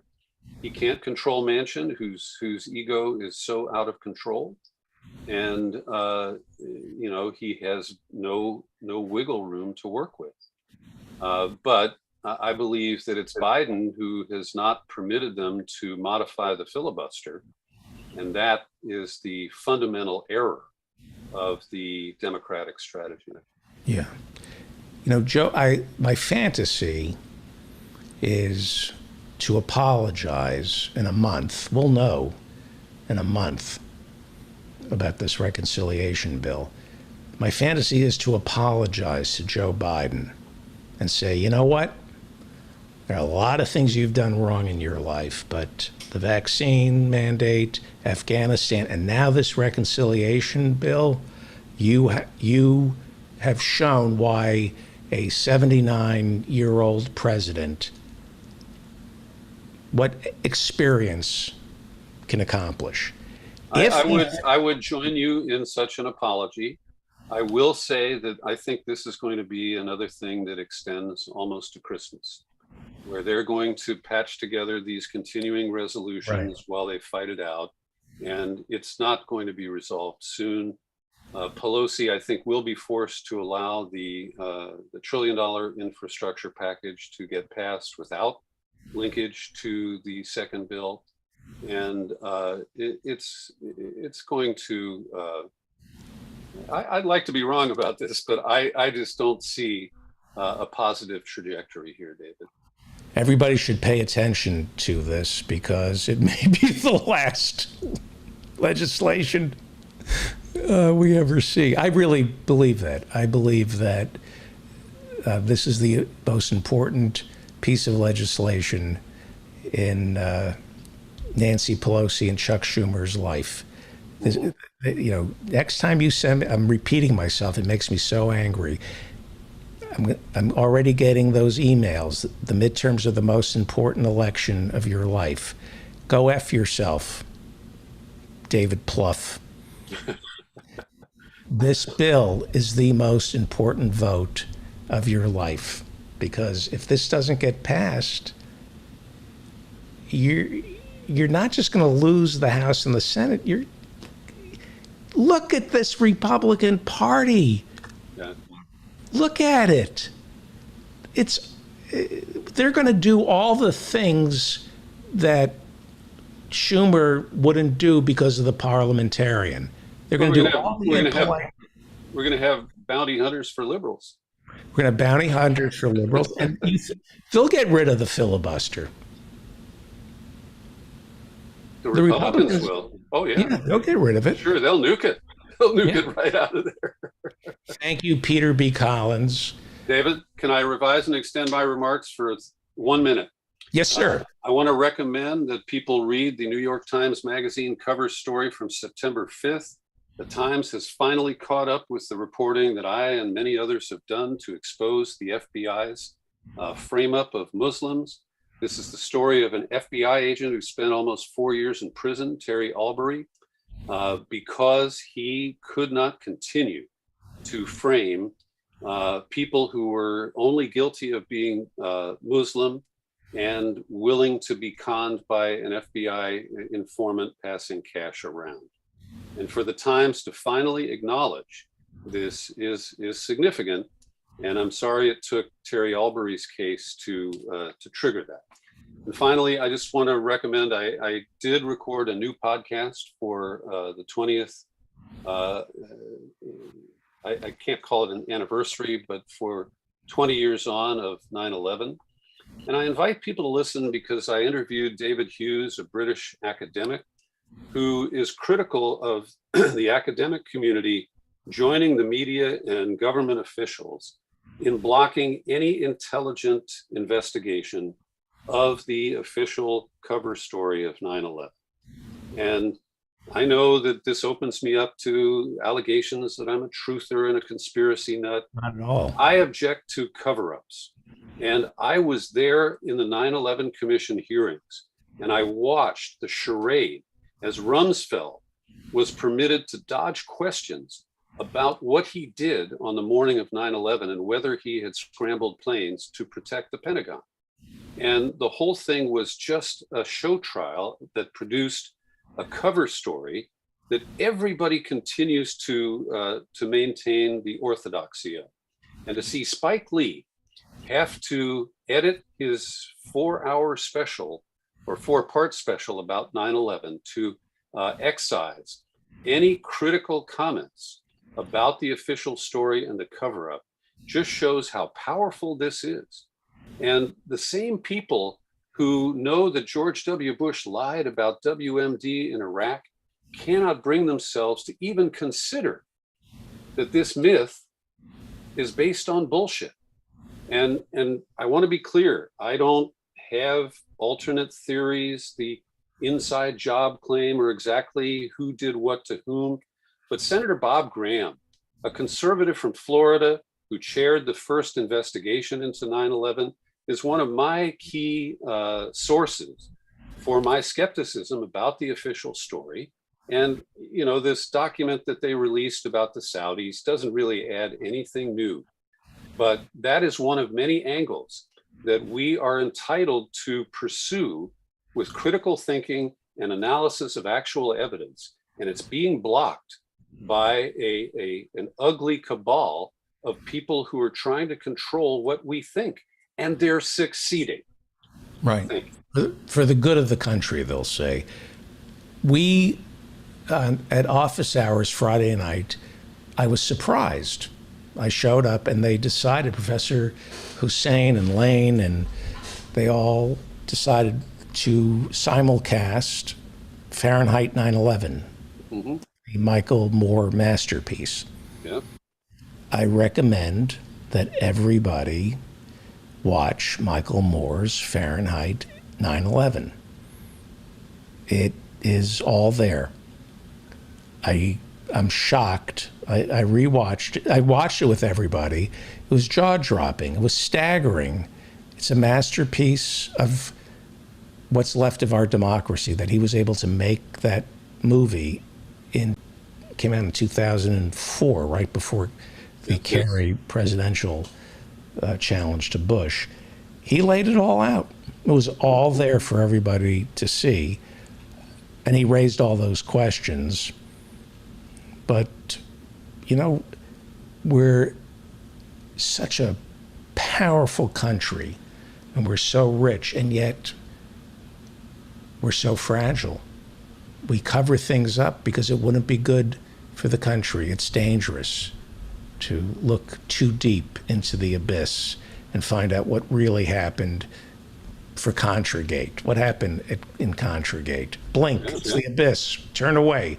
What happened on 9/11? I'm not talking about, like you say, the inside, like I don't believe the towers came down because that they were blown up. I believe that there's some connection between Saudi Arabia.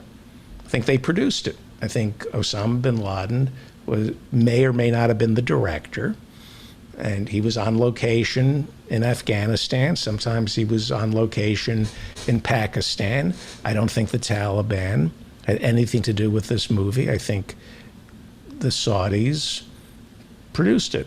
Saudi princes produced it. Well, David, I'll just offer a friendly, slightly different take.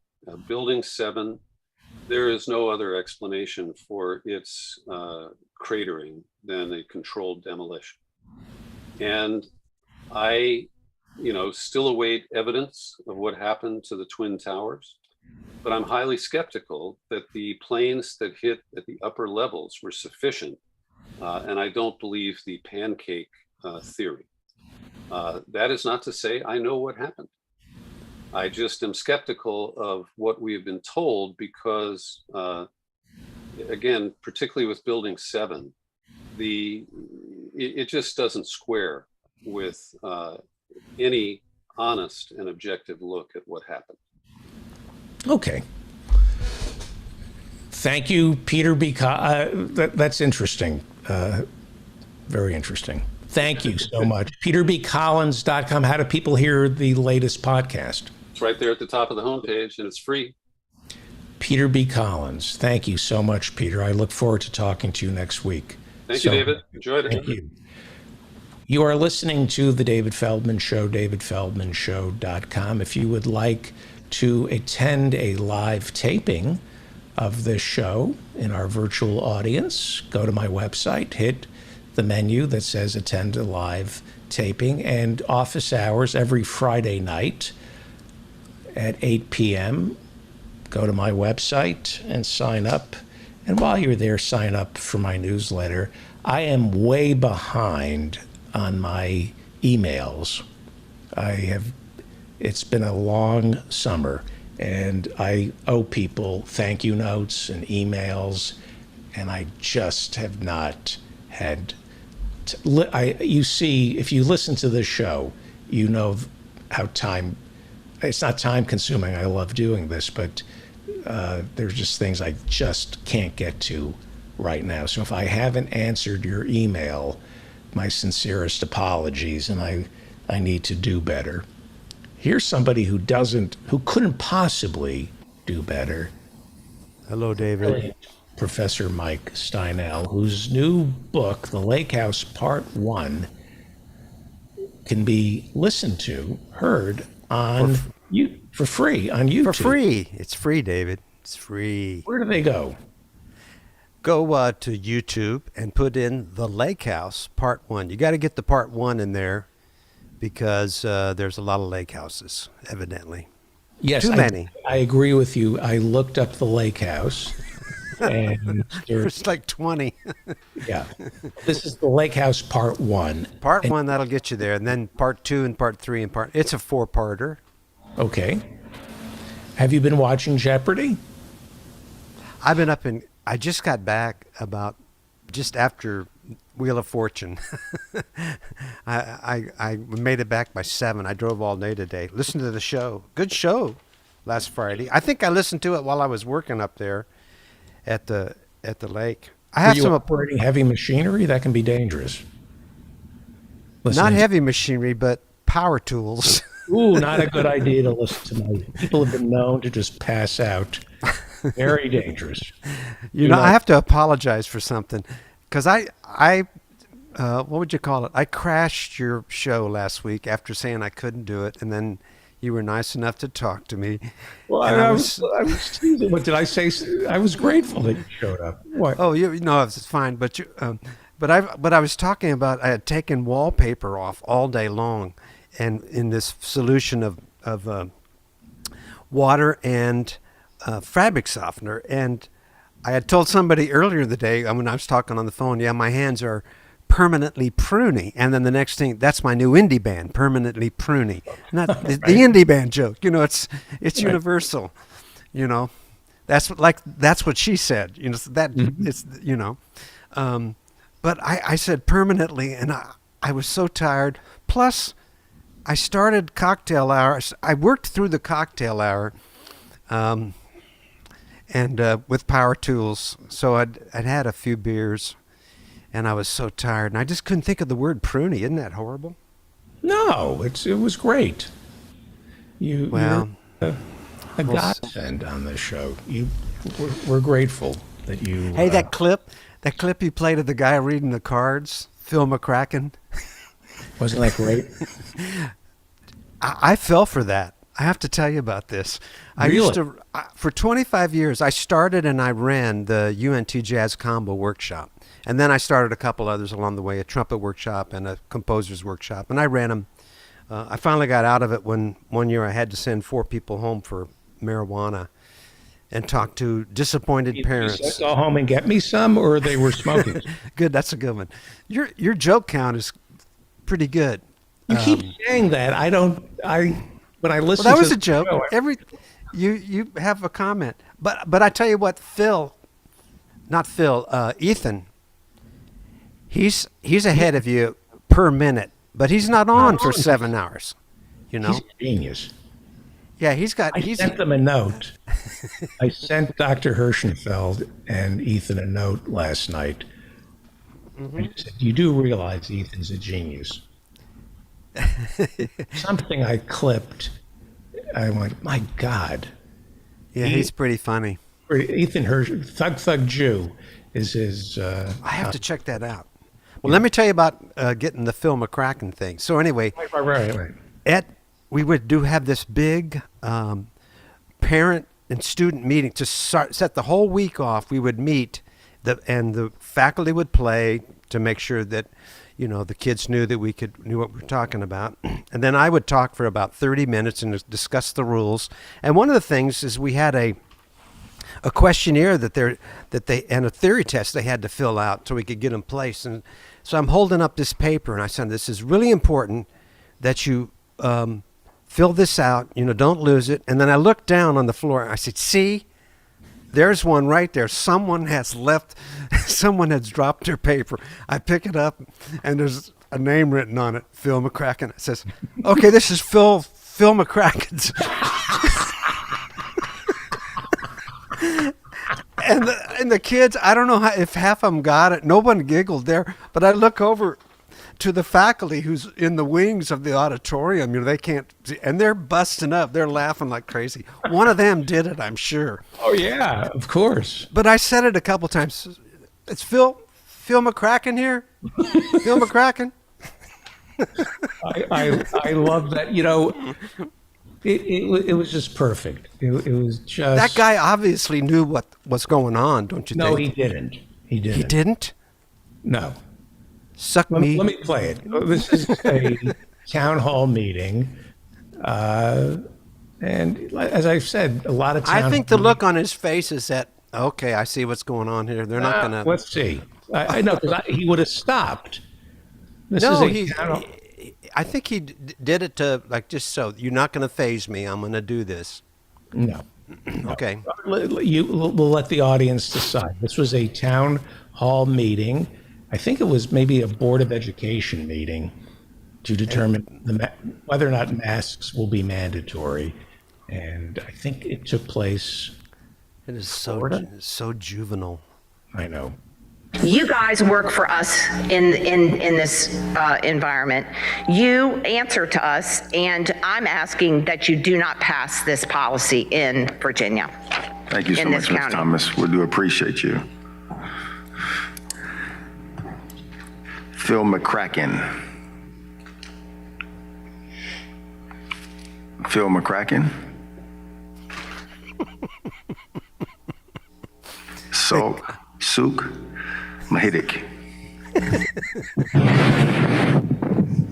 Luke Mahidik. They do a close-up on him in a minute. Ophelia McHawk. Ophelia McHawk. Eileen Dover. Eileen Dover. Don Kiddick. Don Kiddick. Wayne Kerr. Wayne Kerr. I guess maybe he didn't know what was going on. My favorite is Don Kiddick. that is. No, but he goes Don Kiddick. Don So it's a Kiddick. little hard to get. Okay, Don Kiddick. Don Kiddick. It's a little hard to get. When I heard Donkey Dick, I just busted out laughing. I said, I got to play this. I like to think that it was kids. Oh, it was kids? Well, somebody pretty juvenile. I like to think that just. It's probably one. It was probably one kid. It was probably one guy and his friend watching him, going like, "You're really doing this? You're going to write that in there?" I had one that I used to do. Remember Aer Lingus? Yes. I used to, when I was at the airport, I used to say, I'm here to pick up the daughter of Mr. Lingus, who runs Aer Lingus. Her name is Connie Lingus. Can you please page Connie Lingus? Her father runs Aer Lingus, and he doesn't know where she is. You didn't? Yes, I did. And it was something. Connie Lingus, white courtesy phone. Connie Lingus, white courtesy phone. Does Aer Lingus still exist? I have no idea. It was one of the things that when I traveled with comedians, I used to page Connie Lingus from the air, and I would do it in a very angry way. Hey, I sent a brand new song. New song. Look for the email that says brand new song. Yeah, is it the YouTube song? No. Oh, I loaded. You loaded the wrong song. You want to play the YouTube song? I loaded the YouTube song. Why did I get that? There's one a little earlier called. It says in the reference note Song says for tonight's show. Yeah. Right. YouTube sensation. No, go down a little bit earlier. Here's what happened last week. This computer over here did not send until tonight. I don't know that it wasn't hooked up to the internet. YouTube sensation. No, one Something more right before serious? that. There you go. All right. Well, we have to kill time because I have to download it. How about I read? I'm going to read from my next novel. I'm going to read the first a couple of paragraphs. Would that be interesting? Sure. Okay. This is called Murder on Catlin Creek. It was 2 days ago, Sheriff, just after we found him in the barn eating grain. Sheriff Marlin Cooper, who had been looking down at his boots, now turned his head to the woman and squinted just a bit. He was standing in the middle of the sitting room of Clement Wetzel's very large farmhouse, talking to Claudia Wetzel, the farmer's wife. The room was situated in the southeast corner of the house, just off the very large foyer at the front entrance. From the foyer, a 5-foot-wide staircase rose to the second-floor balcony. 2 halls, one on each side of the staircase, led to the back of the house. Even though it was mid-morning, the room was somewhat dark due to the overcast skies. It was the first Thursday of October in 1949, during one of the wettest falls on record. The rains, which began on Sunday and continued on and off for 3 days, had just begun to clear. The sheriff had been worried about tracking mud into the house, and for that reason he'd been looking at his boots.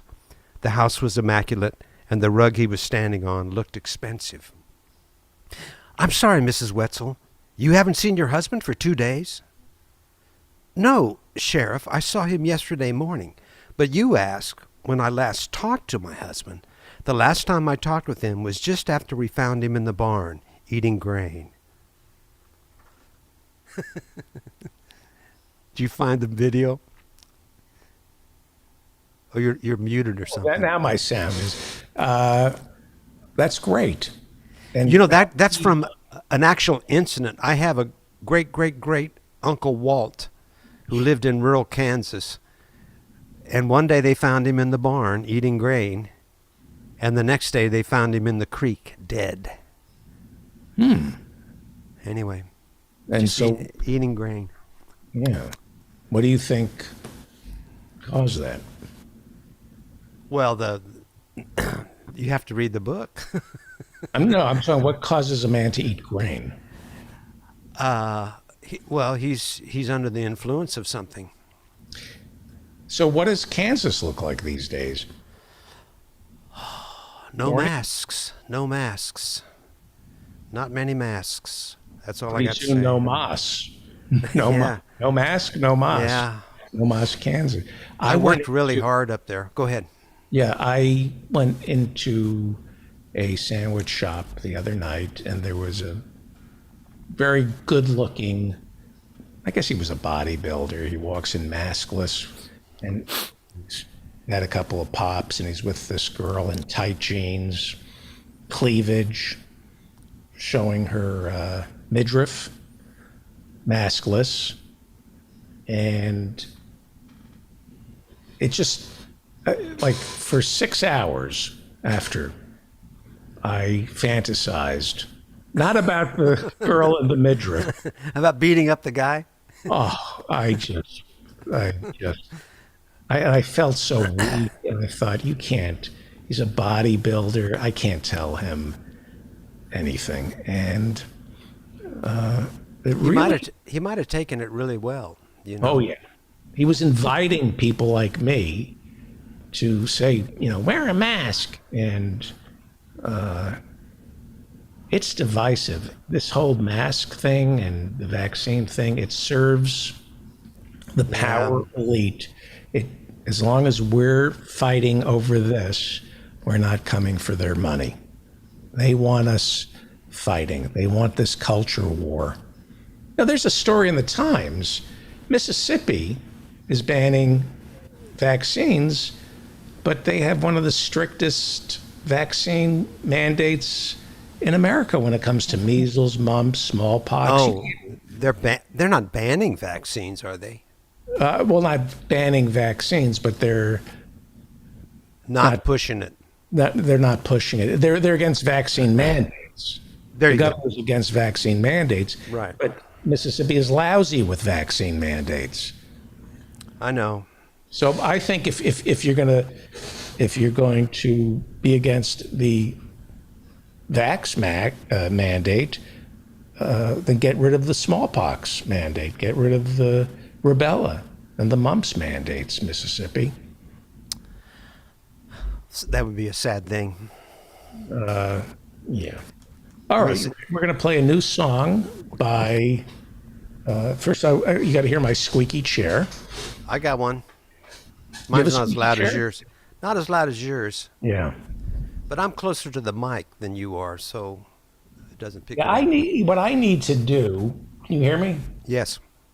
There it is. I need to buy a new chair, but then somebody has to assemble it. They're not hard. They'll come out and do it without their masks. Oh, good. But I can get more than a chair. This is a brand new song. Go ahead and play it. Oh, hang on. I'm setting it up. Hang on. Hey, this is new music. I'm going to turn my microphone off. It's called Something Else, New Music from Professor Mike Steinel.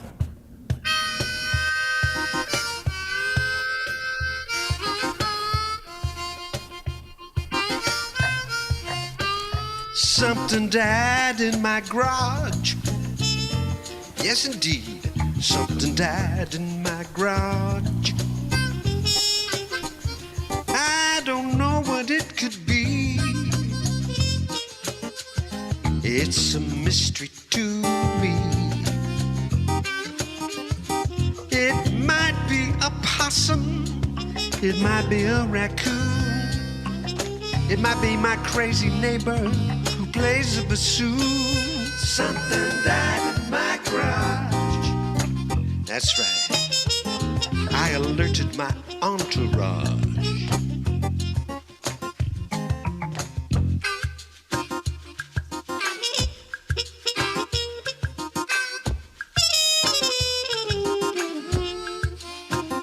Something died in my garage. Something died in my garage.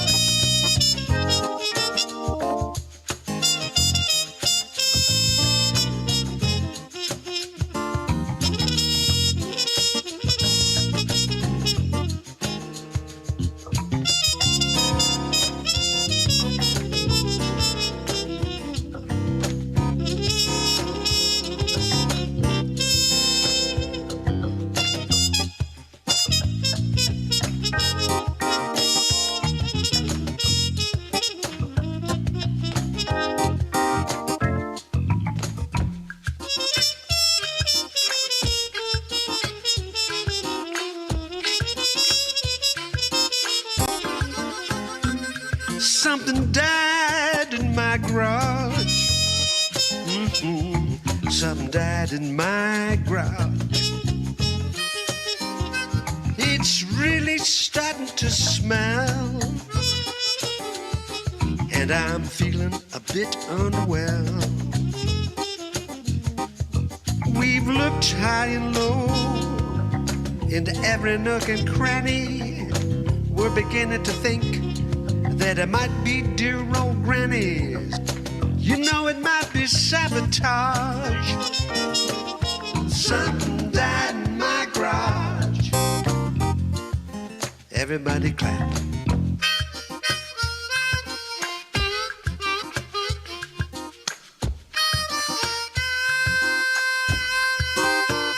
Something died in my garage. Something died in my garage.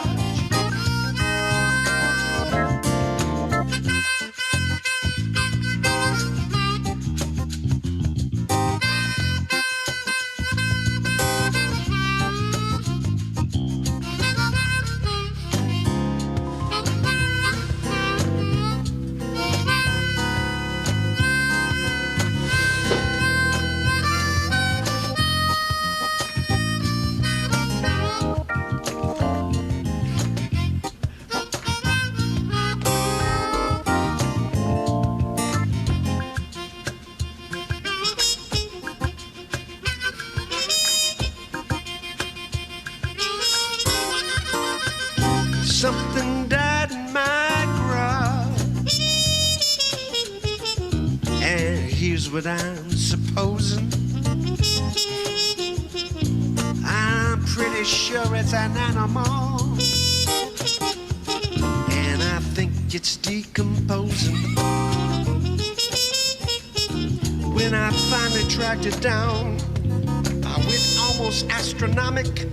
Son of a gun, it was the worst of the worst.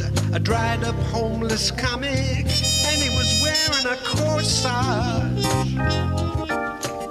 Something died in my garage.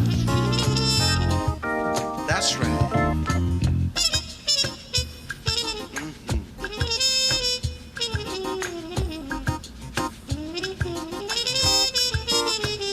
Something died in my garage.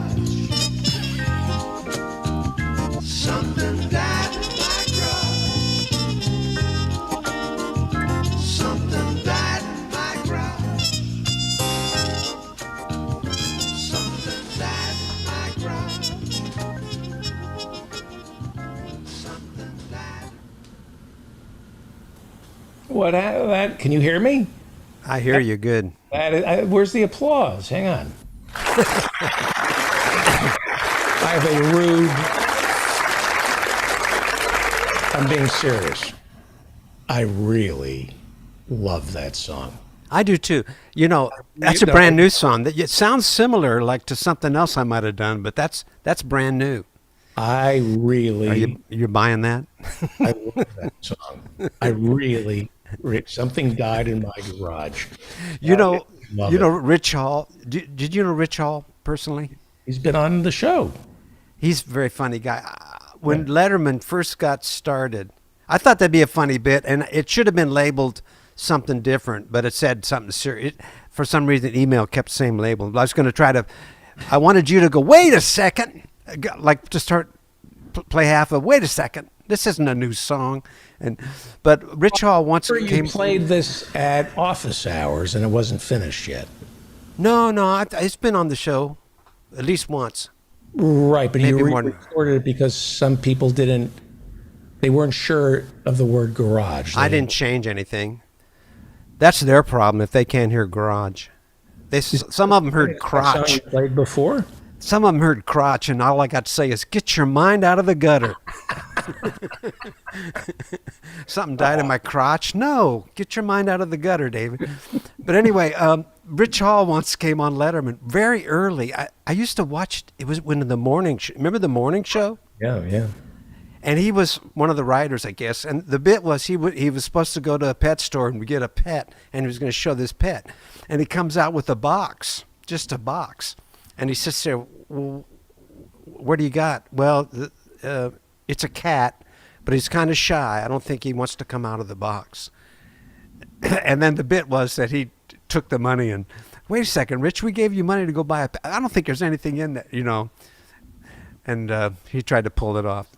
That was, for some reason, that struck me really funny at the time, and it isn't so funny now, I guess. Oh, it's funny. It's funny. I'm just thinking about cat videos.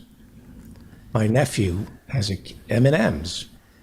This is my secret weapon to get from here to Kansas and back. M&Ms?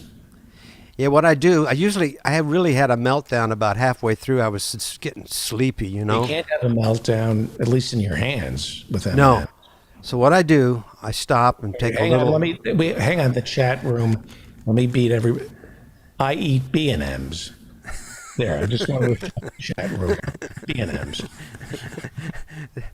These ones have nuts. These nuts. But anyway, so what I do is I get a cup of coffee, get a little jolt with the coffee, and I get a sharing size. I never really eat candy that much. Right. And I take one, you know, when you have on the highway, you have the mile markers. So I take one out every mile marker. Every third mile marker, I get a new peanut M&M. What are you, the first Jennifer mile. Aniston? What's that? What are you, Jennifer Aniston? What is that about? One M&M every decade. Oh. But anyway, so mile marker 1. Okay, so I put it in my mouth, and it takes about a mile if you don't bite to go through the sugar. And then second mile, the chocolate kicks in. And then about halfway through, you get to the peanut. And then you're done. And then I take 1 mile to just kind of come down from the sugar. And it's really pretty, it keeps me awake, you know. Mm-hmm. And I've been doing it for a long time. What's that in the chat? No, I'm just laughing. I'm thinking, this is the conversation you have with your grandkids. It's like, you know what I used to do with my son? Okay, tell me. I noticed he would be a whirling dervish if you gave him candy. Yeah. He would just go, I mean, it affected him in a way like it was meth. When he would just spin on the ground like Shemp. And when I used to bring him up to the office, and he would jump on the writer's table, they loved him. And the first thing he would do at 2 is he would pass gas. He would clench both fists and then pass gas. And the writers, I mean, they thought he was a genius. They thought it was the funniest thing. A 2-year-old kid, he used to wear cowboy boots and blue jeans. And he would just jump up on the table and pass gas, and everybody would applaud. And he thought he should be writing on the show because they were laughing. And then I shouldn't, and then I'd give him sugar. And he'd go nuts. He would go nuts for about 15 minutes. I'd let him eat sugar, and my friend, the writers, they were like, their jaw they couldn't believe the energy. I'm working on a Church of Feldman song. Good. They get older, kids. Yeah. And the thing with kids is you see them, Dan, right? They're growing up, and you know that they're growing. Like, you know that they're changing, that you can't, they're beautiful. I know. And they keep, you just want to freeze them. That's why I stopped feeding my kids. So you freeze them at the time. That's for my act. My kids don't want anything to do with. Sometimes I do jokes from my act. And, my kids don't want to read anything I've written or listen to any of my records or anything. I have a recording date coming up. Yeah. I might. Yeah, I got actual. Isn't that fun to say? I have recording dates. Yeah. My wife just got home from. What's that? I have a court date. Want to hear a little bit of Church of Feldman? Yeah. We have a pretentious douchebag. I should introduce the pretentious douchebag, Dan Frankenberg. Hey, Dan, how you doing? I'm doing lovely. How are you? After Good. you're sucking nuts, you're gonna pull out your organ real quick, huh? Yeah. You got time to hear a little bit of this? Sure. I'm a member of the Church of Feldman. I guess I'm a Feldmanite. I listen twice a week. I'm beginning to see the light. Yeah. When someone says red, I say blue. I'm leaning to the left, and it's the right thing to do. I'm a member of the Church of Feldman. I guess I'm a Feldmanite. I'm a member of the Church of Feldman. That makes me a Feldmanist. I'm turning over a new leaf, but my old habits still persist. I know a vegan lifestyle is a much better way, but I like my burgers and fries. I'm pledging my loyalty this day, 'cause Feldman don't tell no lies. I'm a member of the Church of Feldman. Maybe next week we'll work on that. Well, Dan is a Richard. Dan Frankenberger would be the Richard Deacon of my. Dan Frankenberger would be the Richard Deacon of my church, and that's a Dick Van Dyke reference.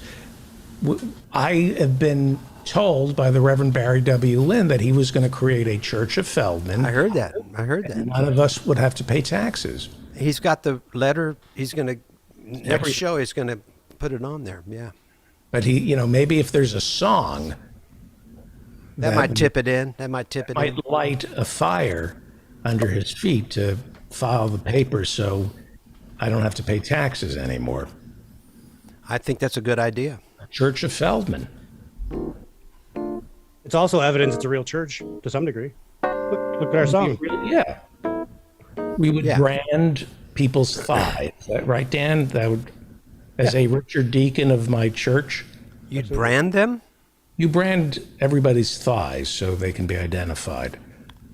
With what? Like a number? No, that's not good. No, just my face on your thighs. And we don't wear pants anyway, so that's you'll be true. able to see it. Yeah. And we'd get a compound someplace.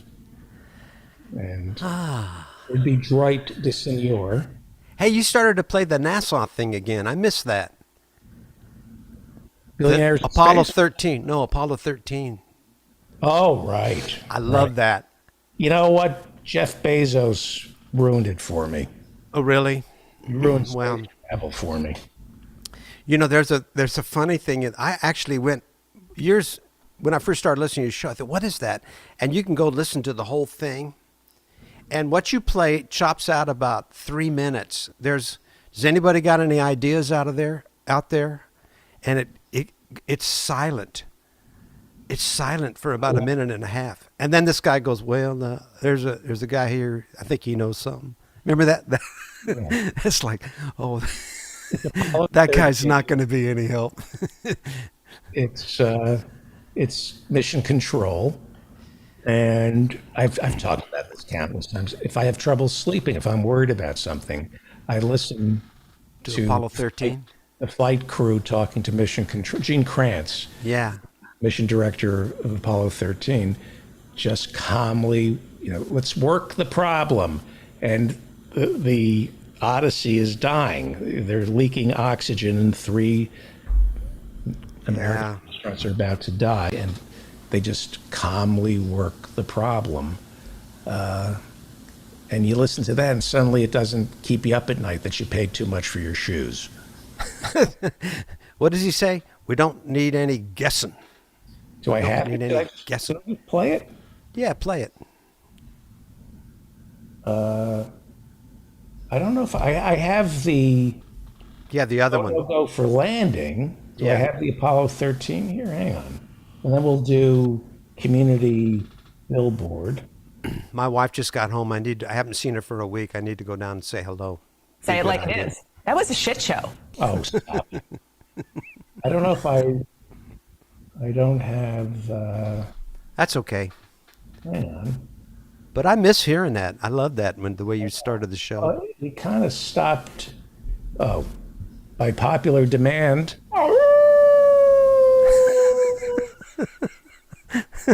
There was a petition on change.org with all that's going on in the world, Dan Frankenberger.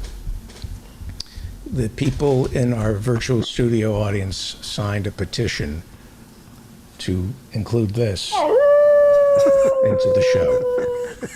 I think JJ fired that up. JJ, very good. The last time I saw him, he was sitting on a roof petting a frog for 20 minutes. Dan, I got to correct you. He's walking around. He's got to be walking around, sitting around, or standing around. He could be standing around. You got to get around in there. Right. That's the Rickles thing. Anyway. By the way, I don't mean to be critical. We have a bleeper here. You're not going to get me to say the F word again. No, I will not do it. It does block you out if I do this. I didn't know that. Okay. Like, good to know. Tell your mother I said I wanted her. But you're not saying it. Your mouth's not moving. I know, but they don't. All right, Dan has work tomorrow. I have to go. Dan, thank you, Mike Steinell. And I meant that. Okay. Bye, guys. Bye. Sorry to keep you waiting there, Danny boy. Hey, somebody had a funny title for the show. I just came. Was it Walter? Something like America Needs a Vasectomy Mandate? That kind of made me laugh. Do we have a title for the show yet? I have no idea. No. I have to come up with one. It was so easy last time. I just wrote Slavoj Žižek. I have to come up with a pun. Oh boy. Anything? Did you grab the pictures? I sent them at 7:10. Yes, I did, sir. Do you have work tomorrow? Yep. How much sleep did you get? I woke up at 4 today. 4 in the afternoon. No. I have a Sopranos quote today. Yeah. I'm like King Midas in reverse here. Everything I touch turns to shit. Oh, that's James Gandolfini talking to the Shrink, right? Yep. He was having a tough time with some depression, and Dr. Melfi upped his meds. And that was from season 1, episode 12, which also the main storyline in that one was the Cusamanos had a dental student next door, in which the episode was named after Isabella. Right, and she was a fantasy. She didn't really exist. Right, and I did not send you that picture. I should have. That's the episode where he gets shot, I believe. That could, I can't remember. I haven't seen it in a bunch of years. Yeah. Yeah. I'm doing a Sopranos cleanse. Yeah. Yep. No Sopranos. It's almost time for me to do the opposite because it's been a while. Yeah. I'm doing like a 3-year cleanse. It just got. All right. Here we go. Ooh. That's Tom Weber. That's Tom Weber. And this one's called Old Man Forest. And it was drawn using micro pens, and it's one of several pieces in his Green Man series, which is part of his mythological figures collection. He's got the grapes in his. He looks like Carmen Miranda's idiot cousin. He's got sticks coming out of his head and leaves and everything. Yeah. Nobody knows who Carmen Miranda is, but she used to wear fruit in her hair. Do you remember Carmen Miranda? Didn't she have the little finger chimes too? Yes, she did. Right? Okay. And when you get pulled over by the cops, you ask them to read you your Carmen Miranda rights. And you have the right to wear fruit in your hair. Anything. Okay. I told you, got to take a sip of coffee before you give those ones up.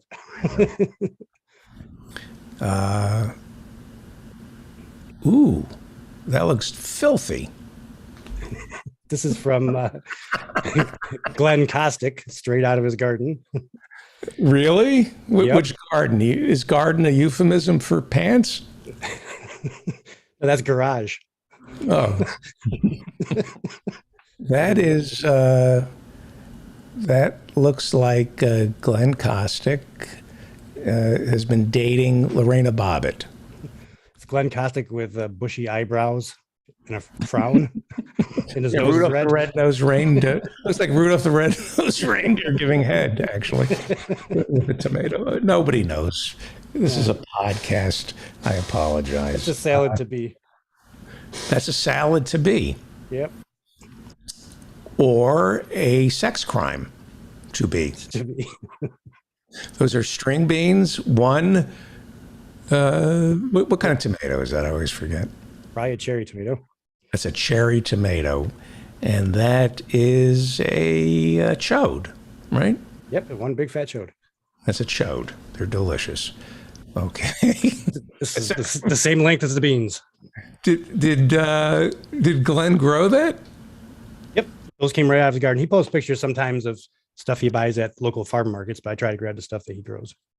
I mean, the cucumber looks like Fleet Week, like the day after Fleet Week. There are many bumps on the warts. It does not look like Fleet Week went well, or went really well.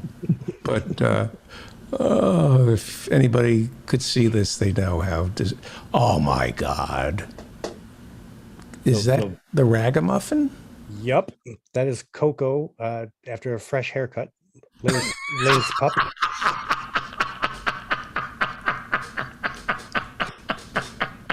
What? It looks so.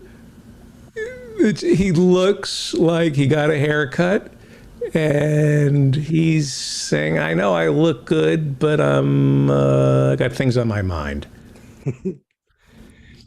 We also have another picture of Coco that Lane painted.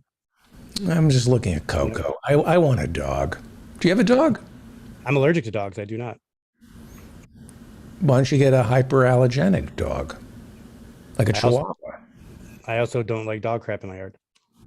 You don't like dog crap? Why don't you get a cat that eats dog crap? I'm allergic to cats as well. Why don't you get a dog that... Oh. Why don't you get... okay, this is what? This is Lane? This is Lane's drawing. It's Coco the sun dog. Fantastic. Was this during Tom's class? I grabbed this last week. I'm not exactly sure. I think this might have been just on his free time. What time did office hours end? I don't know. I actually made it through the entire movie, and that was so great. We should do more movies. I had never seen it. Yeah. Oh, you've never seen it? I'd never seen it. We did a screening of Fahrenheit 9/11. Dr. Fraud mentioned a movie called Capital by Costa Grava. Maybe we could do a screening of that. That was fun. Yeah, that was cool. Yeah. Here we go. Oh, is this Mary Ann Cummings? This is Mary Ann Cummings. This was during one of the office hours events. This is during office hours and hours. And this is pictures of a flower. She says, listening to my homies. Little inappropriate. There's no bird, so I'll let it slide. But do I see a bee? There is a bee. And this is the same picture after 5 minutes, 15 minutes, and 90 minutes. So you can kind of see it developing. Yeah. Well, she's a ringer. Yep. Her art is just amazing. Amazing. And what is this? The latest episode of the Ralph Nader Radio Hour. They talk about why do we still have the Electoral College. They have Alex Kaser on there and Steve Silberstein, and you were there for that one. Yes, I was. I support the Electoral College. You can go to RalphNaderRadioHour.com and check out the latest episode. It was put up a couple days ago. Everybody should subscribe to the Ralph Nader Radio Hour and go to Ralph Nader Radio Hour and join Congress Club and get letters suggestions on letters that you should be writing to your congressperson before it's too late. I support the Electoral College. I think if we don't have an Electoral College, presidential candidates will just stay on Martha's Vineyard, collect lots of money, and they won't go out and meet the people. They'll just win the popular vote by hanging out in California, New York, and Illinois, and not traveling through the Rust Belt. The Democrats are already elitists. They're already out of touch with the Midwest, the farmland, and these hyper-educated technocrats should be able to figure out how to win in Wisconsin and Michigan and North Dakota. If you're so smart with your Ivy League education, you should figure out how to get the vote in Kansas. But they don't care about the people in Kansas. Get rid of the Electoral College, the elite Ivy Leaguers will be even more out of touch. So that's why I think the Electoral College is a good idea. It's so typical of hyper-educated, pampered elitists. I can't win at this game, so change the rules. That's the new thing. Get rid of the Electoral College because we can't figure it out. Well, figure it out. How's it in Rochester tonight? Good today. Last week we had a couple storms that knocked my internet out last Thursday. And yesterday I had a thunderstorm that was shaking my windows in my house. I was like, holy shit. We're having thunder here. Hey, now when is Yom Kippur? Because is it this Thursday? Like we have to, I'm going to have to do the show starting later because I fast on Yom Kippur. It begins the evening Wednesday, the 15th, and ends Thursday, the 16th. Is this Wednesday? Starts the 15th, ends the 16th, Thursday. Yep. So this Wednesday to Thursday. So we'll have to start the show at sundown on Thursday. It's around 7:30 or 8 now, right around now, I think. Start, yeah. We're going to have to do a late start because I fast on Yom Kippur. That's the one holiday I observe. So, okay. Thank you. Let's take some questions. If you stick around. Okay. Professor John. While Professor John's coming up, I just wanted to bring up from earlier in the show, me? you were promoting OrtegaForCongress.com, the earlier guest. Yes. Donate money to Ortega for Congress, please. Can you hear me, David? Yes, I can, sir. Oh, good. Okay.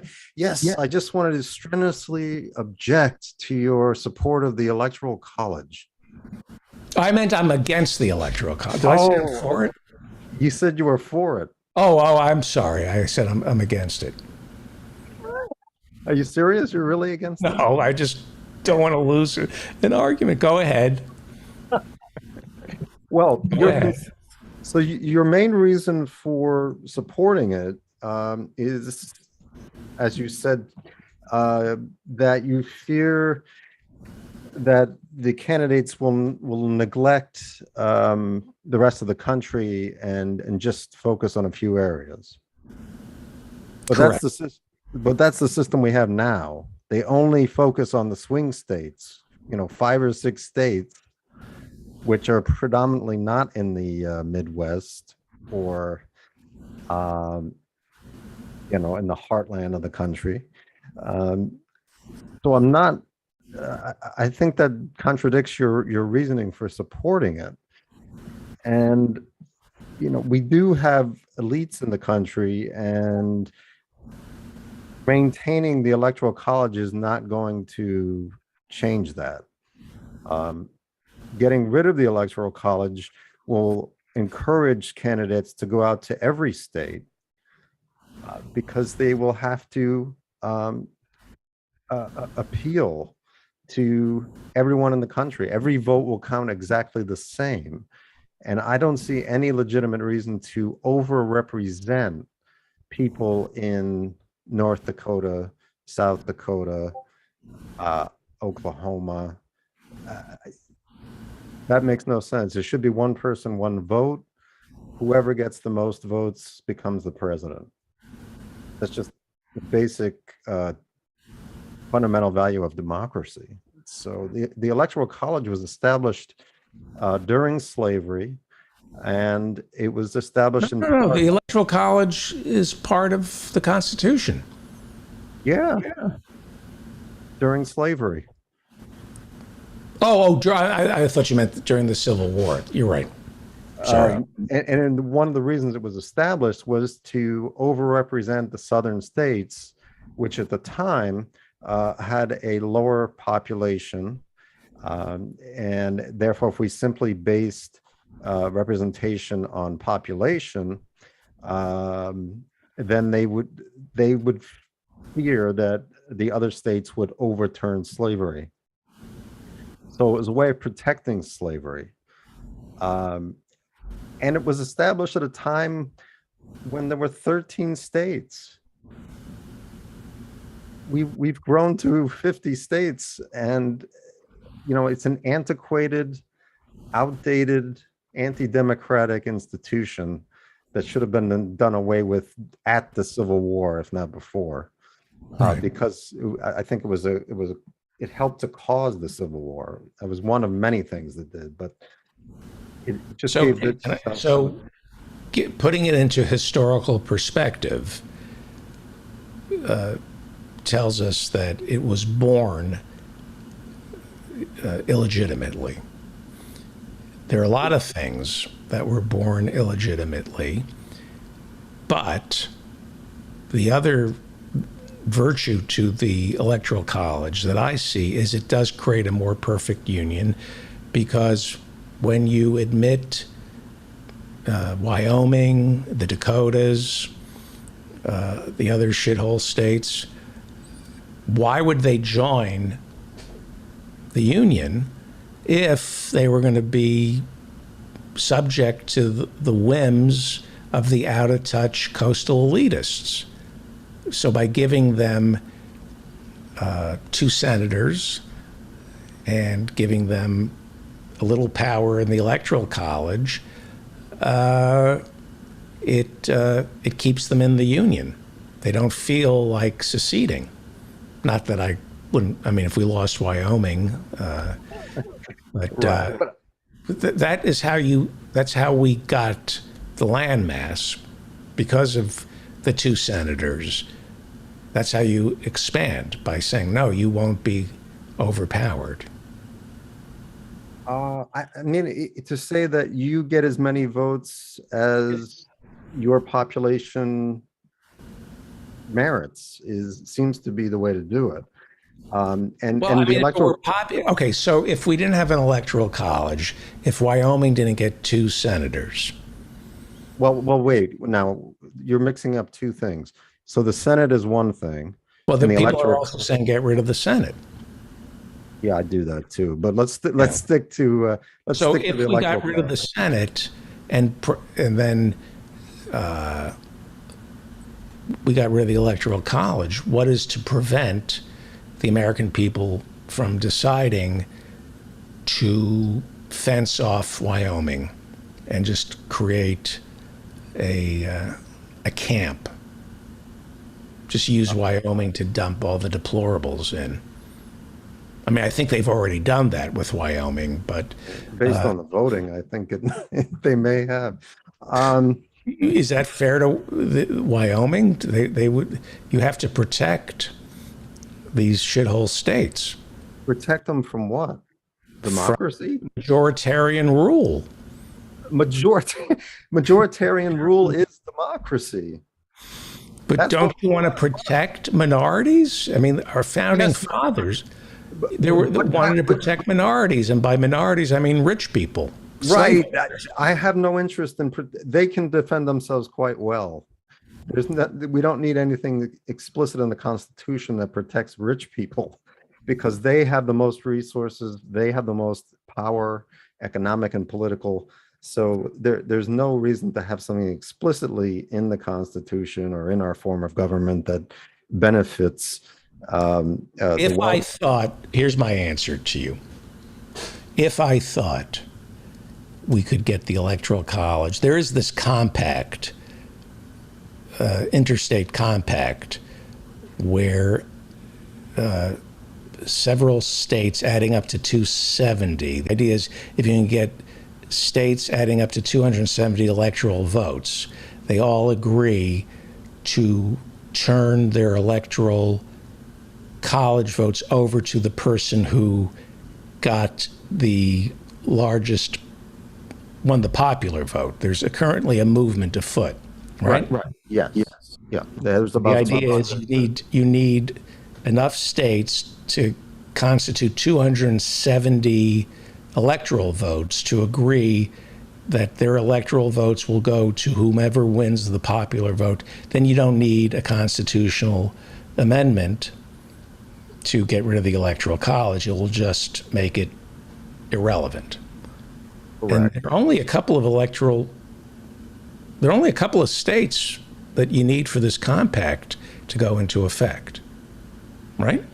Yes, I believe they're at about 200 electoral votes. In other words, enough states have agreed that if we get danger with that, we're saying that the Republicans now throw that back in our face, and we're saying that the Republicans are saying, well, who says just because a state wins the popular vote, the legislature has to send the electors who won the popular vote in our state? I mean, you can use the Constitution and pass laws in red states to ignore the vote of the people to give the electoral votes to Donald Trump. But that's neither here nor there. That is, if I may, that is a very important point, because the Electoral College, as it is structured, allows for states to engage in all sorts of mischief. They do not have to recognize the popular vote in their own state. The legislature of the state can decide by whatever floats their boat at the moment to send whichever slate of electors to the Electoral College they choose. And it could have nothing to do with the voting. Now, I don't think there's anyone in the U.S. that would support that. Oh, come on. You have almost half the country would support that if it meant getting Donald Trump reelected. Yeah, would not support it if they were being honest about a functioning system to elect a president. Right. Well, my thoughts are thus, and I did say thus, so this means I'm about to say something profound. Okay. I hate the people, and I mean this, I hate the people in control of the Democratic Party. I hate that Barack Obama celebrated his 60th birthday on Martha's Vineyard, and he surrounds himself with these elitists from the quote-unquote best schools who are so privileged and smart. The Democratic Party is run by these pieces of excrement, and they can't win. They can't win in the Rust Belt because those Americans see right through them. And so they want to change the rules because they can't, they're so smart, but they can't figure out how to get the Rust Belt's vote. They're so smart, but they can't play the game. It's like saying, let's play baseball, but I've noticed that we can't hit. So let's change the rules so it's just balls and strikes and you don't have to swing the bat and you get on base by in one. baseball, though, the rules are fair for both teams. The Electoral College if you applied it to baseball, would be as if you said, well, one team, they get Bring the fence in when I'm up. We bring the that? fence in 200 feet when I'm Exactly. up. Exactly. So changing the rules to make it fair is not a bad idea, in my view. No, it would make it fair if all these pieces of shit who graduate from Harvard School of Government, the Kennedy School of Government, cared about Michigan and Flint, and we told presidential candidates to campaign in Michigan and Wisconsin. That would make it fair. I agree. It would make it fair and a good thing if, say, the Democratic elite in Massachusetts cared as much for, say, Lowell as they do for Martha's Vineyard or Boston, or the wealthy suburbs of Boston. You know, but I think that's an issue that is separate from the Electoral College, and we shouldn't keep rules that make it impossible for us to institute change, because when we lose the presidency, we also lose the judiciary. You know, the executive nominates all the federal judges, including the Supreme Court. So it's important that that be a fair vote and a fair process.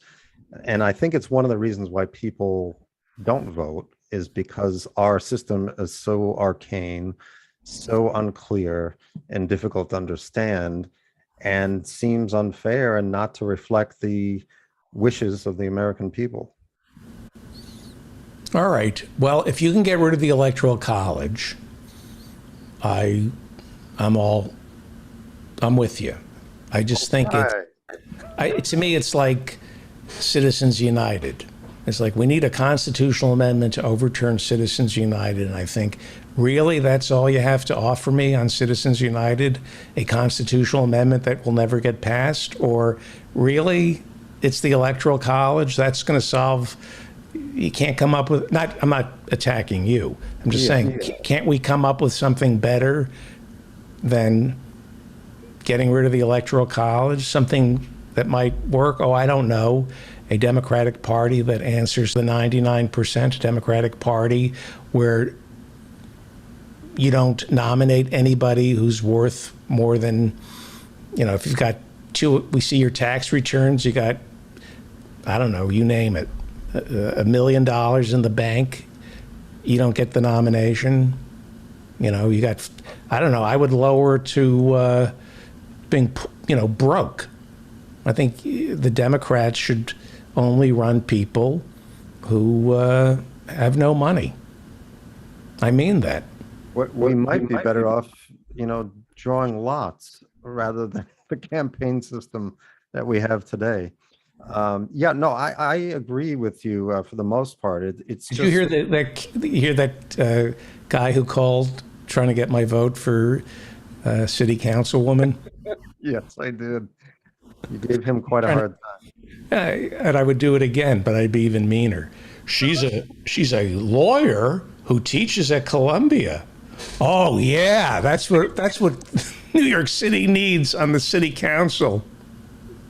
There's a lawyer who teaches at Columbia. And then he told me that she's against rent control and wouldn't overturn.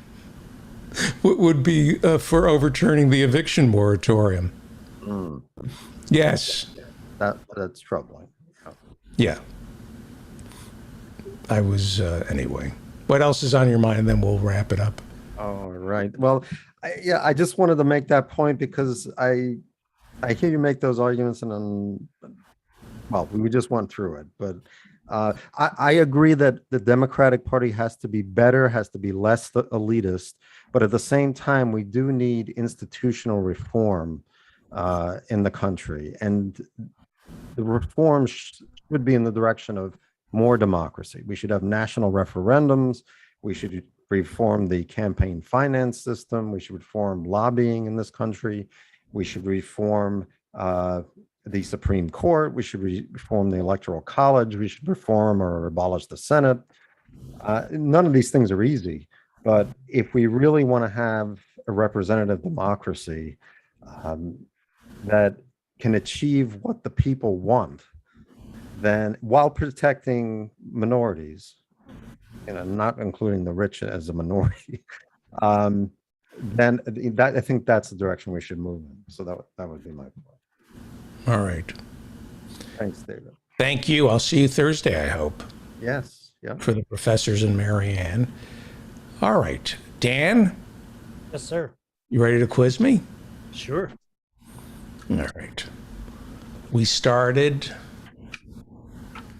I didn't eat today. I didn't sleep and I didn't eat today. That's because you did the news for an hour and a half. Yeah. Cyrus. Yep. Ortega for Congress, Howie Klein at 7. Yep. David Cobb, Dr. Harriet Fraud, Professor Adnan Hussein. All correct. Professor Marianne Cummings, Peter B. Collins, then Professor Mike Steinel, then you, then Professor Jonathan Bick. That's it. Did I do it? 100%. Okay. If you would like to attend a virtual taping, I have had no sleep. To sit in our virtual studio audience, go to my website, office hours, every Friday night at 8 p.m. And I will see, is Tom Weber doing anything on Wednesday? He's normally been doing his spirituality and activism group. I'm assuming it's still continuing. You might want to say another reminder that Thursday's recording is going to start late because it's Yom Kippur. After sundown. Yep. Yeah. All right. Remember to stay. I'm David Feldman. Remember to stay strong and protect the weak.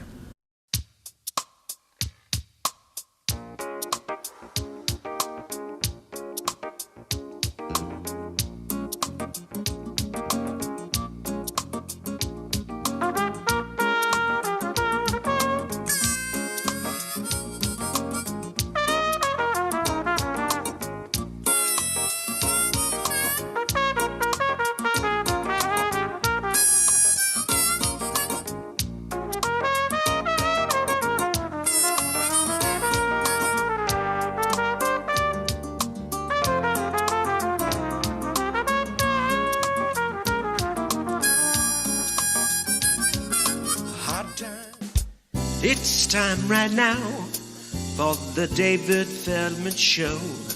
He's talking politics and comedy too.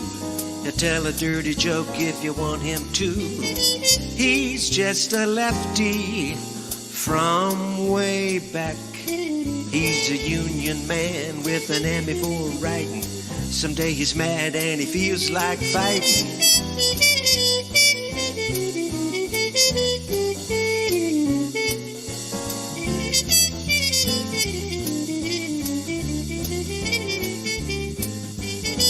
It's time right now for the David Feldman Show. So get your ears on right, buckle in real tight. He's got a lot to say and he's coming your way.